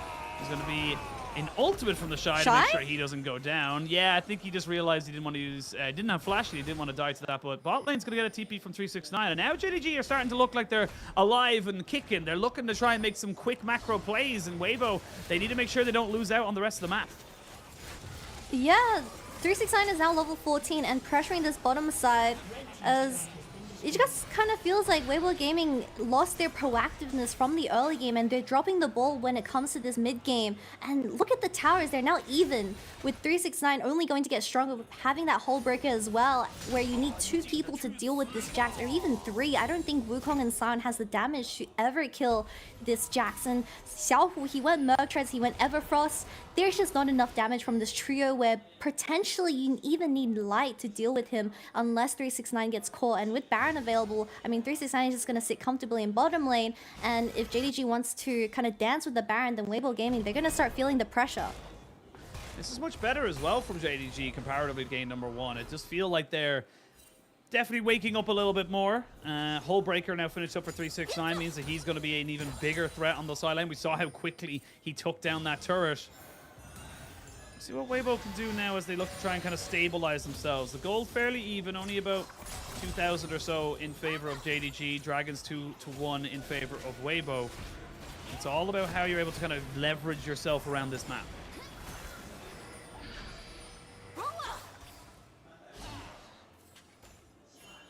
Weibo's presence around the map has died down as we approach into the later game, but all it takes is one good choke for either Weibo to pop off or for Knight to pop off, and he does have the flash available now, sitting on that Shadow Flame as well. He can potentially look for a one-shot onto Light, but with that barrier available and Mikhail's not online just quite yet, Light has to be a little bit careful. We haven't seen any sneaky transformations out of this Nico just quite yet, but that potentially could be the difference in this game.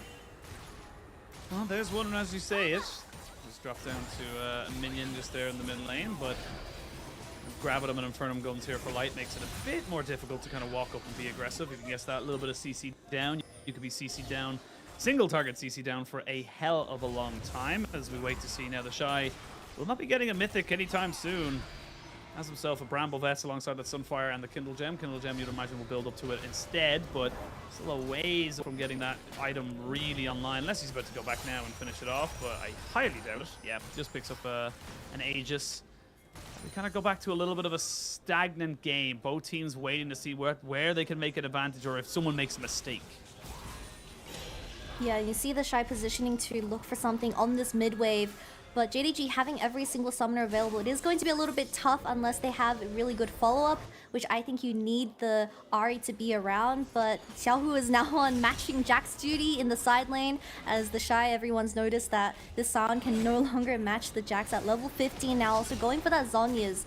So 369 going for the Zhonya's potentially means he can go for those 5v5s, but I would much rather prefer him to just consistently pressure the side because Weibo Gaming don't know what to do. Yeah, don't really have a full answer for the Jacks. They're kind of hoping that someone maybe oversteps into a different lane they can capitalize on. But then, leave the Jacks alone for a few minutes and he will just take your entire base. 1 minute till the dragon spawns. That would put Weibo onto Soul Point. As we can see now, with 2 items completed for both AD carries, they will destroy either Missing or Crisp. You cannot let that happen now on the side of your team. I feel like if you lose your support early before a Dragon or a Baron fight, you're going to have such a difficult time just trying to gain more vision control. But we'll see what they're able to kind of muster up with. I wouldn't even Weibo let this one go, to be honest. I think that they're in a position that they can just kind of let that one happen and let Light just keep farming up.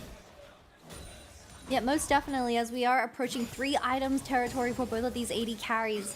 But my biggest problem is still going to be about how Weibo kind of deals with these side lanes, because you do see that 369 is extremely over pushed on these sides and they need to look for a pick to kind of even out the vision control that they have on the map right now. Because if you go for this Dragon, the Baron is up and available and JDG can look to shred it with this Viego. Can indeed. You gotta be careful though. That Infernum does a hell of a lot of damage. Dragon has spawned. 369 pushing in that bot lane. As they look to try and maybe go for something a little bit more aggressive. A little random stat from my stat team, aka Lyric. He just pinged me there saying that historically, Weiwei is 6-4 ahead on 6 wins, 4 losses on Kanavi. Now 7 wins and 4 losses. So this natural is counter. A natural counter. This could have been the perfect time for Weiwei to debut here for Weibo Gaming. Might just have Kanavi's number and how things go, but this game is not over just yet. Looks like the side of Weibo happy to let this one slide. Don't want to be giving themselves too much of a job to do to get into this river. They need to cover off this side lane. I would like for them to maybe go for this. Yeah, they can. And you can see JDG immediately recognize they need to get back out to this Baron. It's not as fast. He is now green and white weapons, but Kanavi's here. Kanavi is here. Missing a Knight there. Weiwei flashed and immediately trying to go back in on top of Knight, who has to use a Pop Blossom there to try and keep himself alive. He's getting taken so low. One more bonk. He will not get him because he went onto the clone, but look what's happening. 369 has ended the game. So yes, you end up getting everybody away from the Dragon, but you haven't been able to get the objective. And they perfectly defused this Baron, and 369 looking at the inhib now. Xiao can't deal with this Jax. well, at least he opens up the bot lane for this inhibitor to take, but really good disengage from Knight. He barely lived on 1 HP. I believe that Kanavi was getting held up by the Shy in the mid lane, so ended up not... Oh, another pick on Knight. They're going to try and go for him. They need to try and kill him off. That's the topic of today. Can you kill the Nico? The answer is yes. When themselves a kill, they don't leave empty-handed, and they've now got themselves 40 seconds with no mid laner from the side of JDG. Really good pick into Weibo's hand and a bit of reassurance as the game became way too slow for the side of WBG. But now with Knight going down from flashing over the wall, avoiding that death, it is going to get punished. I really like our Aphelios players so far in the summer split. It does feel like that they are playing with a lot of confidence, specifically from Light and Gala. I guess when you do have a little Lulu, you just always go forward, and if you're not guild forcing forward, you're playing the champion wrong. And yes, you did lose your inhibitor turret on Weibo. That, sucks, but you didn't lose the dragon, which means that you kind of able to pick this one up here. That's sole point. You haven't lost an inhibitor as of yet. I mean, it's not a bad trade. It's a little bit of a skewy one, but it's definitely not the worst one in the world. And the kill went over to the Aphelios as well, so Light feeling much, much better about this whole situation, you would imagine. Lord Dominic's regard gets finished up here for Ruler, who's had a quieter game than most would anticipate, but 3 items each for the AD carries. You can definitely start to see this Aphelios start to become a bit of a problem now as we start to get later and later into this game. Yeah, without that flash available for this Nico, I don't know how JDG is going to get their hands onto Weibo. 369 can look for a potential flank onto the carries of this Aphelios and Ahri, but I think he is much better just consistently pressuring the side. I don't think JDG have the damage to instantly rush the Baron, however, so they have to play extremely slow. Just dancing around it is just fine, but Weibo Gaming, they don't have a ward on this Baron just quite yet. Not quite yet. They need to cover off the side lanes first. You can see Ruler moving forward and getting a hell of a lot of damage onto Light and Chris before anything else can really happen. Decent cover up after the back end of it, but that top or mid lane turret shall be taken down. Now 369 feels a bit more emboldened to move forward, get a bit more pressure onto this inhibitor. It's the furthest one away from the Baron, which makes it the hardest thing to defend when you're trying to stop that big purple worm from going over. And I don't think Weibo is ever going to pull the trigger to go onto 369 in the side lane. Now level 17 to the Shy's level 15.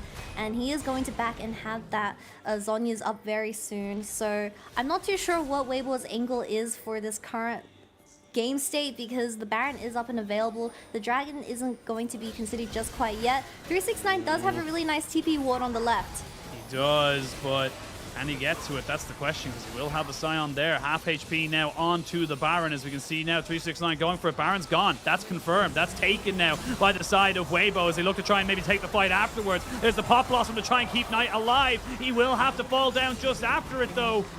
369 will get himself an inhibitor, but he loses the Baron and his flash. And now he's running for his life, and this is where all the standing gold. You only had 2 turrets taken by Weibo. They can keep pushing forward. They can keep looking to get some more gold in their back pockets. Uh-oh, and that's the play that Weibo needed. As JDG, they lost control or vision onto this Baron with the double pink wall getting placed down, and they didn't expect that Light had the white and green, so they just instantly rushed it. You didn't even see a TP coming out of the JDG. You couldn't really TP as 369 as the Shy just held on to this matchup extremely well, so he occupied him. And I just don't think JDG had the damage to deal with this Aphelios anymore at this 30-minute mark because the range is there. You see that Knight is struggling to get any DPS onto this Aphelios as he's sitting at the very back, and this really nice polymorph coming out of Chris also denies the Baron from Kanavi. And I think this Viego is once again we see today struggling to do anything in these T-fights. I look for those resets. That's the thing, if the Viego doesn't get the resets, he doesn't really have the power to affect these fights in such an explosive manner. Now you're dealing with Baron, which will be available right up until the Dragon spawns, which means bot lane is not a problem. You picked up a couple of more towers, so you're now up to 4. You've got yourself the decent amount of gold now onto your AD carry alongside that GA. So honestly, And you didn't even use any flashes in that last engage. That's the key thing for me here. Missing doesn't have a flash. 369 doesn't have a flash. These are big summoners that won't be available now for JDG as they look to try and keep themselves alive. They're not playing badly. It's just Weibo's playing better. Exactly, and now with the dragon spawning in 1 minute, Ocean Soul as well, we don't have any heal cut just quite yet for the side of JDG, so they're going to really struggle with bursting anyone. We really see this Nico not doing enough damage for Kanavi to play off those resets, but 369, I mean, he is desperately trying to get something done when you're facing up against the damage! Ruler almost gets 100 to 0. He flashes immediately. Weibo trying to jump down onto the Nami, but he may have gone a little bit too far. Jack's forced to TP to defend the mid lane. Well, that's all been happening. Sion takes hot lane tier 2, but they defend their base for the moment. Now, with Dragon spawning in 30 seconds, you don't have Weibo. This is actually beneficial for the side of JDG.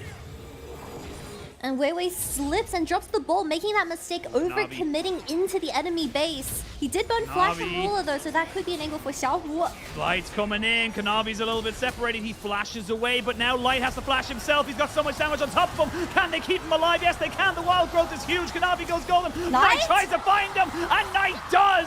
Crisp now next on the chopping block as the GA does get popped. He needs to get Knight coming back from the dead, and he does just that. That is huge from the Weibo AD carry. And they're not done just yet. Kanavi will be the next one to fall. And Weibo found themselves an opportunity even though they were 5v4. That was a 4v5 like you said, Oshin. But Knight landing a 3-man ultimate doesn't mean anything. With that G available in Light as well for the item slots, it does seem like Weibo Gaming gonna take this series away with a clean 2-0 to start off summer. I mean, great moves here from the side of Weibo Gaming. It looked like JDG may bring this one back from the brink, but it was close, but not close enough. And great macro calls coming out from the side of Weibo Gaming. Give them a 2-0 over the MSI 2023 champions. Yeah, most definitely. And I think Weibo being introduced to this Weibo roster is definitely a net positive, as we see that everyone, at least the synergy between him and the bottom lane, or between Crisp and Light, it really does work out in these team fights. I think the Shy on the Sion, at the very end, he still was able to zone out this Lucian and Nami, because when you do get to that point in the game, Lucian just doesn't provide as much compared to something like the Aphelios and Lulu, and Weibo play towards their win condition perfectly, and this is the result. I mean, great to see Weibo coming back in here. And look, yes, it sucks for JDG, but I think if you're going to lose your first series against anybody, losing against Weibo is definitely not that big of a shock, to be perfectly honest. We talked about the star power of Weibo Gaming. And again, I wanted to say, like, you know, game 1, Weibo was exceptional. Game 2, Weibo was good. Yes, he didn't get as far ahead, didn't get as much going for him, but it didn't matter because he still found kills, he still found objectives, he still was active on the map. And I, for one, as a little bit of a Xiaohu fanboy, I'm very excited to see what this Weibo lineup can do. One small piece of the puzzle changes, and this looks like a completely different team. And all Weibo needs to do is that with such a flashy start to the split, they just need to maintain consistent and take the same attitude and form to the playoffs, and that is a perfect roster for the LPL. But of course, huge credits to Weibo. We didn't see any pressure coming out of such a young jungler, and of course having his debut game up against Kanavi, who everyone thinks is the best jungler in the world right now. We saw a huge difference when it did come to those objective fights, and I just think Kanavi definitely needs to go work on his kind of a direction in the game. We saw in game 1 that he was consistently playing towards 369. Game 2, when you should be playing towards 369, he was missing. Yeah, and missing didn't get to play the game either. So the Lucian Nami, they left it out, they gave it over. And this is the thing as well. I remember I saw so many people just as we went into Champ Select on Twitter kind of saying like, oh my God, game's over. JDG just got Nico, Lucian, Nami. It's done. There's nothing to be done. It's not about the champions. It's how you play around them. I think that's the big thing that we're noticing. And yes, there are exceptionally powerful champions in their own right, but it's about how you're able to play around them, how you're able to get your own advantages. And I think that we saw today that Weibo, especially with Light, much prefer the they are willing to first pick it. They are willing to put it as their priority because Light can do stuff like that, where even if he dies, it doesn't matter because it's not enough. Yep, when you are trying to go even as that Lucian, Nami, and Aphelios and Lulu, you're just going to get eventually outscaled. And we saw that at the very end in the team fight where Light, having the GA, he survived the initial burst from Knight, but it just wasn't enough because there was absolutely no follow-up from the side of JDG. And I think Lucian, yes, it is a tier 1 duo alongside Nami right now, but if I was to personally prefer, it would be Aphelios. And I think in a tier above, it would be Zeri and Jinx.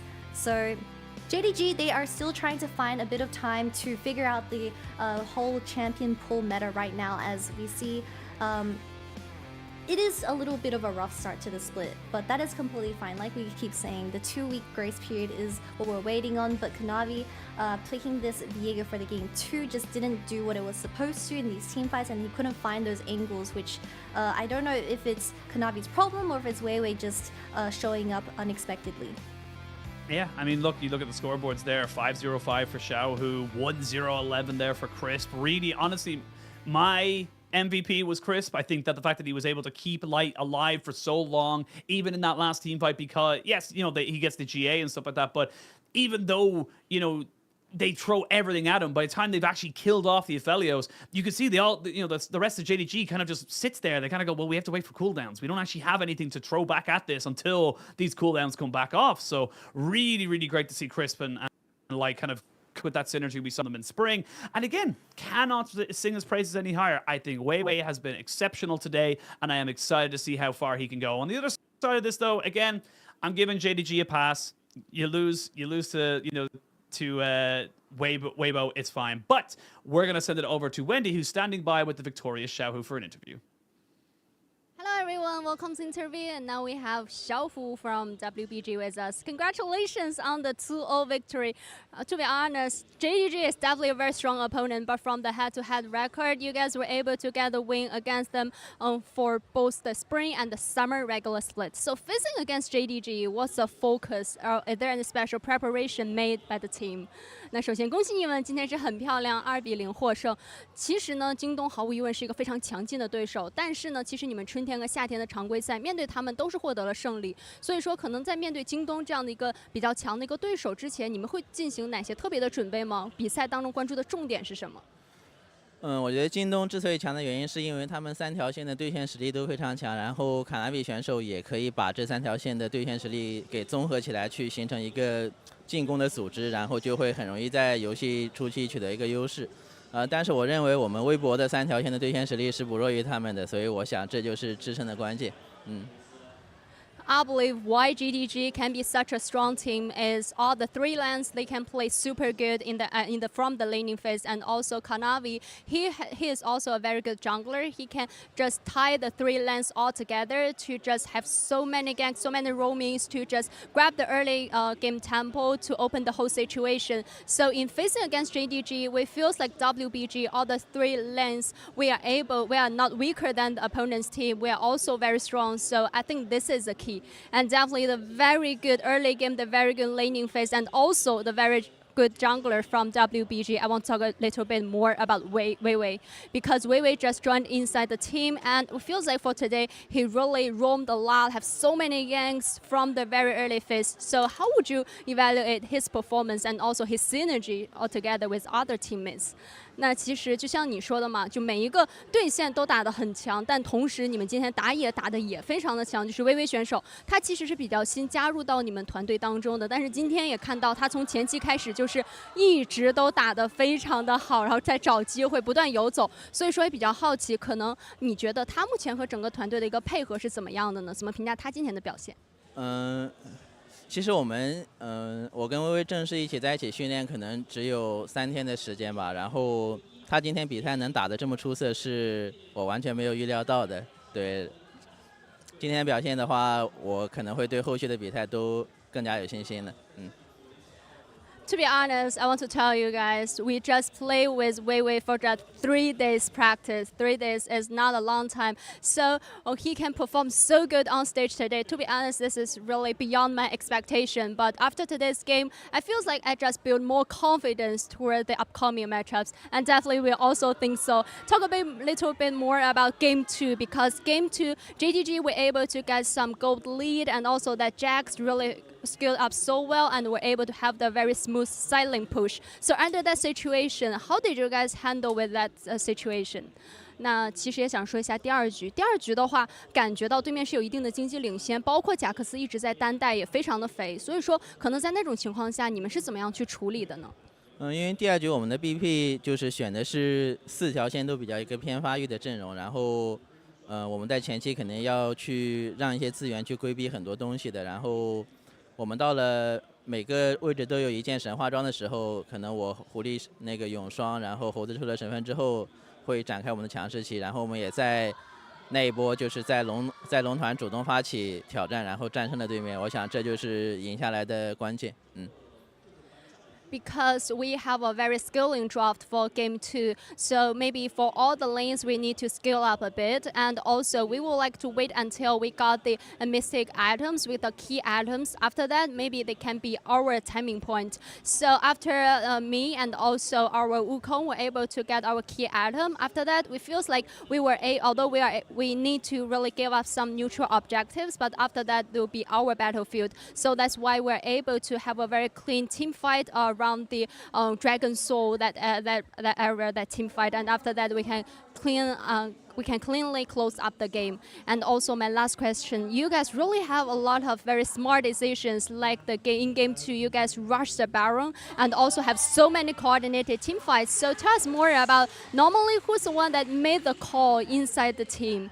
那其实感觉到你们今天有很多很聪明的决策，比如说第二局的 rush 大龙，然后包括说很配合默契的团战，所以说可能到一般游戏的中后期，谁会是队伍里那个比较来可能会是主 call 或者说指挥多一点的？我觉得主 call 的话，就是可能会给到就是拥有控制的人，就是可能我狐狸可以上去开团，然后或者是比较闲的人，就辅助时间比较多这样的人来做比较好一点。然后我们队伍也在朝这个方向发展。I feels like the one that can be the main shot caller inside the team is the one that got more CC skills. Like for me, my Ari can control the opponents, so I made more shot calls for the team. And also, if we are not like busy, like our support, maybe sometimes he will also give some suggestions to us. And also, this is the way like we would like to make some improvements on in the future. We would like to do more about this part. And definitely, thank you for the sharing and congratulations again. 再次恭喜你们，后面也加油。And back to you guys. Bye bye. Thank you so much there. I love that from Xiaohu. Right at the end, just kind of do like little bye-bye. But, you know, always great to hear from them. Always great to hear kind of, you know, he says, look, yep, we won today. Great to win, but it's not a perfect performance. We have definitely a couple of things we need to work on to make sure we can continue this. And, I mean, Weibo have now taken down JDG twice in the regular season. They won 2-1 in spring. They've now won 2-0 in summer. This is looking like a little bit of a bogey side now for the side of JDG. Off the back of the fact that our MVP from Weibo is light, and on these carries, he just is exceptional. Yeah, he survived those team fights, and that is exactly what Weibo Gaming needed, because you have Xiaohu on something like the Ari that was going Merc Trez and Everfrost, so you are truly just playing for the Aphelios in these team fights, playing front to back, and that is what they executed. And in that interview with Xiaohu, he said that for this game too, they locked in a composition that they want to scale on, and that is exactly what they played towards and executed perfectly. And it all started with Weiwei looking for this level 6 gank onto the bottom lane of JDG, and we saw that Missing was having such a tough time trying to survive any of these team fights, as you just have too much range from the Aphelios, to say the least. And we didn't really see the same thing coming out of JDG, which could potentially be a ban pick issue, but we'll have to kind of let them settle in a little bit more before I make my decisions. Absolutely. Look, we're not going to just write off JDG after one series. And again, against Weibo, a team they lost to in the regular split of spring. So this is definitely par for the course. And again, I'm very excited to see what Weibo can do moving forward. This is a very, very positive sign for them, looking towards kind of, you know, where they can kind of bring up the...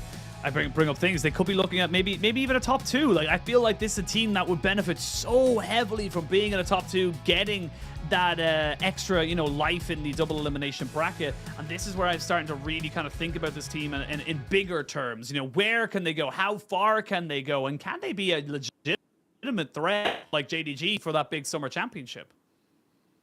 Yep, and at the very end, consistency is key for this Weibo gaming roster, and hopefully, with such a strong start to the summer split, we will be expecting them to do just as great once we approach playoff stage. But we'll have to wait and see, like we keep saying. But I think Crisp, definitely a huge 180 compared to his performance in the previous playoffs during spring. And I'm not too sure if it's just because the current champion meta favors him a lot more, where the enchanters are currently dominating the 2v2s in the bottom lane, or if he is just taken some time off during the offseason and really improved mentally as a player.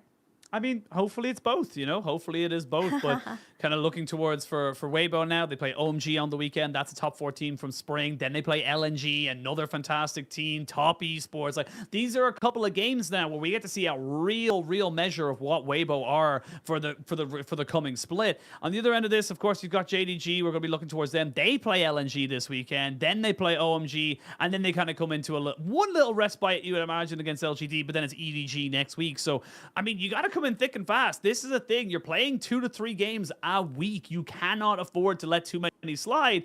We'll let it slide for this week for JDG, but I expect them to come back much stronger once they're given a couple more days to kind of, you know, catch themselves back up on the patch, get themselves a little bit more comfortable on you know, kind of where they are, and just rest up a little bit, you know?